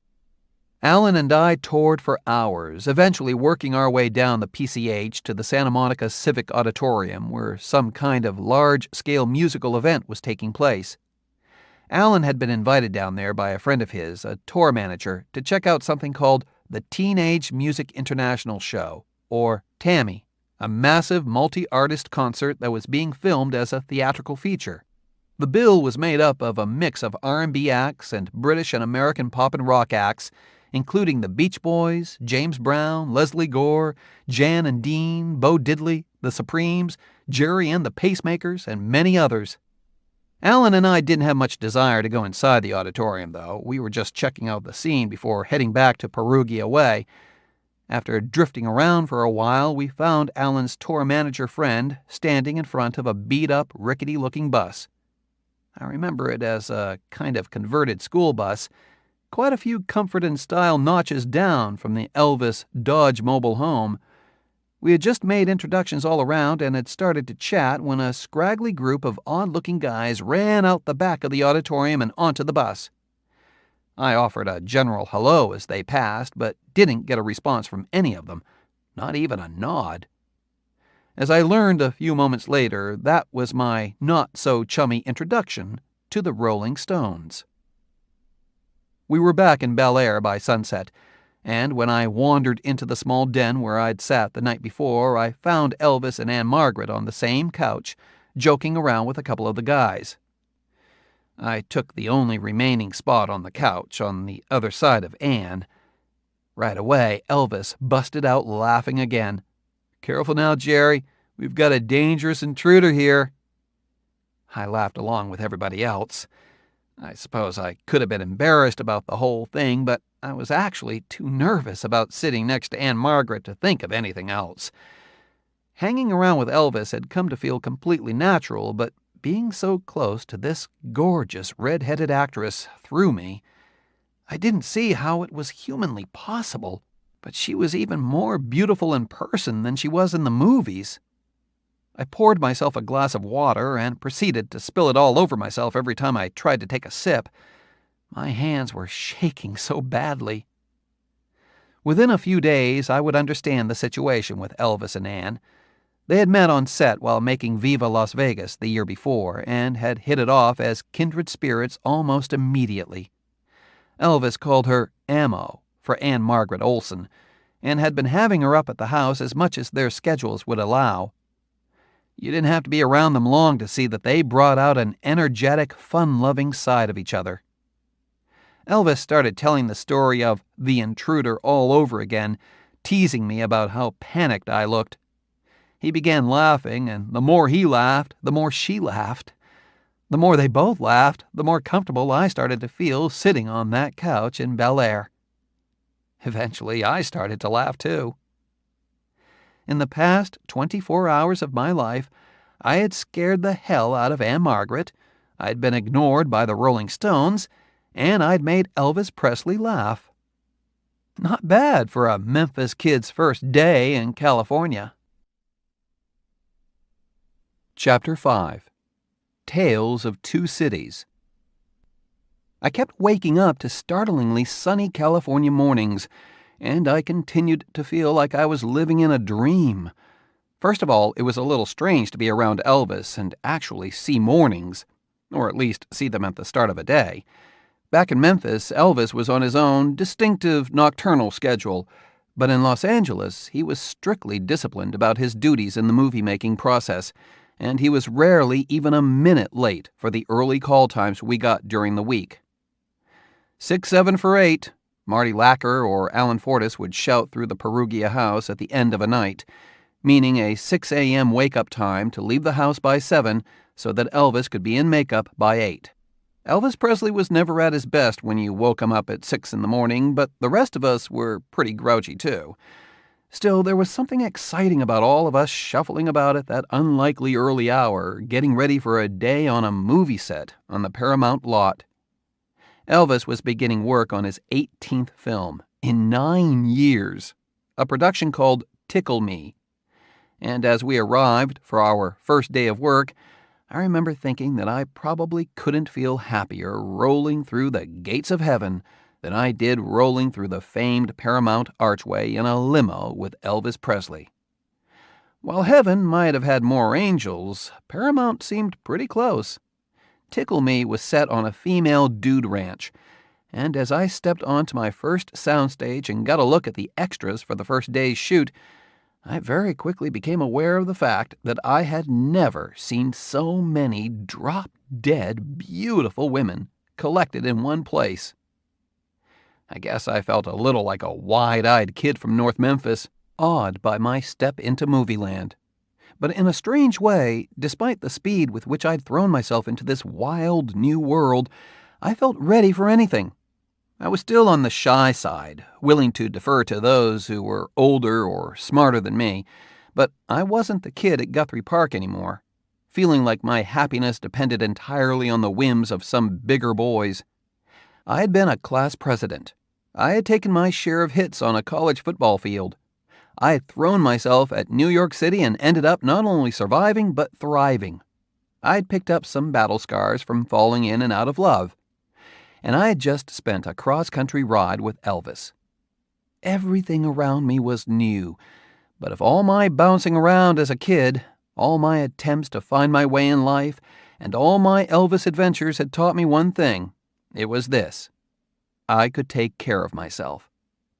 True, I couldn't sit on a couch next to Aunt Margaret without spilling water on myself, but that didn't trouble me much, or at least not enough to give up my spot on the couch, or in the limo. Elvis was already extremely frustrated with the quality of his movies, and on top of that frustration, he was never in a good mood at the beginning of a film, when he had to spend a lot of time standing around for wardrobe fittings and publicity stills. For most of the other Elvis guys, movies had just become business as usual, and when they weren't carrying out specific duties for Elvis, they spent most of the time on set away from the action, playing cards. But I couldn't help approaching the world of movie-making with some fresh eyes and fresh energy, and I think Elvis appreciated having that around. It helped him laugh his way through some of the more tedious responsibilities of a leading man.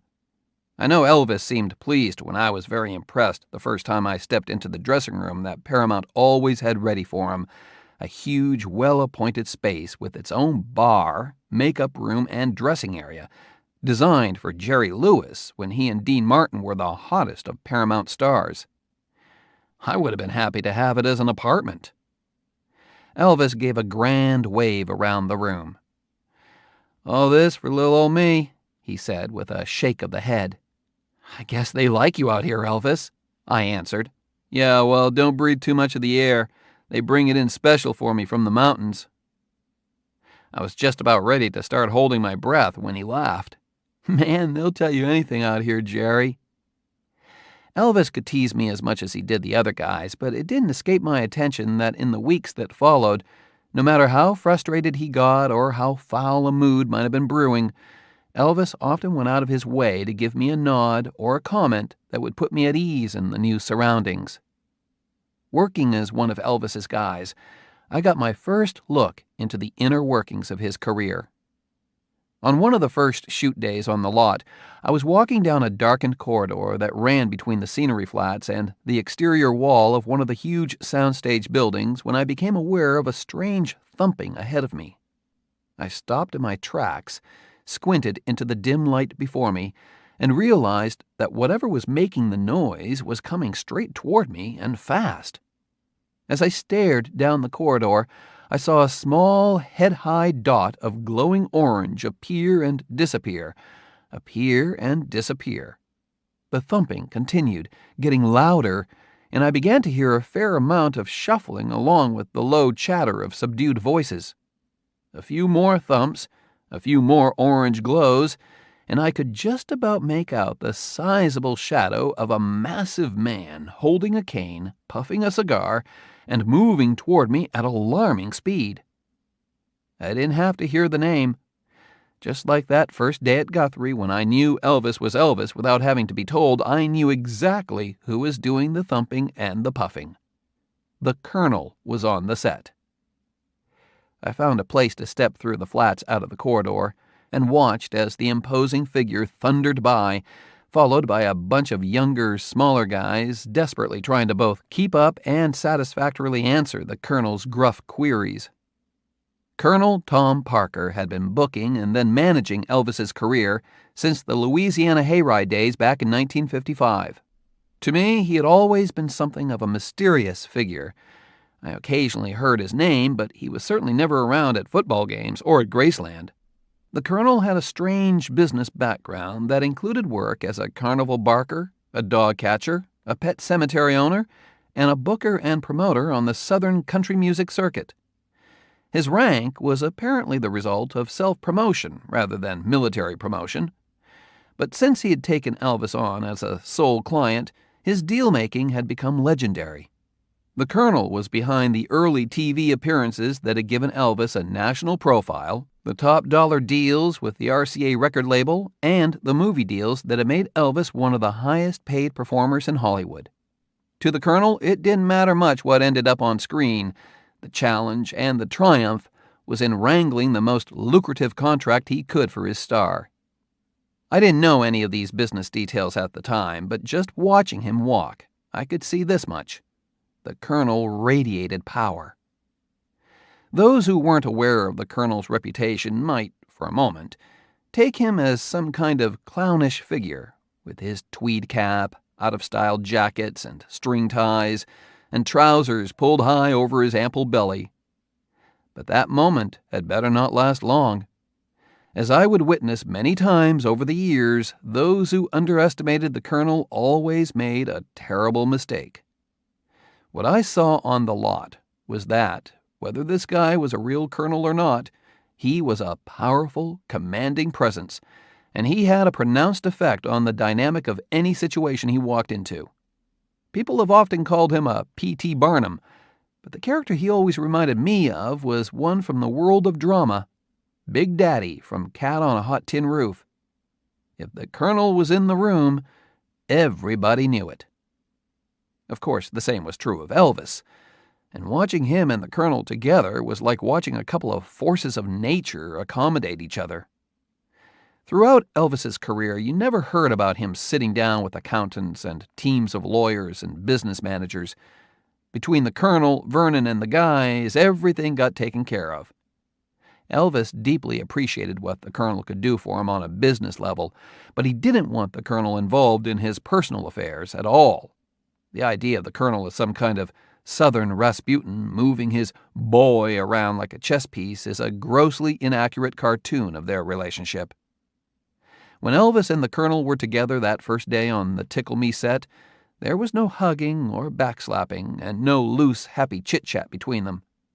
The Colonel stopped his barreling around and carefully picked his moment to approach Elvis.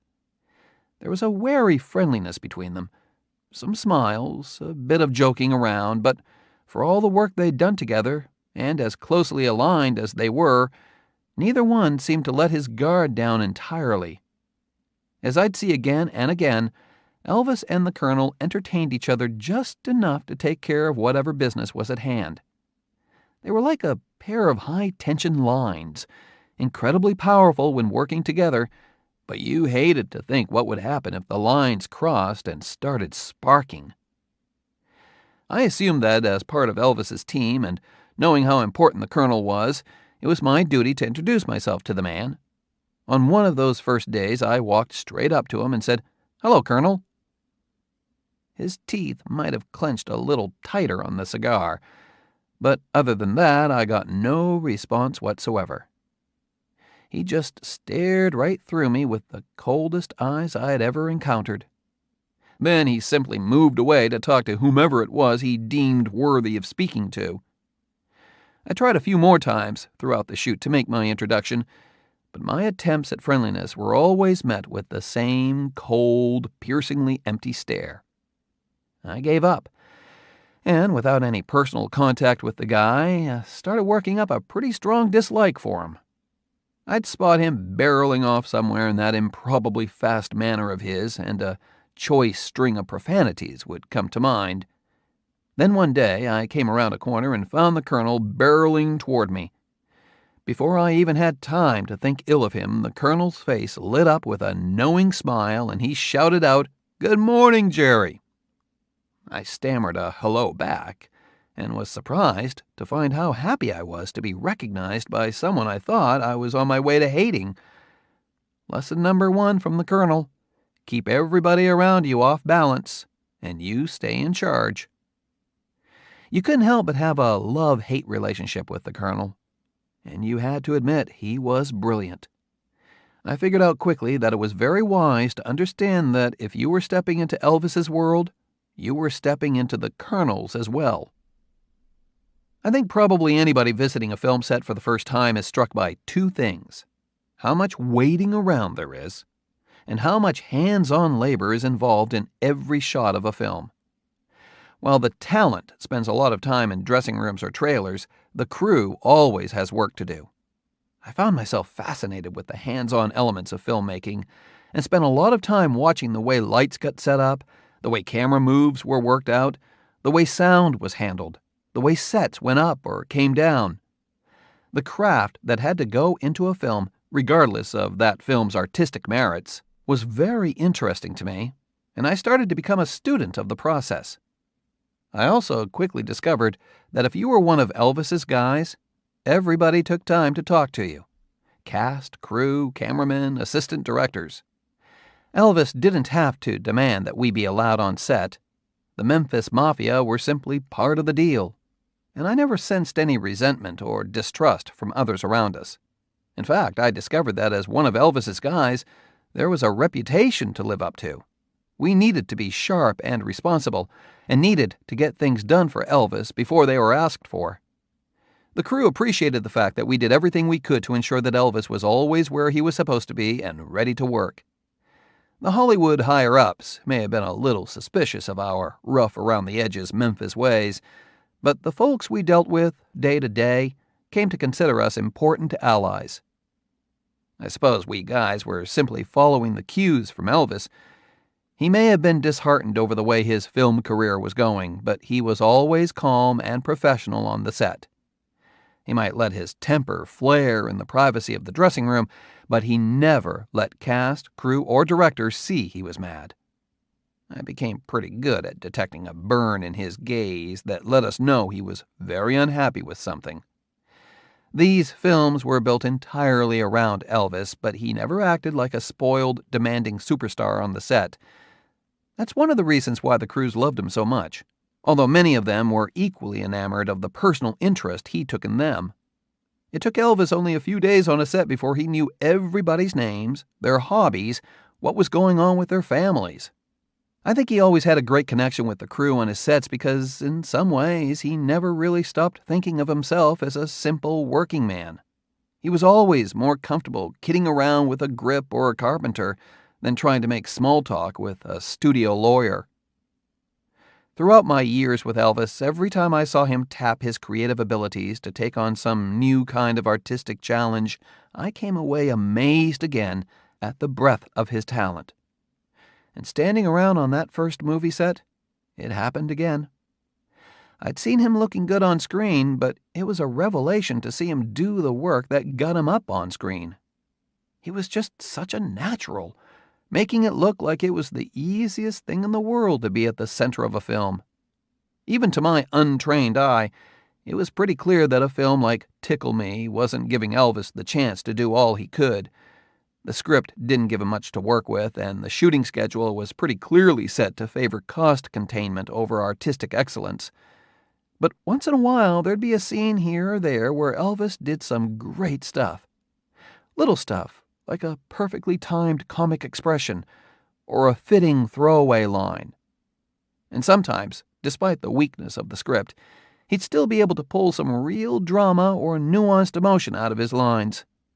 In his first few films, he comes across as a fine, developing method actor learning his craft, and while publicly he shied away from comparisons to James Dean, I know he would have relished the chance to prove himself worthy of those comparisons. We can't know what he was truly capable of, but certainly the guy had some solid acting ability, and the material rarely gave his talents a chance to shine. If the films had been as good as Elvis, they'd be remembered a lot differently these days. A week or so into the Tickle Me shooting schedule, I had a strange sort of Guthrie Park flashback when Red West turned up on the lot to stage a fight scene with Elvis. Red's uncredited role in the film was, aptly enough, bully in the saloon. I thought about some of the well-executed football plays the three of us had run as I watched Red and Elvis carefully choreograph the big brawl. It had never occurred to me that movie fights had to be worked out as precisely as dance numbers, and I was intrigued watching the two of them work. Red and Elvis had a great physical chemistry together. They knew how to read each other and how to move together and trusted each other enough to cut loose with confidence. Between takes, I noticed that Elvis, as a result of the all-out physical exertion, was flushed and sweaty. He drank a lot of water whenever he worked, and while he may not have had mountain air piped into his dressing room, he did insist on a ready supply of his favorite brand of bottled water, Mountain Valley Spring Water from Hot Springs National Park in Arkansas. I took it upon myself to make sure that between scenes he always had a fresh, cool bottle of water ready. Not only did that keep the star from getting thirsty, but it gave me a chance to talk some more with him. These on-set talks weren't quite as deep as some we'd had on the ride out. Most often we compared notes on which of the female dude ranchers were looking the prettiest that day. In Elvis's films, there was a strange inverse ratio between the quality of the scripts and the number of girls on the set. I guess the studio figured that if it wasn't paying for decent writing, the least it could do was fill the scenes with attractive extras. If Elvis had asked me to come to California to be his water boy, I would have turned him down. My experience with and without Elvis had given me confidence and pride, and as much as I loved the guy, I had no interest in a future as a servant. But he hadn't asked that. He had just asked me to come with him and to be a part of his team. I understood that my job vaguely had something to do with security. I was, after all, the ex-Golden Glover who, after Red, was probably the physically strongest of the bunch. But Elvis hadn't even been that explicit about my role. Working for Elvis meant that you were becoming not only a part of his support system, but a part of his circle of trusted friends. For better or worse, we were everything for him, his staff, his pals, and in a personal guy-to-guy way, his peers. In that spirit, I had no trouble bringing the star his water. I didn't feel like the kid in the basement outside the Chickasaw Ballroom, mooning over the chance to bring Elvis a Pepsi. I was a friend, doing what I could for an overheated buddy. After one of the fight scenes, somebody in the crew commented that they liked a fight move Elvis had made, and he responded that it was based on a karate move. When they asked how much Elvis knew about karate, his eyes lit up. He squinted out at those of us standing on the other side of the lights and called to me. "Jerry, come here. Let's show these people something." We squared off and started going through some karate demonstrations, just like in the living room at Graceland, though by now I was quick enough to avoid any crotch kicks. We worked out hard, building up speed and force, until Elvis backed away and stood in a relaxed stance. "I taught him everything he knows, folks," he said to our small audience. "But not everything I know." He wheeled around, made a sudden lunge, and tried to clip me with an open hand, but I managed to block him away. "Uh-huh, the old North Memphis knife hand block," laughed Elvis. "He's learning." My new Los Angeles career included one responsibility that I didn't enjoy at all: grocery shopping with Marty Lacker. As foreman, Marty had decided that the Perugia Way housekeeper was spending too much on food, and figured Elvis could save $100 a week if we kept the pantry stocked ourselves. I highly doubted that Elvis cared much about getting a good deal on eggs and butter, but on some shoot days I'd get the signal from Marty and would soon find myself at a market, pushing a grocery cart down aisle after aisle. Back on the lot, the other guys were with Elvis, surrounded by attractive women in Western wear. I was in front of frozen foods, watching Marty Lacker hunt for a good price on bulk chicken legs. I managed not to hold a grocery grudge, though. When work was done on the lot, Elvis and all of us guys headed home to Perugia Way, where we became the unified membership of the world's most exclusive fraternity. The guys, Billy Smith, Alan Fortas, Richard Davis, Mike Keaton, Marty, Red, and sometimes a visiting George Klein or Lamar Fike, would all have a late family-style dinner around the big dining room table, with Elvis sitting at the head. I think at those dinner times, everybody there felt privileged to have a seat at the table, including Elvis. The vibe was a mix of rock and roll backstage, football locker room, and White House Situation Room, and you couldn't help but feel that by pulling up a chair you were part of something amazing. Some of the details of our responsibilities and arrangements got hashed out over dinner, but it was pretty rare for a meal to go by without a good laugh over something. And the best laugh was usually at the expense of one of us. Elvis loved to tease. The voice that could expertly mimic Peter Sellers and Dr. Strangelove could also perfectly imitate anybody around him. And he had a way of finding the one inflection or mannerism in your speech you didn't want anyone to focus on, and turn it into a whole routine. Of course, we enjoyed going right back at him. Everything was fair game for a well-delivered jibe. Elvis's neck, he thought it was too long. Lamar's weight, Alan's ears, my romantic inexperience, or the way Marty looked in the Fred Siegel black stretch pants that he insisted on squeezing into. There was a brutal honesty among us that was a real key to the relationship. And there were some plain old brutal backhands that figured in too.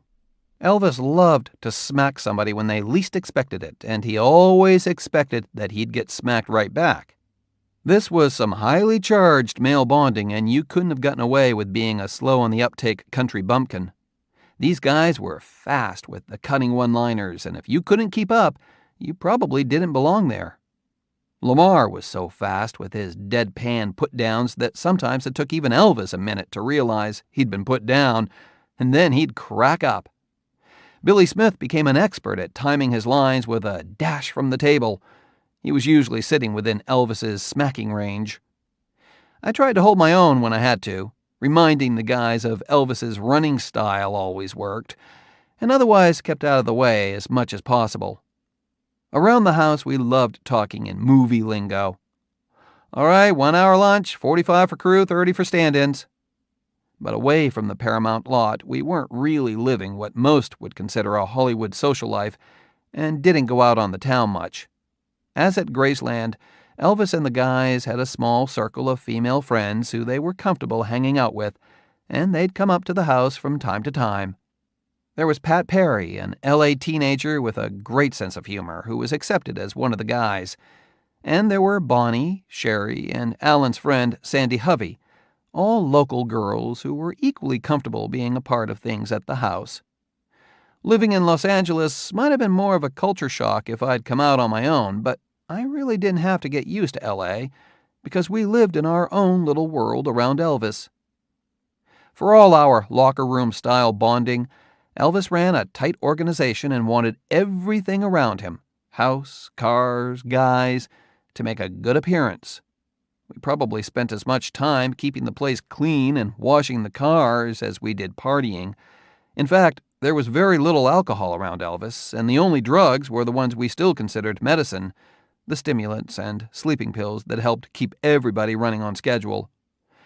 Maybe it sounds self-serving or naive, but in the days before rehab was an accepted part of a career path, we really didn't see how using drugs prescribed to us could hurt us.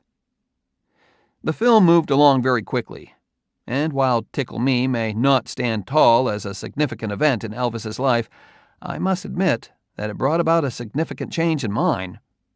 One of the beautiful women filling out the cast of the film was an actress named Paula Tyden, a spirited, gorgeous redhead who drove around town in a Cadillac convertible. Red West pointed her out to me on the set as an example of the kind of girl you just didn't see back in Memphis. I had to agree, and I was more than a little flustered when I found myself talking to Paula one day and realized that we had just made a date to get together. I would readily admit that Paula Tyden was out of my league, but if she wanted to see me, I wasn't going to fight it. She picked me up in her caddy on a Saturday night and took me out for dinner in Malibu. I was hoping for a stroll on the beach after dessert, but we skipped the stroll. We may have even skipped dessert, and ended up checked into a motel right on the beach. There, to the sound of crashing surf, I finally became experienced. And I have to say that it was every bit as pleasurable as I'd been warned by the nuns at Holy Names. I didn't have much time for any afterglow, however. When I got dropped off back at the Perugia house, Alan Fortis greeted me by saying, "Man, you really screwed up." "What are you talking about, Alan?" "You don't mess with Elvis's girl," he said. "I was out with Paula from the movie." "Who do you think he went out with last movie? That's big trouble, man." Alan was an easygoing guy who didn't get unnecessarily upset about anything, so to see him worked up got me extremely worried. I knew from all those Graceland parties that Elvis did not take kindly to anybody flirting with his girlfriends, and could only imagine how he'd feel about a guy who had slept with one. I started to think that maybe I'd managed to lose my old virginity and my new job in the same night. I found Elvis sitting by himself, reading in the den. I approached slowly, a little sheepishly. "Elvis?" He looked up, his expression cold, hard, dead serious. I knew right away that he knew where I'd been. I started talking away. I had no idea who she was. She didn't say anything. I would have never if I'd known. When I finished, Elvis furrowed his brow slightly, but kept his stare focused hard on me. "You talking about Paula Tyden?" "Yeah, Elvis, Paula. I didn't know." Elvis took a deep breath, let it out, and looked back down at his book. "That's all over, Jerry. Don't worry about it. She's a nice girl." He wasn't happy. No guy likes hearing about another guy fooling around with an old girlfriend, and in those matters, Elvis was very much like any other guy. But he knew I wasn't trying to sneak around him. There I was, coming to confess to him with my head hung down after the fact. He was going to let things slide this time. A wave of conflicted feelings came over me. Chief among them was relief. As intense and wonderful as the night with Paula had been, I certainly didn't want that sort of thing to mess up my friendship with Elvis. He stayed focused on his book, and after a moment I left the room quietly, realizing for the first time just how complicated the mix of professional and personal lives could be around Elvis. I did see Paula Tyden a few more times, though. Enough times to know that I really was in over my head with her. We parted as friends. By the end of November, the film was done, and we were getting ready to drive back to Memphis. On one of the days just before we left, a strange delivery was made to the Perugia Way house. A crumpled, twisted motorcycle. Some of the guys quickly recognized it as Sonny West's. Sonny and Elvis had had a blowout argument on one of the last films, and Sonny had left the group, moving in with a girlfriend in L.A. Looking at the wreck of a motorcycle, we were all worried about what might have happened to Sonny. Alan Fortis made some calls and found out that Sonny was alive but very banged up and recuperating over at the girlfriend's house. Whatever their disagreement had been, Elvis decided to put it behind them, and he sent Alan over to Sonny's place with money to help Sonny with any medical bills. The next day, Sonny turned up at Perugia Way, hobbling along on crutches, to thank Elvis personally. We had just finished loading up the Dodge mobile home and were about ready to hit the road when Elvis told Sonny to get in the Dodge and make the trip with us. Sonny looked very surprised and pointed out that he hadn't packed up any of his things. All he had with him was his clothes and his crutches. "We'll get you what you need along the way," said Elvis. Sonny climbed aboard. Back in Memphis that fall, I moved into a new home, Graceland. As with most things around Elvis, this change, a huge, amazing one for me, came with little fanfare. There was no heart-to-heart talk about making me a part of the family, no grand invitation into his home. As I recall, somewhere during the trip back, I mentioned to Alan Fortis that I'd be doing a lot of driving between my dad's house and Graceland. Alan shrugged and said, "I think Elvis wants you to stay at the house." Sure enough, at one of our last meal stops before crossing the Mississippi River, Elvis was talking to Marty Lacker, who had been living at Graceland in a converted garage always referred to as the Annex. And at some point, he turned to me and said, "Jerry, you'll get the room downstairs." That was it. I was living in the house.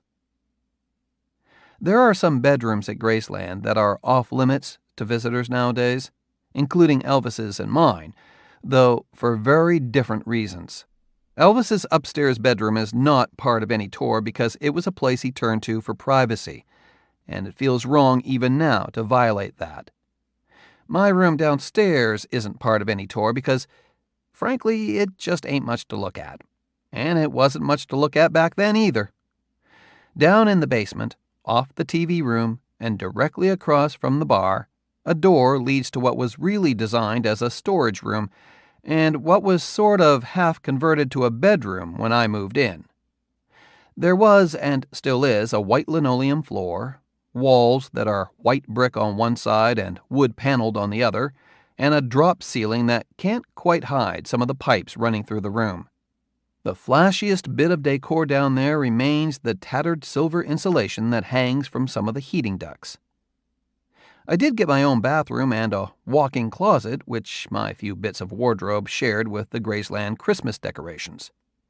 I soon discovered that when it snowed or rained, water found its way into my quarters, and stepping into my room often meant stepping over a sizable puddle of seepage. My first act of personalizing the place was to leave a plank by the door so that I could get over those puddles with reasonably dry feet. Just outside my door were gold records, stylishly mod sofas, and state-of-the-art TV and stereo equipment. Lying on my small twin bed, I stared up at water stains and a bare bulb light fixture. But the state of my furnishings didn't bother me a bit. I was living at Graceland, and for the first time in my life, I really felt like I wasn't just staying somewhere. I felt like I was home. Up until I moved in, Graceland had always been a place of excitement for me, a fun place where something was always happening. But living there, I realized that the peacefulness I had felt out on the grounds was really a part of the home, too. I've never felt safer in my life than I did living at Graceland in that damp, bare-bulbed basement room. I felt like I was within a kind of loving fortress, and it was impossible to be worried too much about life in general now that I was inside the Graceland gates, still manned by Uncle Vester. Actually, you didn't see much of life in general when living at Graceland. Things stayed as tightly organized around Elvis as they had out in Los Angeles. It wasn't like everybody went back to some kind of normal Memphis life. Marty and his family and I were in Graceland itself, but nobody else was too far away. Some guys had nearby houses. Some stayed in the Graceland apartments just across the street. some in rooms at the Howard Johnsons just down Highway 51. The big difference was that in Los Angeles, making movies, the guys in the group all had a sense of what the day's working schedule would be. In Memphis, the workday centered entirely on Elvis, which meant that a couple of days might go by without anything happening at all, and then, just when you might be considering sneaking off for a ride or a visit somewhere, Elvis would need things done and the whole house would snap into action. I don't think I even saw my daddy, brother, or any family when I first got back to town. Graceland was where I was supposed to be, where I wanted to be, and it was far enough away from my old neighborhoods that I didn't cross paths with many familiar faces. We also went back to keeping Elvis hours in Memphis, and that made it very unlikely that we'd cross paths with anyone outside the circle. We generally slept through the day and were up and around when the rest of the city was asleep. Elvis didn't run his house like a tyrant, and he didn't lord over us like he was master of the house. On a day-to-day basis, we treated the house as our own. There might be a bad day when Elvis was in a dark mood and everybody walked on eggshells, but that wasn't the norm. He wanted us to treat Graceland as a home. You had to respect the place, but you could also be entirely comfortable there. It was understood that he was the one doing the work that made life at Graceland possible, and what he asked for in return for all that he shared with us was that we help and support him. If you thought of being with Elvis simply as a job, then maybe there were things to gripe about. But I thought of being with Elvis as simply being with Elvis. I couldn't have been happier. And it seemed like pure gravy that I got a paycheck, too. I've still got the stubs. $75 a week. $69 after taxes. My internal clock didn't always sync with Elvis time, so I was usually up before him or any of the other guys and spent a lot of late morning hours just walking around the calm, beautiful grounds. I got in the habit of turning up in the kitchen around noon, where I'd sit at the little counter there and have my breakfast, while Vernon's mother, Minnie, at the other end of the counter near the red phone that called up to Elvis's room, tucked into her lunch. Grandma Presley was warm and welcoming to me from the start. In fact, I always addressed her as Grandma, and she always called me son. Gradually, our talks moved from idle talk to something deeper and more special, and our meal together became an opportunity for shared confidences and commentary about all the goings-on in the house. I had come to Graceland as a friend of Elvis, but it meant a great deal to me that Grandma considered me a part of the family. Not all of the Presley family members were quite as easy to get along with. A few years later, Graceland also became home for Elvis's Aunt Delta, Vernon's sister, after her husband died. I don't think anybody who knew Delta would describe her as warm and welcoming. In fact, she was fairly nasty. And after a hit from her secret whiskey stash, she'd start cursing out anybody she laid eyes on, except Elvis, of course. Luckily, for some reason, she liked me too, and I didn't get cursed at nearly as much as some of the other guys. For all the luxurious trappings of Graceland, that little kitchen counter served as an important social hub of the house. Not only was that the spot for breakfast with Grandma, it was also where Elvis and the rest of us would gather at the very end of the night, when we got back from the movies or the roller rink. We'd sit on the kitchen stools, and Elvis would put his feet up on the counter. There'd be some quiet talk, going over the events of the day, and if we needed a final snack or a cool drink, we were tended to by Graceland's night shift maid, Pauline, one of the dearest and most beloved members of the Graceland staff. Pauline was black, but I heard Elvis say several times that he thought she looked a lot like his mother. At 4 or 5 in the morning, we'd call it a night and head from the humble counter back to our beds, while Pauline would continue cooking and cleaning for the coming day, always taking time to send us off with one of the sweetest smiles in Memphis. Just before Christmas of 1964, Elvis asked me to come with him and Marty for a ride across town. We drove to a small home in a working-class neighborhood in Midtown. This was the home of Gary Pepper, one of Elvis's earliest fans, who had become his first fan club president. When Elvis stepped off the train in Memphis after returning from Germany, the first person to greet him was Gary. Gary suffered from cerebral palsy and had a hard time communicating and getting around without a wheelchair, but he was a very bright guy, and for all the special care he required, in some ways he was taking care of his not very well-off family. Marty had let Elvis know that Gary needed a new wheelchair, and this trip was made to deliver the chair as a Christmas present. We knocked on the front door but got no answer. Elvis peeked through a window and then quickly walked into the home.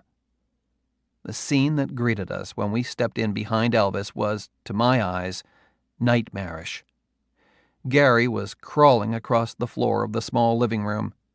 His father wasn't around, but his mother was, and she seemed to be completely out of it, in a trance-like state. Elvis immediately went right for Gary, got his arms around him, and helped get him up and comfortable.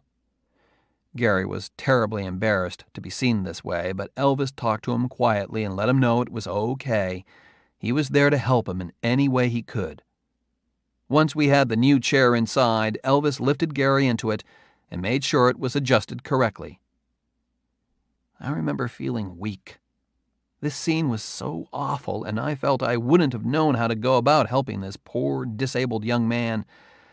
But Elvis didn't hesitate to put his hands on him and comfort him. To him, this was simply a friend who needed his help. Elvis was a Hollywood star and a rock and roll legend, but nothing seemed more important to him right then than lifting Gary Pepper into a new wheelchair. Christmas was a big deal at Graceland, and the guys were always concerned with finding a great gift for Elvis. That first holiday, we presented him with a fancy leather-bound Bible that had a sketch of the Tree of Life on its front page. Elvis's name was on the trunk of the tree, and each of the guys got their own branch. Written below the tree in English, Latin, and Hebrew was one of Elvis's favorite quotations, "And ye shall know the truth, and the truth shall set you free." In return, Elvis gave each of us a $1,000 bonus and a fancy jeweled wristwatch that had been made by Harry Levitch, a favorite Memphis jeweler who had been a very early supporter of Elvis's career. Mr. Levitch was also happy to do special work for Elvis, and these watches had an unusual face that could go black and then reveal either a cross or the Star of David. When I asked Elvis what it meant, he said, "To make you think." A couple of weeks later, the guys presented Elvis with a collective gift for his 30th birthday, a gold Tree of Life pendant, which became one of his most worn pieces of jewelry.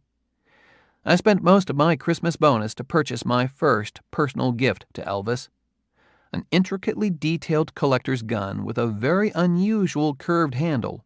At the time, it didn't strike me as strange to follow up a Bible and a Tree of Life with a firearm. Now I think it probably says a lot about the dynamics of the Memphis Mafia. Elvis didn't say much about the gun at first. It was always easier for him to be a gift giver than a gift receiver. But I was happy to see that on movie nights at the Memphian, he carried my present around in its leather case. In addition to my new watch, I had a connection to Elvis right in my wallet, an Elvis A. Presley American Express credit card, and an Elvis A. Presley Shell service station credit card. I was authorized to sign for both. If things looked like they were going to stay quiet, I often spent some time taking care of Elvis's small fleet of luxury cars. I'd get behind the wheel of a Rolls-Royce or a Lincoln Continental or a new Cadillac and take the car out to get washed and gassed up. There was a car wash just down the street from Graceland where the vehicles always got special treatment, and I loved just cruising down there, watching heads turn. Handling a Rolls was a much finer experience than piloting my old '49 Dodge, and I certainly didn't have to keep a case of oil ready in the trunk of the caddies. In fact, I now had a much finer ride to call my own. For personal trips, I was using the same white '56 Lincoln Continental that I'd seen Elvis leaning up against in Miami. Most of the other guys would turn up at the house around 5 or 6 p.m., and if things got busy, it was usually to work out the logistics for one of our usual activities, a football game, or a night at the Rainbow, the Memphian, or the fairgrounds. All those outings still held a thrill for me. but the nicest part of living at Graceland was the chance it offered to spend time with Elvis. In those days at the house, I think one of my greatest pleasures was simply the fact that moments with him didn't have to feel like special events anymore. We were close, we were friends, and it was the most normal thing in the world to spend time together. Yes, he was my boss, but I never called him that, and he didn't expect me to. I was proud to work for him, but the friendship was always more important than the business relationship. One day when I was down in my basement room, Elvis came through the door, a fairly rare occurrence, carefully stepped over my puddle, and in a low, quiet voice said, "Let's go for a ride." A few minutes later, Elvis was at the wheel of the latest Lincoln, and we were driving north on Highway 51. I had assumed Elvis wanted my company for some conversation, but he was quiet and intense, clearly not in a talking mood. A few miles down the road, we pulled off into the Forest Hill Cemetery, and Elvis expertly navigated the twists in the road to get to a spot he was familiar with, his mother's gravesite. He didn't say anything, and I stayed in the car for a moment while he got out and walked up the grassy, sloping hill to the massive monument marking the grave. It was maybe 8 feet high, a Christ with his arms outstretched, standing before a cross and flanked by angels, all atop a large, multi-tiered pedestal. Seeing him before that monument, it came to me that perhaps, for the very first time, I could see my friend as a small, fragile human, just like any other. Despite everything else in his life, he was a guy who had lost his mother and missed her terribly.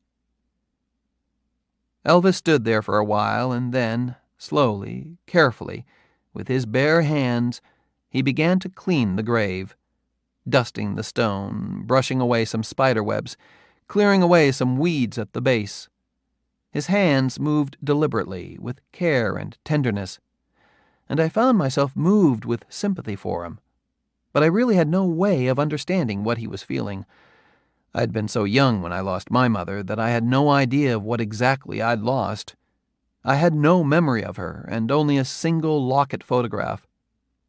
Watching Elvis act as a humble, loving son, I found myself wondering what that kind of love felt like.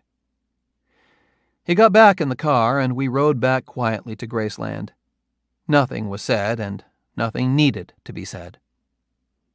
I went on a few of those rides to Forest Hill through the years, and I was with Elvis the day he went to the monument maker across from the cemetery to sketch out his own design that he wanted added to the stone, a design that included a Star of David, a crucifix, and the Bible quote, "Not my will, but thine be done." In all the years I knew Elvis, these trips were the only times I witnessed him openly demonstrating his feelings for his mother. As on that first trip, he never said a word about her. And perhaps he wanted me with him because I had lost a mother too. But we never talked about that either. Elvis's readings had taken a decidedly spiritual turn, a turn very much encouraged by the well-read and spiritually minded Larry Geller. Larry was still officially working as Elvis's hairstylist, but it was clear that Elvis valued the esoteric discussions he could have with Larry even more than he valued the haircuts. And while Larry still sometimes had some trouble mixing in with the Memphis guys, I found him a very interesting and likable personality. Elvis devoured the books Larry suggested to him, and then expanded his reading list to include works he discovered on his own. It wasn't unusual to sit up late at night with Elvis and hear him discuss the intricacies of books like Autobiography of a Yogi, Khalil Gibran's The Prophet, The Impersonal Life by Joseph Benner, or Cairo's Book of Numbers. Elvis hasn't ever gotten much credit as a thinker, but it was striking to me back then how much he struggled to make sense of the life he was blessed with, and how hungry he was for a sense of meaning and purpose. He hadn't had the opportunity for a formal education, so he'd sometimes head down a path that would turn out to be unsatisfactory or just too far out, but eventually he'd sense that happening, and with a little more education I think he might have understood better what he was looking for and how to look for it. Elvis was always a little embarrassed about his lack of formal education, and he was well aware that he was seen by many as a poor, dumb Southern country boy who had gotten lucky. But I have to say that I learned more from him in our late-night conversations than I ever learned from anybody else. And if I could get any moment back with him, I'd ask for one of those nights. He and I staying up late, chugging Mountain Valley water, and seeking out the meaning of life. Living at Graceland, it wasn't only Elvis that I got closer to. I also began to develop a much closer relationship with his father, Vernon, and with the young woman he had chosen to share his home and life with, Priscilla Beaulieu. A lot of the guys did not have warm feelings toward Vernon, primarily because of his perceived role as tight-fisted money handler and bearer of bad news. Elvis never wanted to be the bad guy. If someone was going to be fired, Vernon conveyed the message. There was also some resentment toward Vernon because of the perception that he didn't have the skills to match the supervisory position he was in around Elvis. But I don't think Vernon gets enough credit for rising to the occasion the way he did. He was a dirt-poor working man who suddenly found himself managing the personal affairs and finances of the world's biggest superstar. And he did a pretty good job of it. Given the spending habits of that superstar, I don't think a team of expert accountants could have done any better. Some of the guys joked that Vernon was just plain cheap, because if Elvis wanted something special for Graceland, Vernon's idea of going upscale was to shop at Sears. True, but understanding how he and his family had lived for so long with nothing and how hard they had worked, it made sense that he knew the value of $1. And it definitely helped to have Vernon watching the checkbook when Elvis went on a buying spree. Compared to some of the folks I'd known in North Memphis, Vernon struck me as being fairly sophisticated, always looking like a kind of poor man's Clark Gable. He wasn't really one of the guys and never tried to be, but I always enjoyed talking with him in his office out behind Graceland. He had both a sense of calm and a dry, offbeat sense of humor. And I can picture him shuffling in from the office and coming through the kitchen, stopping over every pot to take a little taste, pinching up some greens here, some chicken there, and giving a little grunt that meant the meal was going to turn out all right. Priscilla Presley is one of my dearest friends today, but in the early days at Graceland, our relationship was a distant one. It had to be because Elvis didn't really want the guys to be close friends with Priscilla, especially not a younger, single guy like me. He didn't want her to be considered one of the guys. She was to be respected as lady of the house. So even though I lived in the same house, I was a friend of Elvis's and knew Priscilla only as his girlfriend. As Priscilla has said, she and I were growing up together at Graceland. But at first, there wasn't supposed to be much of a direct friendship between us. And this was fine by me. After the Paula Tyden incident, I had no desire to test Elvis's jealous streak again. But I know the general situation was hard for Priscilla. In early 1963, she had left her family in Germany and come to Memphis to finish high school and to gradually become a full-time Graceland resident. Priscilla was shy, quiet, stunningly beautiful, and it was apparent that she and Elvis were deeply in love. But I know it wasn't easy for her to step into what had been essentially a bachelor's world. She was with the man she loved, in a house she could only have dreamed of, but I don't think her dreams would have ever included Jerry Schilling in the basement, Marty Lacker in the annex, and a football squad of strange guys coming and going at all hours of the day and night. Priscilla didn't fall in love with us. She fell in love with Elvis and wanted a life with him. On the guy's side, we had been used to Elvis's having girlfriends who had very little impact on the way things worked around him, but Priscilla was someone on a much different level, and it took some adjusting to on all sides. The delicacy of the situation became clear to Priscilla and me one night after an encounter in the Graceland kitchen. I was pouring myself a glass of milk when Priscilla walked in, and it was the first time I saw her not looking great. She looked like maybe she had the flu, eyes red and watery and face flushed. "Are you feeling okay, Priscilla?" I asked. "Yeah," she said weakly. "Are you sure?" "Yeah, I'm just tired." She went back upstairs, and I went out to the back room of the house. It seemed like that was that. except that now I became aware of some very loud voices upstairs. Priscilla did not have the flu. What I hadn't known in the kitchen was that Elvis and Priscilla were in the middle of a hellacious argument. They were both furious with each other over something, and Priscilla, after bursting into tears, had come downstairs just to take a breather. When she went back upstairs, the fight started all over again, and one of the first things she said to Elvis was, "At least Jerry Schilling cares about how I feel." This was not a good thing to say to an already angry Elvis. I took a seat in the back room of the house, joining a couple of the other guys there. The noises continued upstairs, but I became more focused on the football game the guys were watching on TV. All of a sudden, Elvis stormed into the room, so agitated he couldn't quite stand still.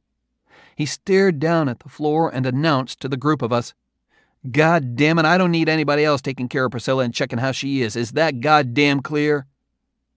The other guys nodded, though they weren't quite sure what Elvis was talking about. But I knew exactly what he was talking about and who he was talking to. He didn't wait for any answer from anyone and just stormed back out of the room and up the stairs.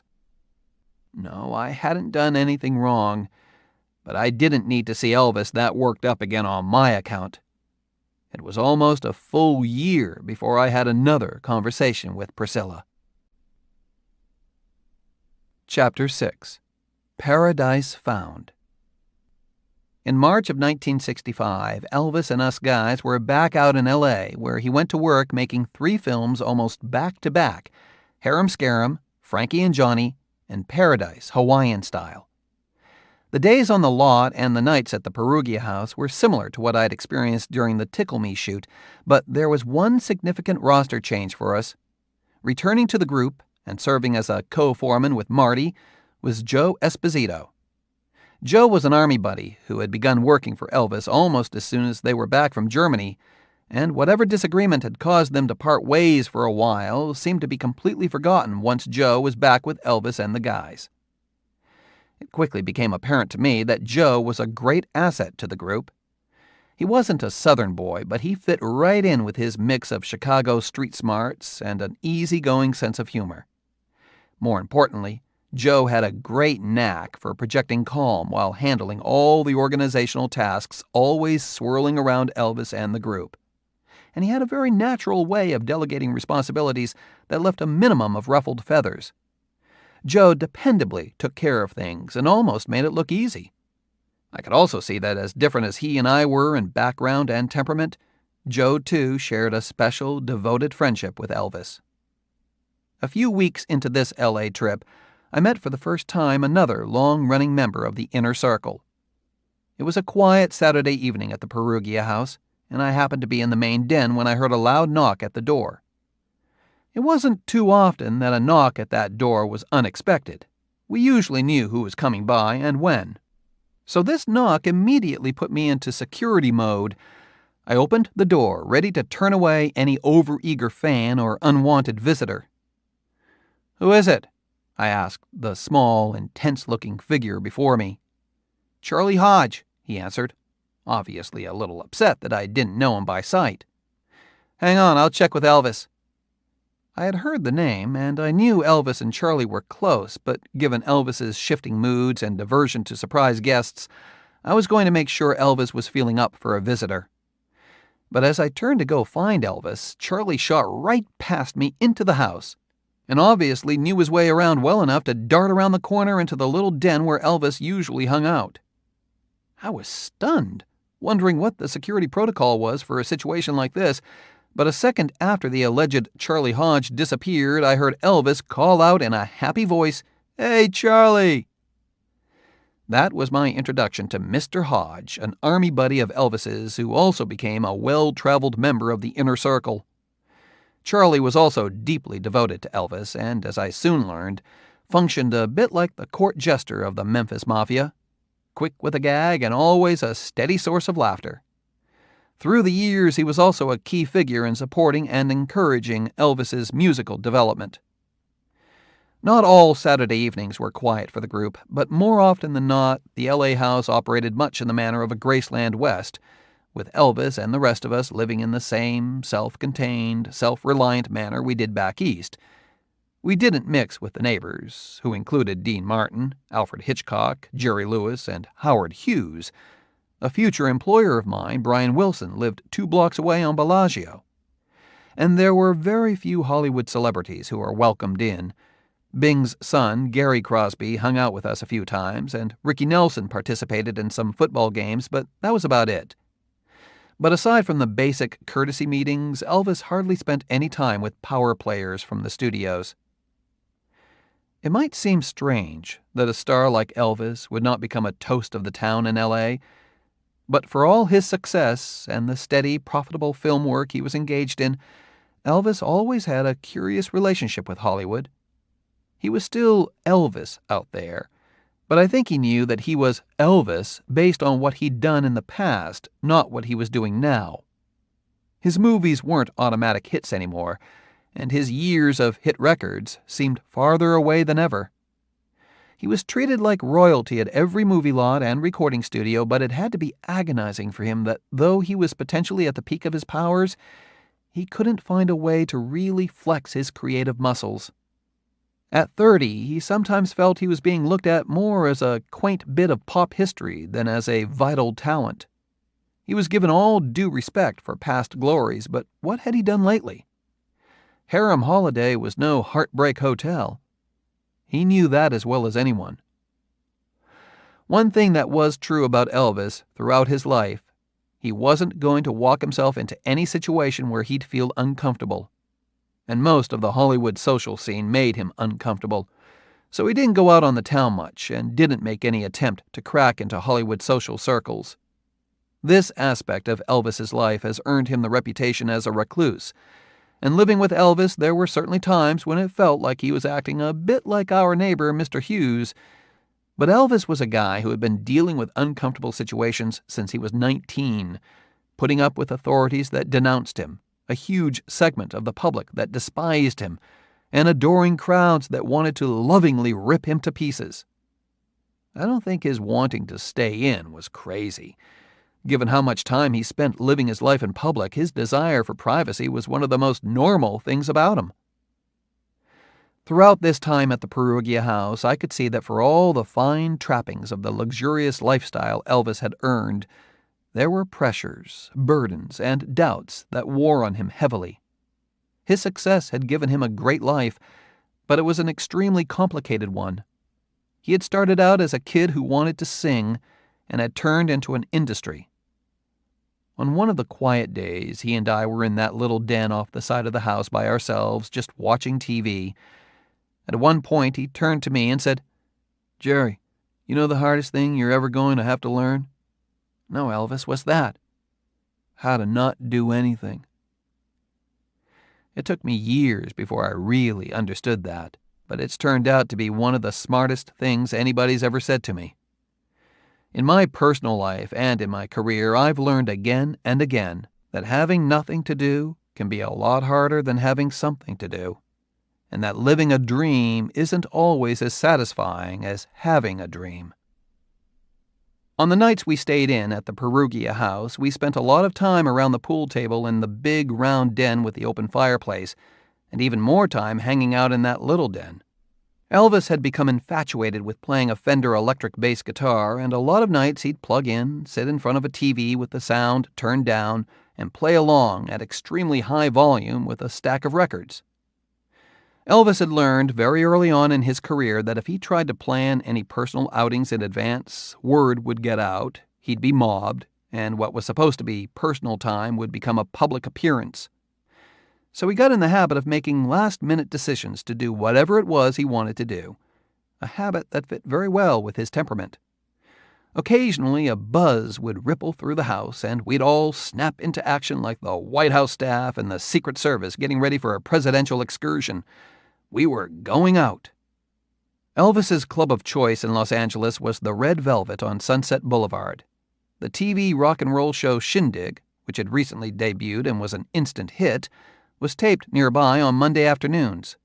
Monday nights, guys from the house band, the Shin Dogs, and some of the artists that appeared on the show would head to the Red Velvet afterward, One of those shindogs was a twangy guitar player named James Burton, later a member of Elvis's band.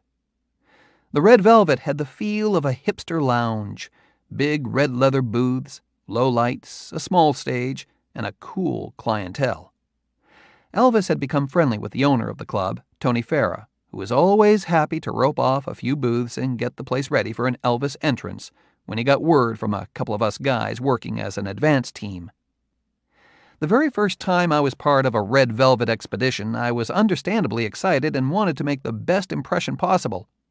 The guys had started making Saturday shopping trips to the Fred Siegel store to pick up clothes for ourselves and Elvis, and I put on what I thought was my best Siegel-bought stuff to go out. As I left my room to head toward the door, I passed Elvis, who was looking killer sharp in his black pants and tailored jacket with the collar up. He just glanced at me and said, "You better get ready, Jerry. We're going out." Obviously, I had not passed muster.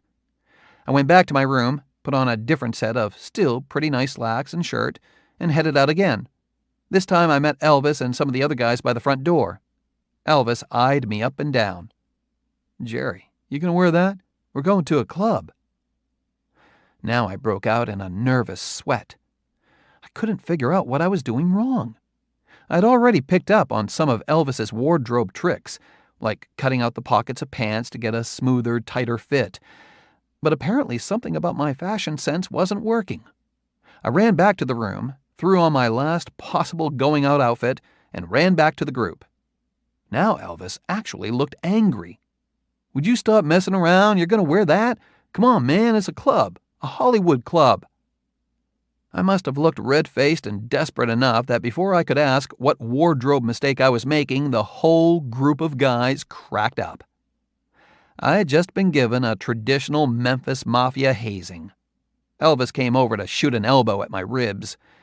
My red face might have clashed with whatever I had on, but it didn't matter. I'd be riding with Elvis for a night on the town. At the Red Velvet, we mixed with members of acts like the Buffalo Springfield, the Righteous Brothers, and a Memphis trio called the Guillotines, who had scored both a Shindig appearance and a Phil Spector recording session. It's surprising how low-key it felt to be hanging out with some of the hottest names on the LA music scene at the time.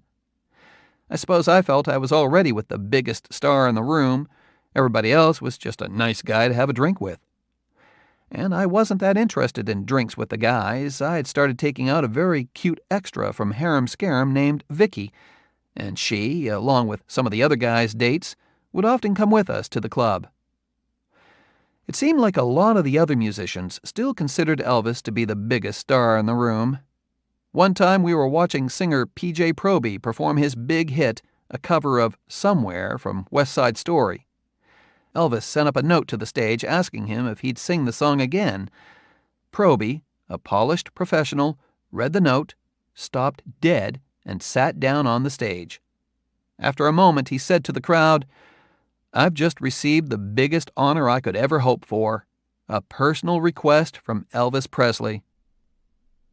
Around our work and home schedules, I started making some outings of my own. Elvis was still passionately interested in explorations of spirituality and was constantly poring over his collection of books, marking them up and occasionally reading out sections to some of us. I got the feeling that some of the other guys saw this as the weird side of Elvis, something that just had to be put up with. Their attitude toward Elvis's books was no doubt colored by their strong antipathy toward Larry Geller, who was always much more of a California dude than a Memphis fella. But I was fascinated by the fact that Elvis was still curious and hungry for education, and that sharpened my own hunger for knowledge. So in the spring of 1965, I worked for Elvis by day and started taking classes at UCLA at night. Back in my high school football days, I had always nursed a dream of playing for USC, but working for Elvis, we drove through the UCLA campus in Westwood almost every day to get to our regular market, or a pharmacy, or a pizza place. I fell in love with that sprawling, stately campus and realized how much I actually missed being a student. So I signed up for some anthropology and history classes there to pick up my last credits toward a degree. While I didn't hear anything directly from the guys about my new nighttime activity, I'm sure they took it as evidence that I too was getting weird. Why would anybody in their right mind choose to go back to school? As it turned out, some nights I might have learned more by staying home. In one class, we were going to discuss something about the dynamics of social structure and the power of popular culture. I opened up my textbook, and there was a picture of Elvis. I had a brief temptation to shout out, "Hey, I just walked down the hill from this guy's house," but I kept quiet.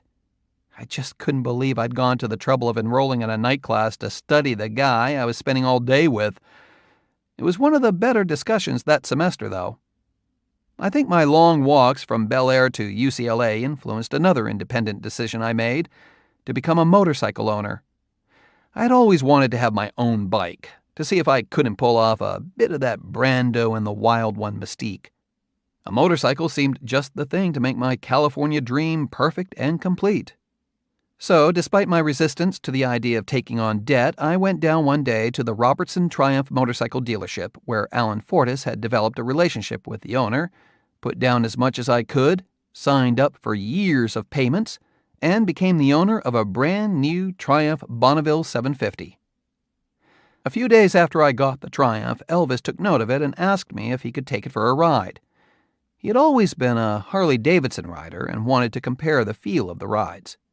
He rode around the circle in front of the Perugia house and into Bel Air a little bit, then came back and casually told Alan Fortas that he wanted everybody in the group to have a Triumph Bonneville, and he wanted his guys to have the bikes that night. Alan soon discovered that there were only 3 Bonnevilles at the Robertson lot, and those were in crates, not fully assembled. Alan must have called every Triumph dealer in Southern California, and by midnight we had 9 Bonnevilles being uncrated and assembled in the Perugia front yard. 3 hours later, we had all of them roaring away through the streets of Bel Air. When George Klein came out for a vacation visit and guest DJ'd at KFWB, the #1 rock station in town at the time, he'd send out mysterious dedications to the Bel Air Bonnevilles and then play an Elvis record. The Bel Air Homeowners Society was a little less impressed with us and threatened to have Elvis kicked out of the neighborhood if there was any more late-night rumbling. Elvis's response was to buy a truck and trailer so that all the bikes could be hauled in and out of Bel Air with minimum noise.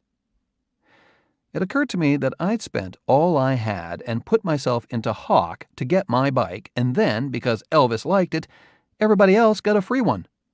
But within days, the unfairness of the situation must have occurred to Elvis, too.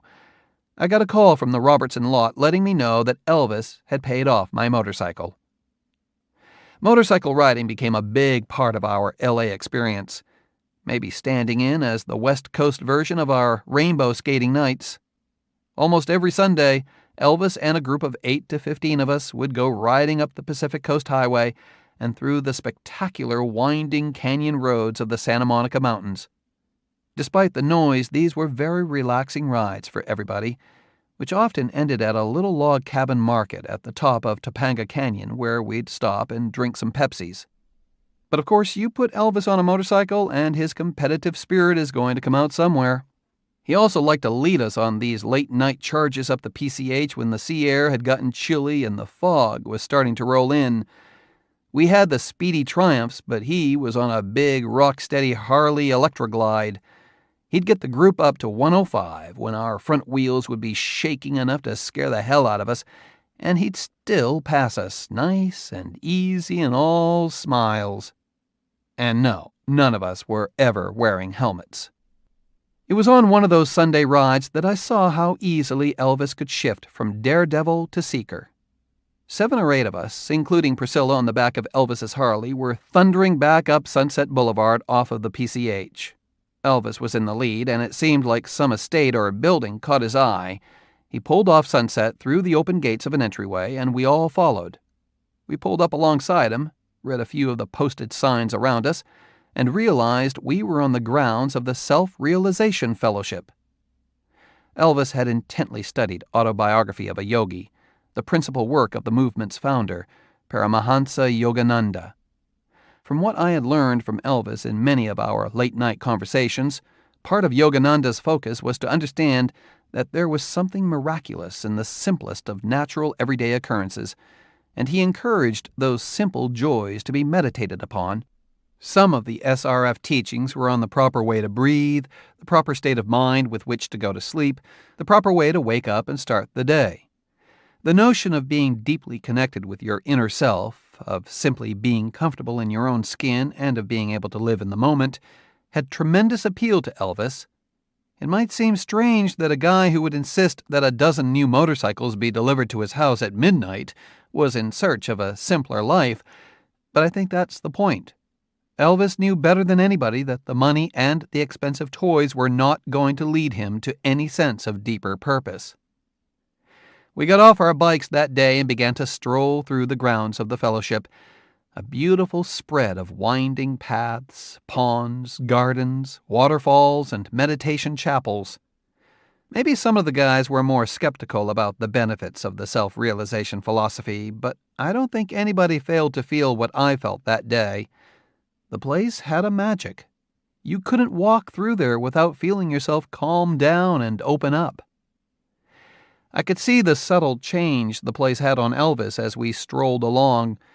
He seemed to let himself relax and let his defenses drop. At the same time, he did not exactly slip into meditation mode. After a while, I could see a kind of antsy energy get the better of him. If a taste of tranquility was this good, then Elvis wanted access to the fellowship's deepest secrets of the soul as quickly as possible. He had a long talk with Brother Adolf, one of the fellowship members on the grounds, and a guy who seemed to take in remarkably casual stride the fact that Elvis Presley had dropped in. Elvis learned that the leader of the movement was now a woman named Dayamata, who had been personally tutored for the position by Yogananda. Dayamata stayed at a separate, private retreat up on Mount Washington, east of Hollywood. In the weeks that followed, Elvis got permission to visit Dayamata, and many times I accompanied him up to her home, a place that had the feel of a wealthy estate, religious shrine, and working farm all at once. Again, whatever quibbles one might have had with the SRF philosophy, the Dayamata was prime evidence that the practices worked.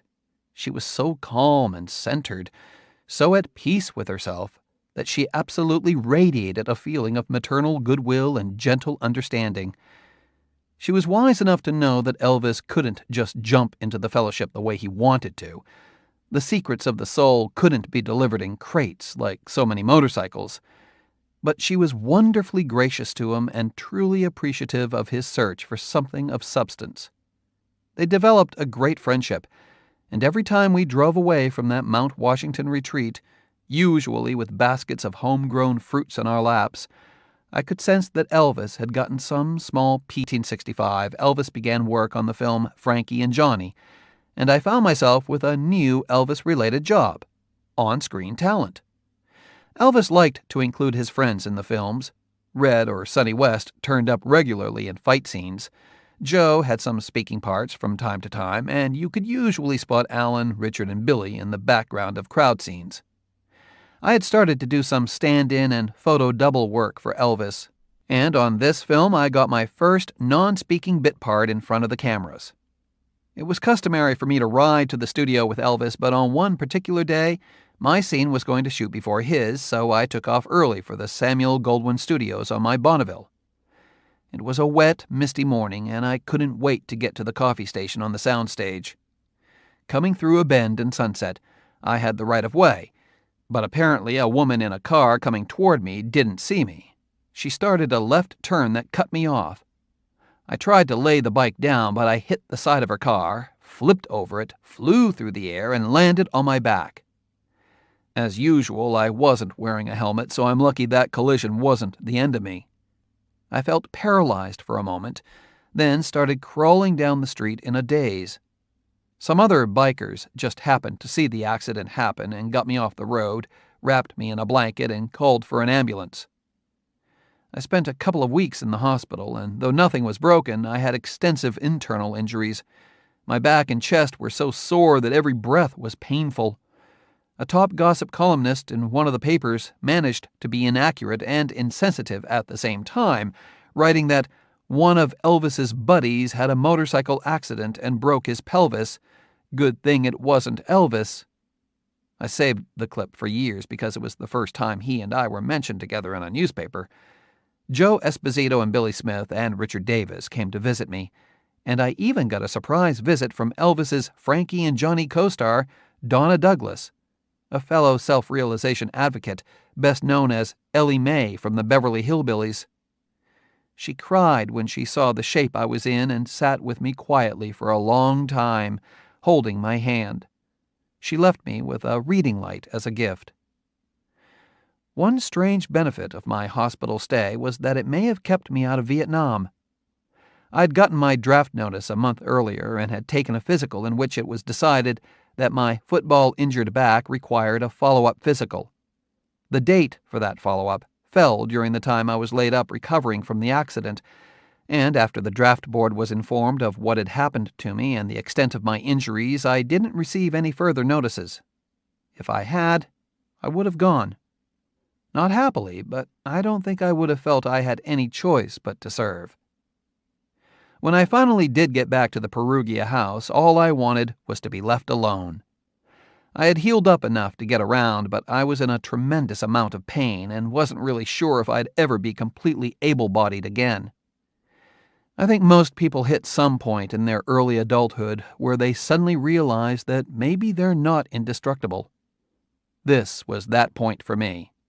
The constant pain had me frustrated, and the frustration led to depression.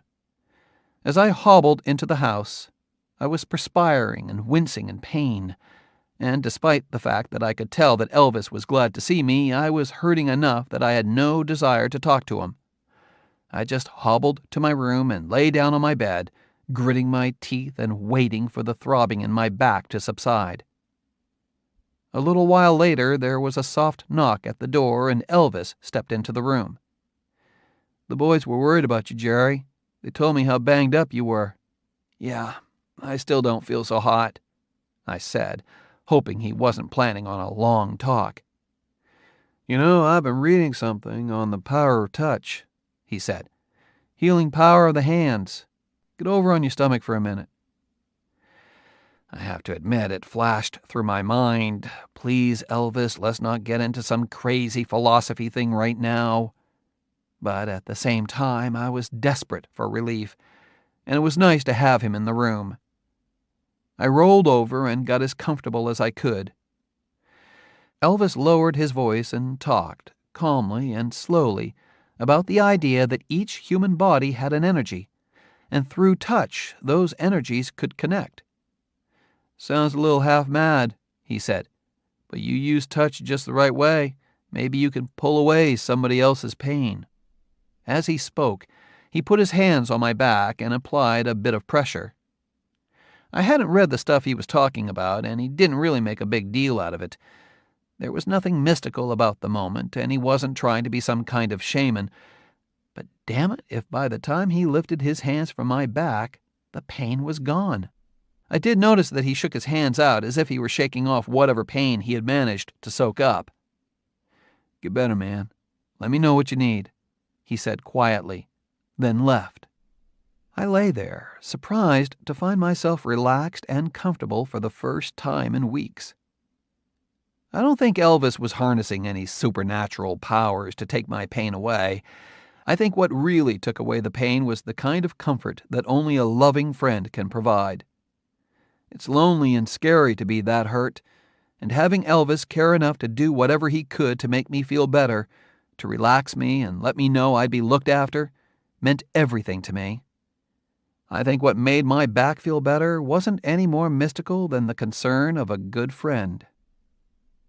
That summer, my father came out for a visit, traveling in his usual vacation custom with two women, my stepmom, Lula, and Helen, the same friend of theirs that had been with us in Miami almost a decade before. We spent some time at the Perugia house where my father finally met Elvis. Elvis was extremely gracious and courteous, and said some very nice things about me to my father. I could see that little twinkle in my dad's eye. He liked knowing that I was doing okay for myself. I showed the visitors all around Los Angeles, and since the 4th of July fell during their trip, we decided we'd do something special that day. We'd take a ferry out to Catalina Island for lunch and be back in time for a homey backyard fourth party that Joni Esposito and some of the other wives were organizing. It was a great day, with Dad and the two ladies duly impressed by everything they saw. But after we got up to Perugia, Mike Keaton pulled me aside. "Listen, I thought you should know. Marty was real upset about you taking off today. I don't know what he might have told Elvis." Mike was one of the most solid and down-to-earth of the guys, and also one of the quietest. When he did speak up about something, it was worth paying attention to. I thanked him for the heads up. The party was a pleasant family-style backyard barbecue, and just as it was starting to get dark, Elvis made his entrance. Even at his own parties, he could make a hell of an entrance. He said his hellos, and after a while came over to where I was standing with my father and the ladies. "Did you take your daddy out to Catalina today?" he asked. "Yeah, Elvis. We had a nice time out there." He smiled and nodded. "Well, I'm proud of you. That's a real nice thing to do." Whatever the guys had been worried about, it wasn't bothering Elvis at all. He did have his black moods, and he had a temper, and sometimes he could be unreasonable, but a lot of times it was the personal politics around him that created more worry and fuss than anything he did. The temper and the moodiness were part of his makeup, but most of the time Elvis chose not to let them affect the way he treated other people. Looking back on all our time together, what's remarkable to me is not the handful of times that he did let a crazy temper get the better of him. What's remarkable is that, with all that went on in his life, most of the time he chose to be a nice guy. By the end of that summer, I was healed up enough from my bike accident to be back as a full-strength member of the Elvis team, and as preparations were made for the filming of Paradise Hawaiian Style, my job profile came to include an interesting duty. Because the film would include a couple of weeks of location shooting in Oahu, Colonel Parker was going to get to the island first and make sure everything was properly organized for Elvis. On such trips, the Colonel would travel with his chief lieutenant, Tom Diskin, and would also bring along one of Elvis's guys to take care of personal and security arrangements at the hotel we were using. This also meant that the Colonel, in his inimitable way, could keep tabs on the information flowing in and out of Elvis's inner circle. For this particular trip, he was also bringing along his wife and his teenage step-granddaughter, Sharon. I was the Elvis guy picked to travel with them. My security duties included making sure that access to the floor Elvis would be on could be controlled, and making sure that the hotel was going to allow us use of back doors and staff elevators. The primary concern was making sure that Elvis could be kept safe at the hotel and on the set, but I also made sure he could be comfortable, arranging for a piano to be brought to his room, and making sure that room service would have some of his favorite foods available at the hours he was most likely to want them. I took my responsibilities very seriously, but it was an education to witness the Colonel in action. He always maintained his outsized presence and bluff demeanor, but he backed it up with masterful organizational skills. From finalizing contracts, to working out police escorts, to overseeing special conditions on the set, there wasn't a single detail that the Colonel was not on top of, and not a single deal in which he didn't get the special treatment he was after for his client. In addition, he expertly worked press and publicity angles, creating an interest and excitement in the film that otherwise would not have existed. The Colonel may not have had a clue as to how to address Elvis's creative frustrations or spiritual questions, but he demanded that Elvis be treated as the biggest star in the world, and in his ability to have those demands met, he was astounding. My time in Hawaii started off in almost surreal fashion. On my first afternoon there, while the Colonel was off for a nap, I wandered down to the pool at the Ilikai Hotel, found a seat at a table near the poolside bar, and decided to order up the first Mai Tai of my life. I noticed a large table of guys who were talking and laughing it up together, and I was just a few sips into my drink when one of them started waving me over. I got up to approach and quickly realized that the guy doing the waving was actor Richard Harris, the great, angry young man of British film, who had sometimes been described as England's Brando. I thought he was great as a particularly angry rugby player in This Sporting Life, and I was also quite sure that he had no idea who I was. But that didn't seem to matter. He had me pull up a chair and join him and the members of his film crew from the epic production Hawaii. And before long, he was talking to me like his new best drinking buddy, telling me all sorts of stories about his adventurous career. We proceeded to drink the afternoon away. Richard put down cocktail after cocktail while I took my time with the one Mai Tai, which was strong enough to knock me back to my room for a nap later on. By the next day on the island, I realized that brushes with celebrity were nothing compared to the sheer natural beauty of the place I found myself in. Spectacular beaches, gorgeous mountain vistas, lush greenery, that sweet, balmy air that made every breeze feel like a kiss. I couldn't imagine any paradise better than the Hawaiian-style one all around me.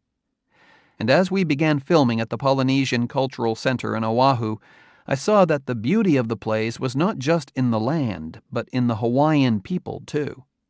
The center had been founded by the Mormon Church just a couple of years before we got there, as a means of preserving the traditions of many of the South Pacific islands, Hawaii, Samoa, Fiji, Tahiti, and others, as well as offering a chance for some higher education to young islanders.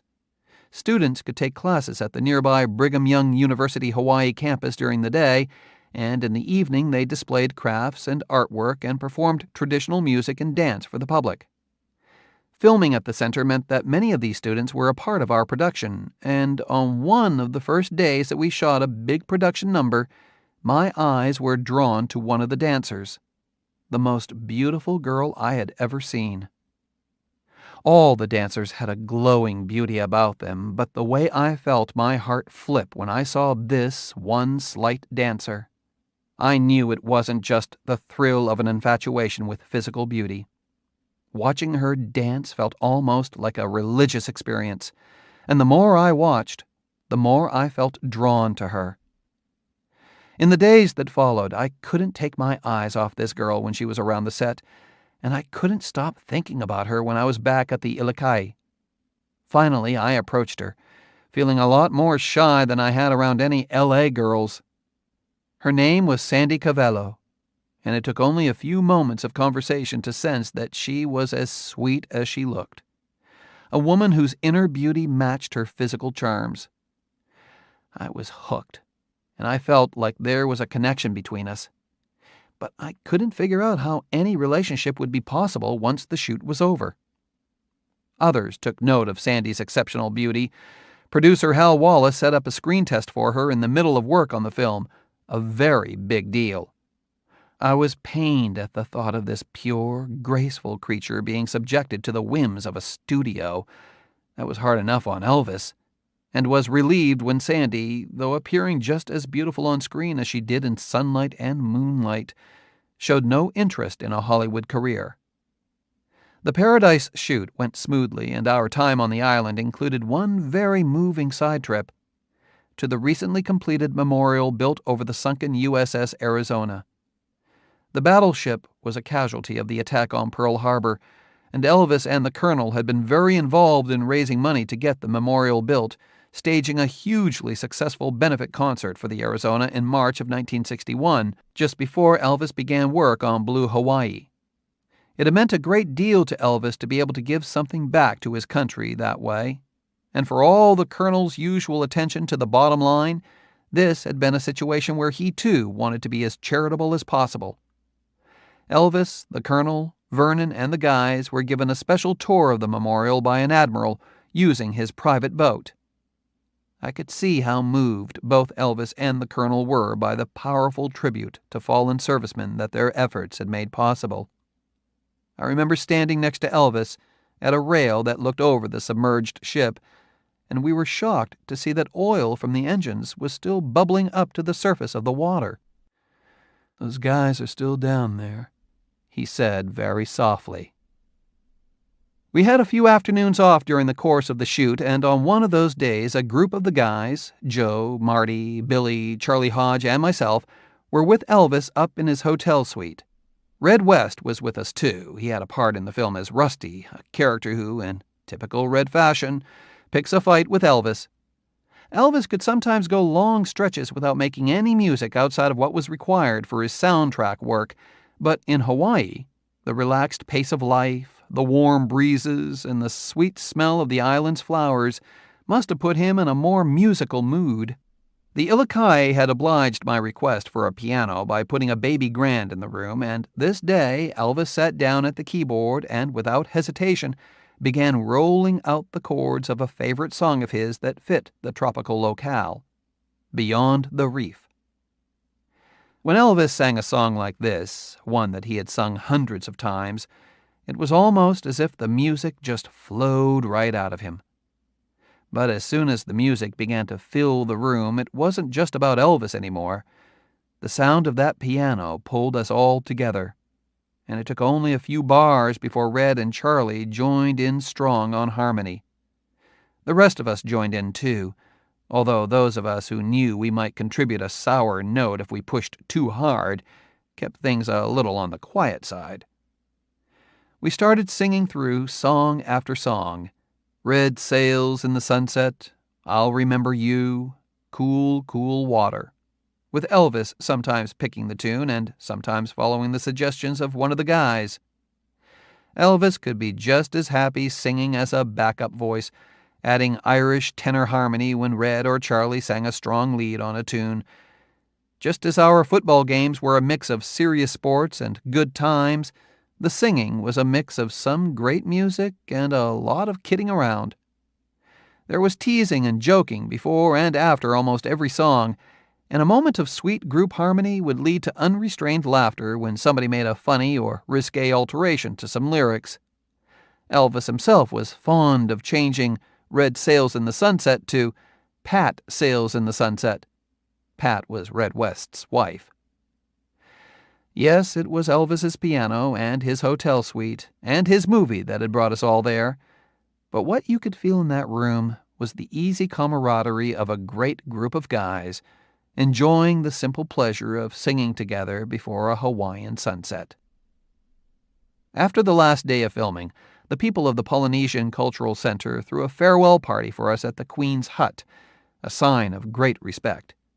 It was a private affair, with students performing special dances just for us. Sandy performed a hula that had my heart in my throat. She was so pure and so radiant. All the wonderful performances started having an emotional impact on me that night. In some ways, we were simply in the middle of business as usual, putting together another Elvis film. But his connection to Hawaii and the Hawaiian people was deeply felt, and the open-hearted affection, respect, and appreciation they poured back at us was overwhelming. I wasn't the only one who responded to the emotions of the night. I rode back to the hotel sitting next to Elvis, and in the quiet hum of the drive, I turned to look at him. There were tears running down his face. It's one of the few times I ever saw him moved enough to cry. My emotions got worked up all over again as we headed for the flight that would take us back to Los Angeles. Just as I was starting to reconcile myself to the fact that I'd never see Sandy again, she appeared with a special intricate flower lei for me that she'd made herself, her way of letting me know that our brief time together meant something to her as well. I've never been much of a letter writer, but I spent just about the entire flight back to the mainland composing a love letter to Sandy, and I sent it off to her as soon as I got hold of an envelope and a stamp.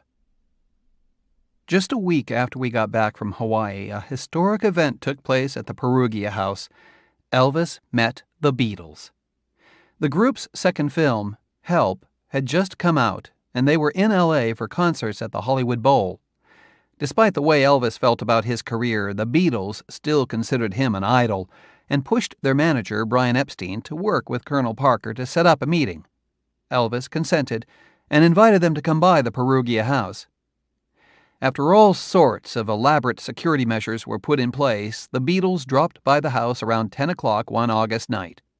Career-wise, the Beatles were at the top of their game, putting out #1 records, garnering enthusiastic critical praise for their films, and creating pandemonium at all their sold-out concert appearances.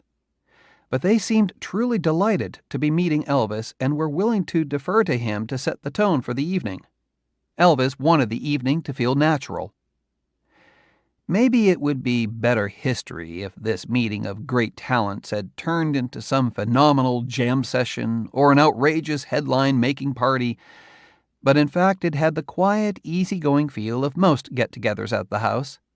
Well, as quiet and easygoing as is possible when you've got Elvis, the Beatles, Colonel Parker, Brian Epstein, and some Colonel-provided roulette wheels together in the same room. It's been reported that Elvis cold-shouldered the Beatles that night, or that he wasn't happy to have them in his house, but what I saw was Elvis welcoming them into his home the way he would anyone else, as Elvis. The guy was never a phony, and I never saw him change the way he acted to try to make any particular impression on the people he met.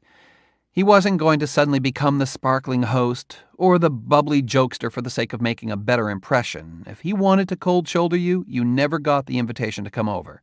But if you were invited, you got Elvis. Things were a little awkward at first as introductions were made, and there was a lull when everyone first sat down together. But Elvis broke the ice by saying to the Beatles, "If you're just going to sit around and stare at me, I'm going to bed." Elvis and the guys began to laugh, and once the Beatles realized they were dealing with someone who shared their skewed sense of humor, everybody got along great. At some point, Elvis pulled out his Fender bass and began to play along with records, impressing Paul McCartney. One of Elvis's favorite tunes at the time was Charlie Rich's Mohair Sam, and he could really nail the bass line. Elvis also clearly got a kick out of some of the freewheeling banter of John Lennon, and they talked about their shared love of the films of Peter Sellers. I think for a good deal of the evening, George was out back smoking something or other and kicking philosophical ideas around with Larry Geller. I hooked up with Ringo at the pool table, and we took on a team of Billy Smith and Mal Evans, the Beatles' tour manager. We won. Throughout the night, I kept finding myself bumping into John Lennon, and in our bits of joking conversation, we seemed to connect pretty quickly.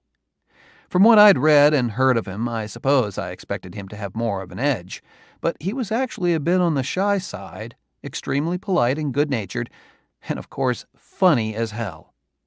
He came up to me as the Beatles were finally getting ready to head back to the house they were staying at up in Benedict Canyon, a house that Elvis had considered renting for himself. "Jerry, I know Elvis can't get out, but if you want to come over to our place over the next 3 days, feel free." I thanked John, but I knew I wouldn't take him up on the offer. I was a Beatles fan and thought John was a tremendous guy, but I wasn't quite so independent a spirit as to start hanging out with the Beatles on my own. The next day I was up before anyone else at the house and decided to go for a motorcycle ride. After my accident, my Triumph had been beautifully rebuilt, customized, and repainted shades of metallic blue at no charge by the Robertson garage. There had been a multitude of fans trying to make their way past the police to Elvis's house all night, and as I prepared to speed off, I noticed one straggler who had made it up to Perugia, a beautiful blonde girl. I could appreciate how good-looking this girl was, but the sight of her just reminded me of how much I missed Sandy Cavallo. I was ready to drive on by when the blonde held up a hand to stop me. "Can I get a ride down to Sunset?" she asked. It seemed a little extreme to say, "No, I love a girl in Hawaii," so I indicated that she could hop on. I didn't say a word to her as we drove down to Sunset and began heading east. Finally, she broke the silence. "You know, the Beatles are in town," she shouted over the noise of the revving engine. I'm not sure what came over me. After all those years of being so secretive about my Elvis connection, all the situations where I could have dropped names or used my Elvis status to impress but didn't, I found myself wanting to show off a bit. "You want to meet them?" I shouted back. She laughed in my ear, as though she assumed I was kidding but wasn't quite sure. With perfect movie timing, I turned just before the Beverly Hills Hotel, gunned the bike up Benedict Canyon, and headed to the Beatles' pad.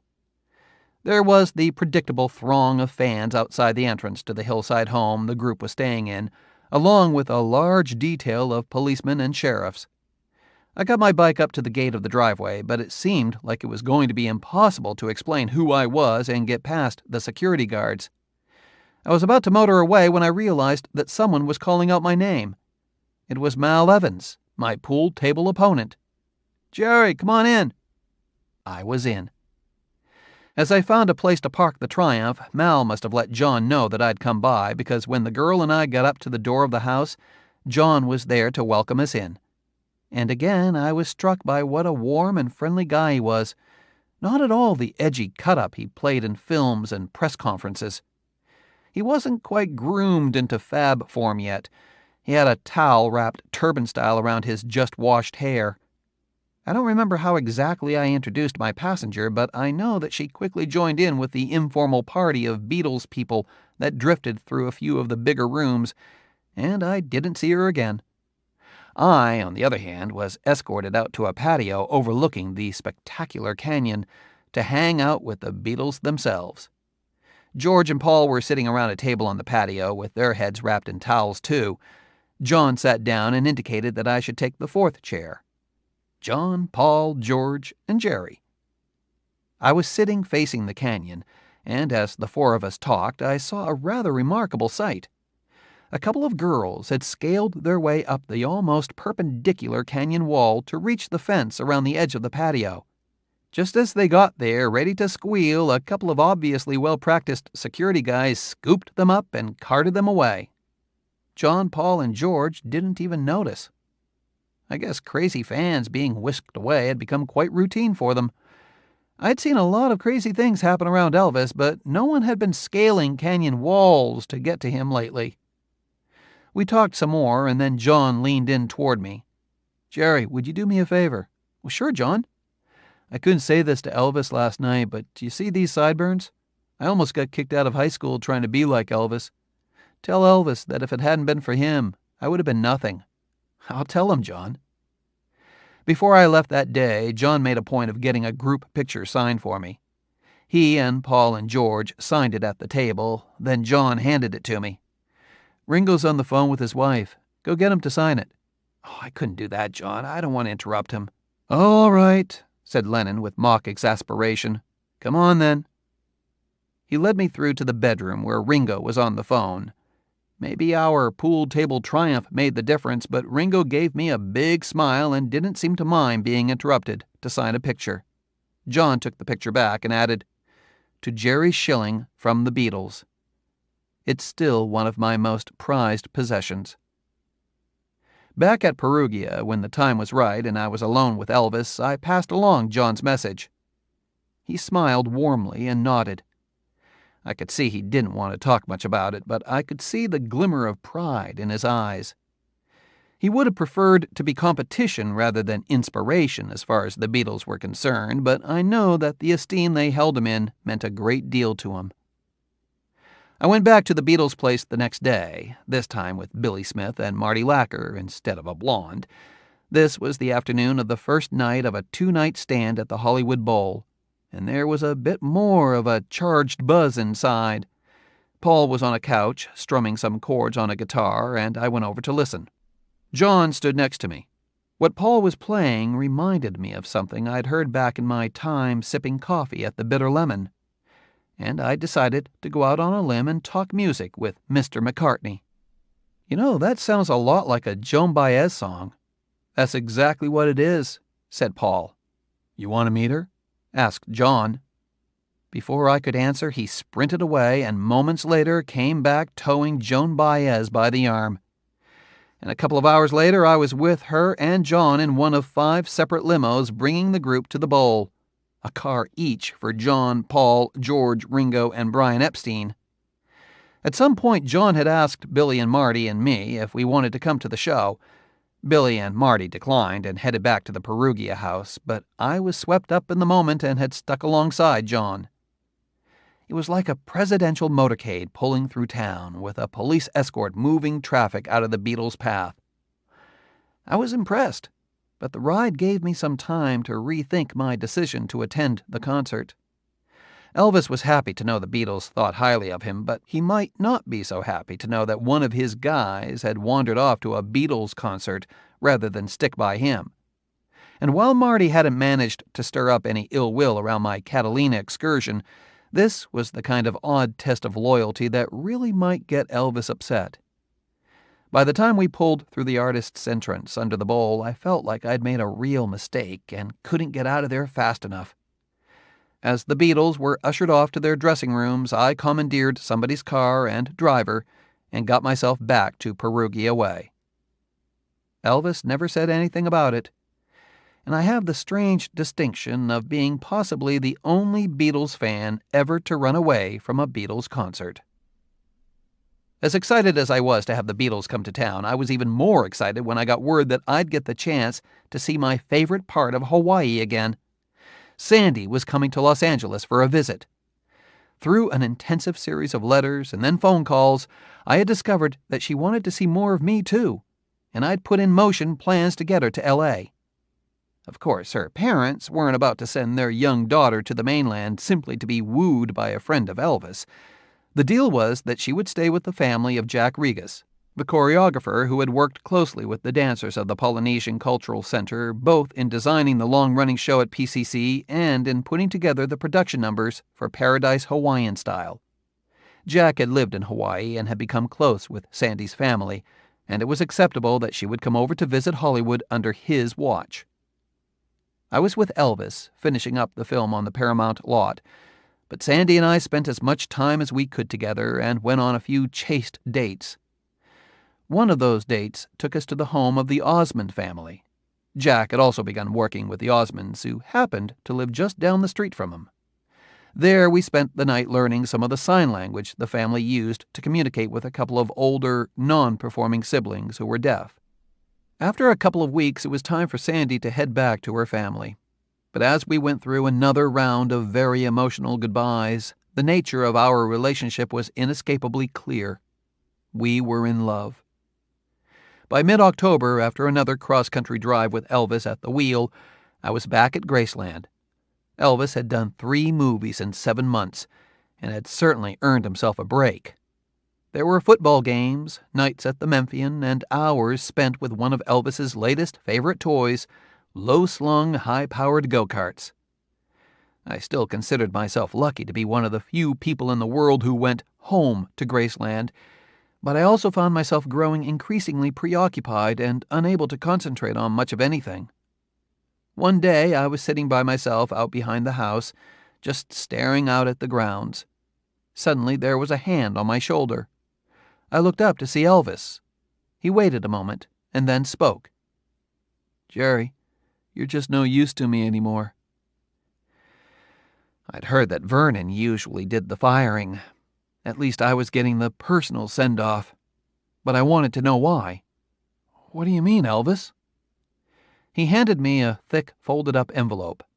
I opened it up and was quite surprised to find that I was staring at an open-ended round-trip ticket to Hawaii. I looked back at Elvis, unable to speak. "Go get her, man," he laughed. "Bring her back. Then maybe I'll be able to get some work out of you." Soon I was back in Oahu, living in the Polynesian motel near the Cultural Center and waiting for Sandy to have some free time between her classes and her dance performances. She brought me fresh fruit every morning for breakfast on our way to the campus, and every time she left I was overcome with loneliness, counting the minutes until I'd see her again. In some ways, my romantic circumstances hadn't changed too much from all those times in New York that I had waited for Carol Cook, but it was a lot nicer to be stuck on a Hawaiian beach than in a New Rochelle basement. I started spending a lot of time with Sandy's extended family, who lived in traditional Polynesian style in a collection of humble homes overlooking a bay on the west side of the island. It wasn't always easy to understand each other. Most of her family spoke a mix of Polynesian and Pidgin English, but they were incredibly welcoming and friendly, and they accepted me and made me feel at home. I was a part of family luau's and even developed a taste for the dried octopus the women prepared on the family clotheslines. The only trouble I had fitting in was when Sandy's brothers took me out fishing. The smell of captured sea turtles mixing with the fumes from the small outboard engine and the non-stop rocking of the boat reduced me to a violently seasick haole, visiting white guy. By the end of my visit, Sandy and I were more in love than ever, and I had earned enough trust with her parents that they agreed to a rather unusual plan for their daughter. When she finished her studies for the term, she could come visit me in Memphis. That Christmas season was probably the happiest I'd ever had. I was living at Graceland, back to staying up late for deep conversations with Elvis, and waiting for the beautiful girl I loved to come be a part of my life. Only one thing bothered me. Getting a motorcycle from Elvis was one thing, but it seemed like my own pursuit of true love should have been paid for by me. I made a plan with Vernon that a few dollars would be subtracted from my paycheck each week until my ticket was paid off. I think Vernon was a little shocked that one of the guys was actually trying to give money back to Elvis, but he agreed to the plan. When Elvis eventually found out what I'd done, he was surprised too, and appreciative. The price of one plane ticket didn't mean anything to him, but I know he understood the feeling behind my settling of the debt. Graceland at Christmas time was always beautiful. The trees in front of the house were lit from beneath with soft-colored lights, decorations were everywhere, and there was a life-size nativity scene on the hill outside the front door. The place became a social hub, with all sorts of people coming by to pay their regards. This was also a time when Elvis was at his most generous. A few days before Christmas, he'd sit in the living room with his father and go through a list of 50 local Memphis charities he had asked the city to provide for him. He'd go through the list and ask Vernon questions about the groups. Vernon would have done his research and could tell Elvis exactly what each of the wide-ranging charities did and who they were helping. Every year, each of the charities on the list got a $1,000 check from Elvis.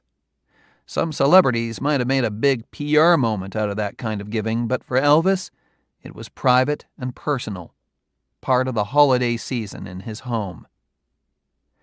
Elvis was better at giving than receiving, and as one might imagine, he was a hard guy to pick out a present for.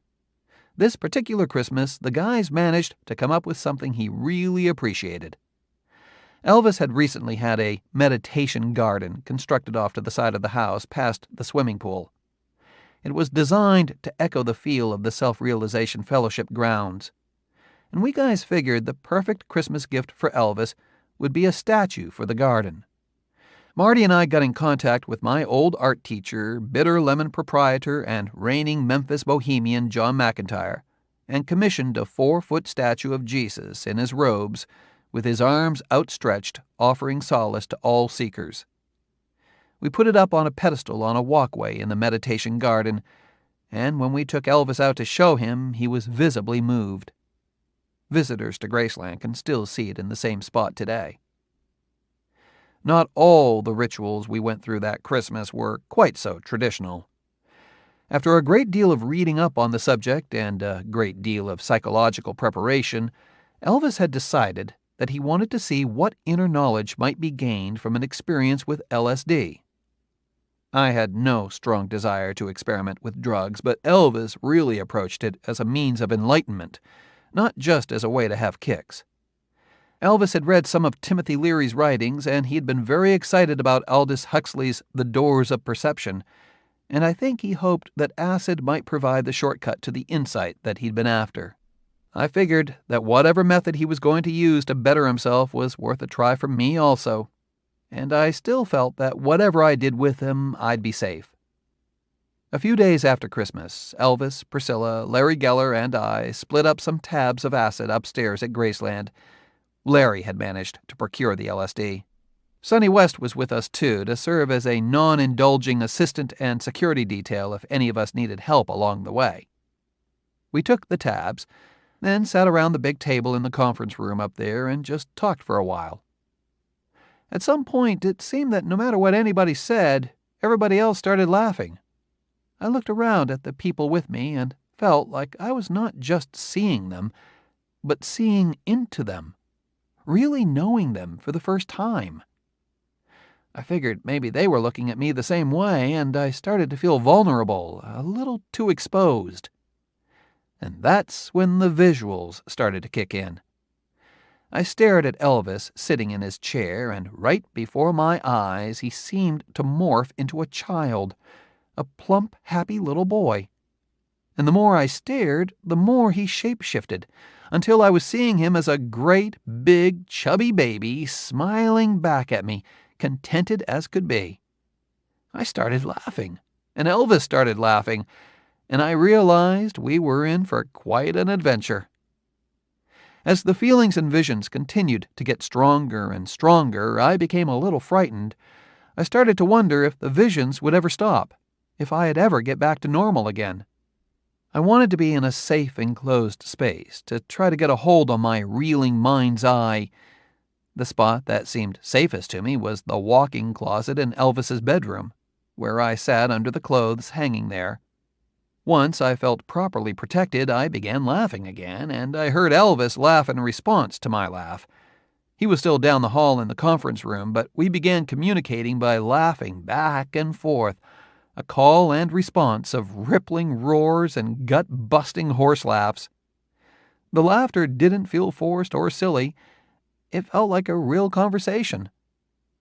When the laughter finally subsided, I peeked out from under the hanging clothes around me and saw an attractive creature, half cat and half woman, sort of rubbing and clawing its way along the bedroom wall and then stopping before a mirror. Priscilla, looking striking and beautiful and lost in a world of her own. After a while, Elvis, Priscilla, Larry, and I regrouped on the huge bed in Elvis's room. Elvis flicked on the TV that was mounted from the ceiling above the bed. We looked up and were immediately sucked into the Time Machine, the somewhat disturbing George Pal adaptation of the H.G. Wells story, starring Rod Taylor and a cast of future world mutants. It was a film we'd enjoyed before at Memphian screenings, but something felt a little off to me this time. The plot of the film somehow expanded around Rod and the mutants to include all of us on the bed. I felt like we were all in the movie, and that everything Rod and the other characters said applied to us. At some point, it occurred to the group that nobody had eaten for 10 or 12 hours. Pizza sounded like a good idea, and Sonny made the call to have some delivered. When they finally arrived, they smelled great. But I noticed something unusual. From the bottom of the crust to the topping, the pies looked to me to be about 3 feet thick. I had no idea how I was going to get my mouth around something like that. From the looks on my partners' faces as they tried to handle a slice, I could tell I wasn't the only one overwhelmed by the idea of wrestling our way through the mozzarella and pepperoni in front of us. Sonny had no problem knocking off a couple of slices, but the rest of us realized that food and LSD were not a great mix. After a few hours, when the drug's charged edge had started to wear off, we all went outside to walk the grounds. It was a misty morning, and the drops of dew seemed set on the grass and trees like so many jewels. For a good deal of the trip, I had felt set deep inside myself, my sped-up mind somehow apart from my slow-motion body. Now, drops blown off the trees in the morning breeze landed on my skin and served as a cooling come-down. I felt back together, and was both relieved to be at trip's end and thrilled at what we'd experienced. I also felt a rush of emotion for my fellow seekers. I guess everyone felt that, because I do remember that we all began to open up a bit, telling each other how important we were to each other, what good friends we were, and how much we loved being together. So much always went unsaid between all of us, but this was one of those rare and real times when everyone, even Elvis, spoke openly about our feelings and our friendship. Then, absolutely exhausted, we split up and went to bed. I remember that as I drifted towards sleep that night, it occurred to me that I had in fact achieved a kind of enlightenment, but it had come in a way I hadn't expected, and ended up feeling more personal than spiritual. I didn't feel elevated to some higher plane, but I did feel I'd been on an amazing adventure that would always be a part of the way I looked at things. The drug didn't deliver instant knowledge or awareness, but it pulled you on a journey that felt both noble and ridiculous. a jolting mix of self-realization fellowship and the fairgrounds pippin'. Seeing that little boy inside Elvis was an insight I knew I'd hang on to. Pizza a yard thick? Maybe there wasn't so much of a lesson there. Allowing ourselves to experience life in such a different way and giving each sense a new power of discovery was worth the trip.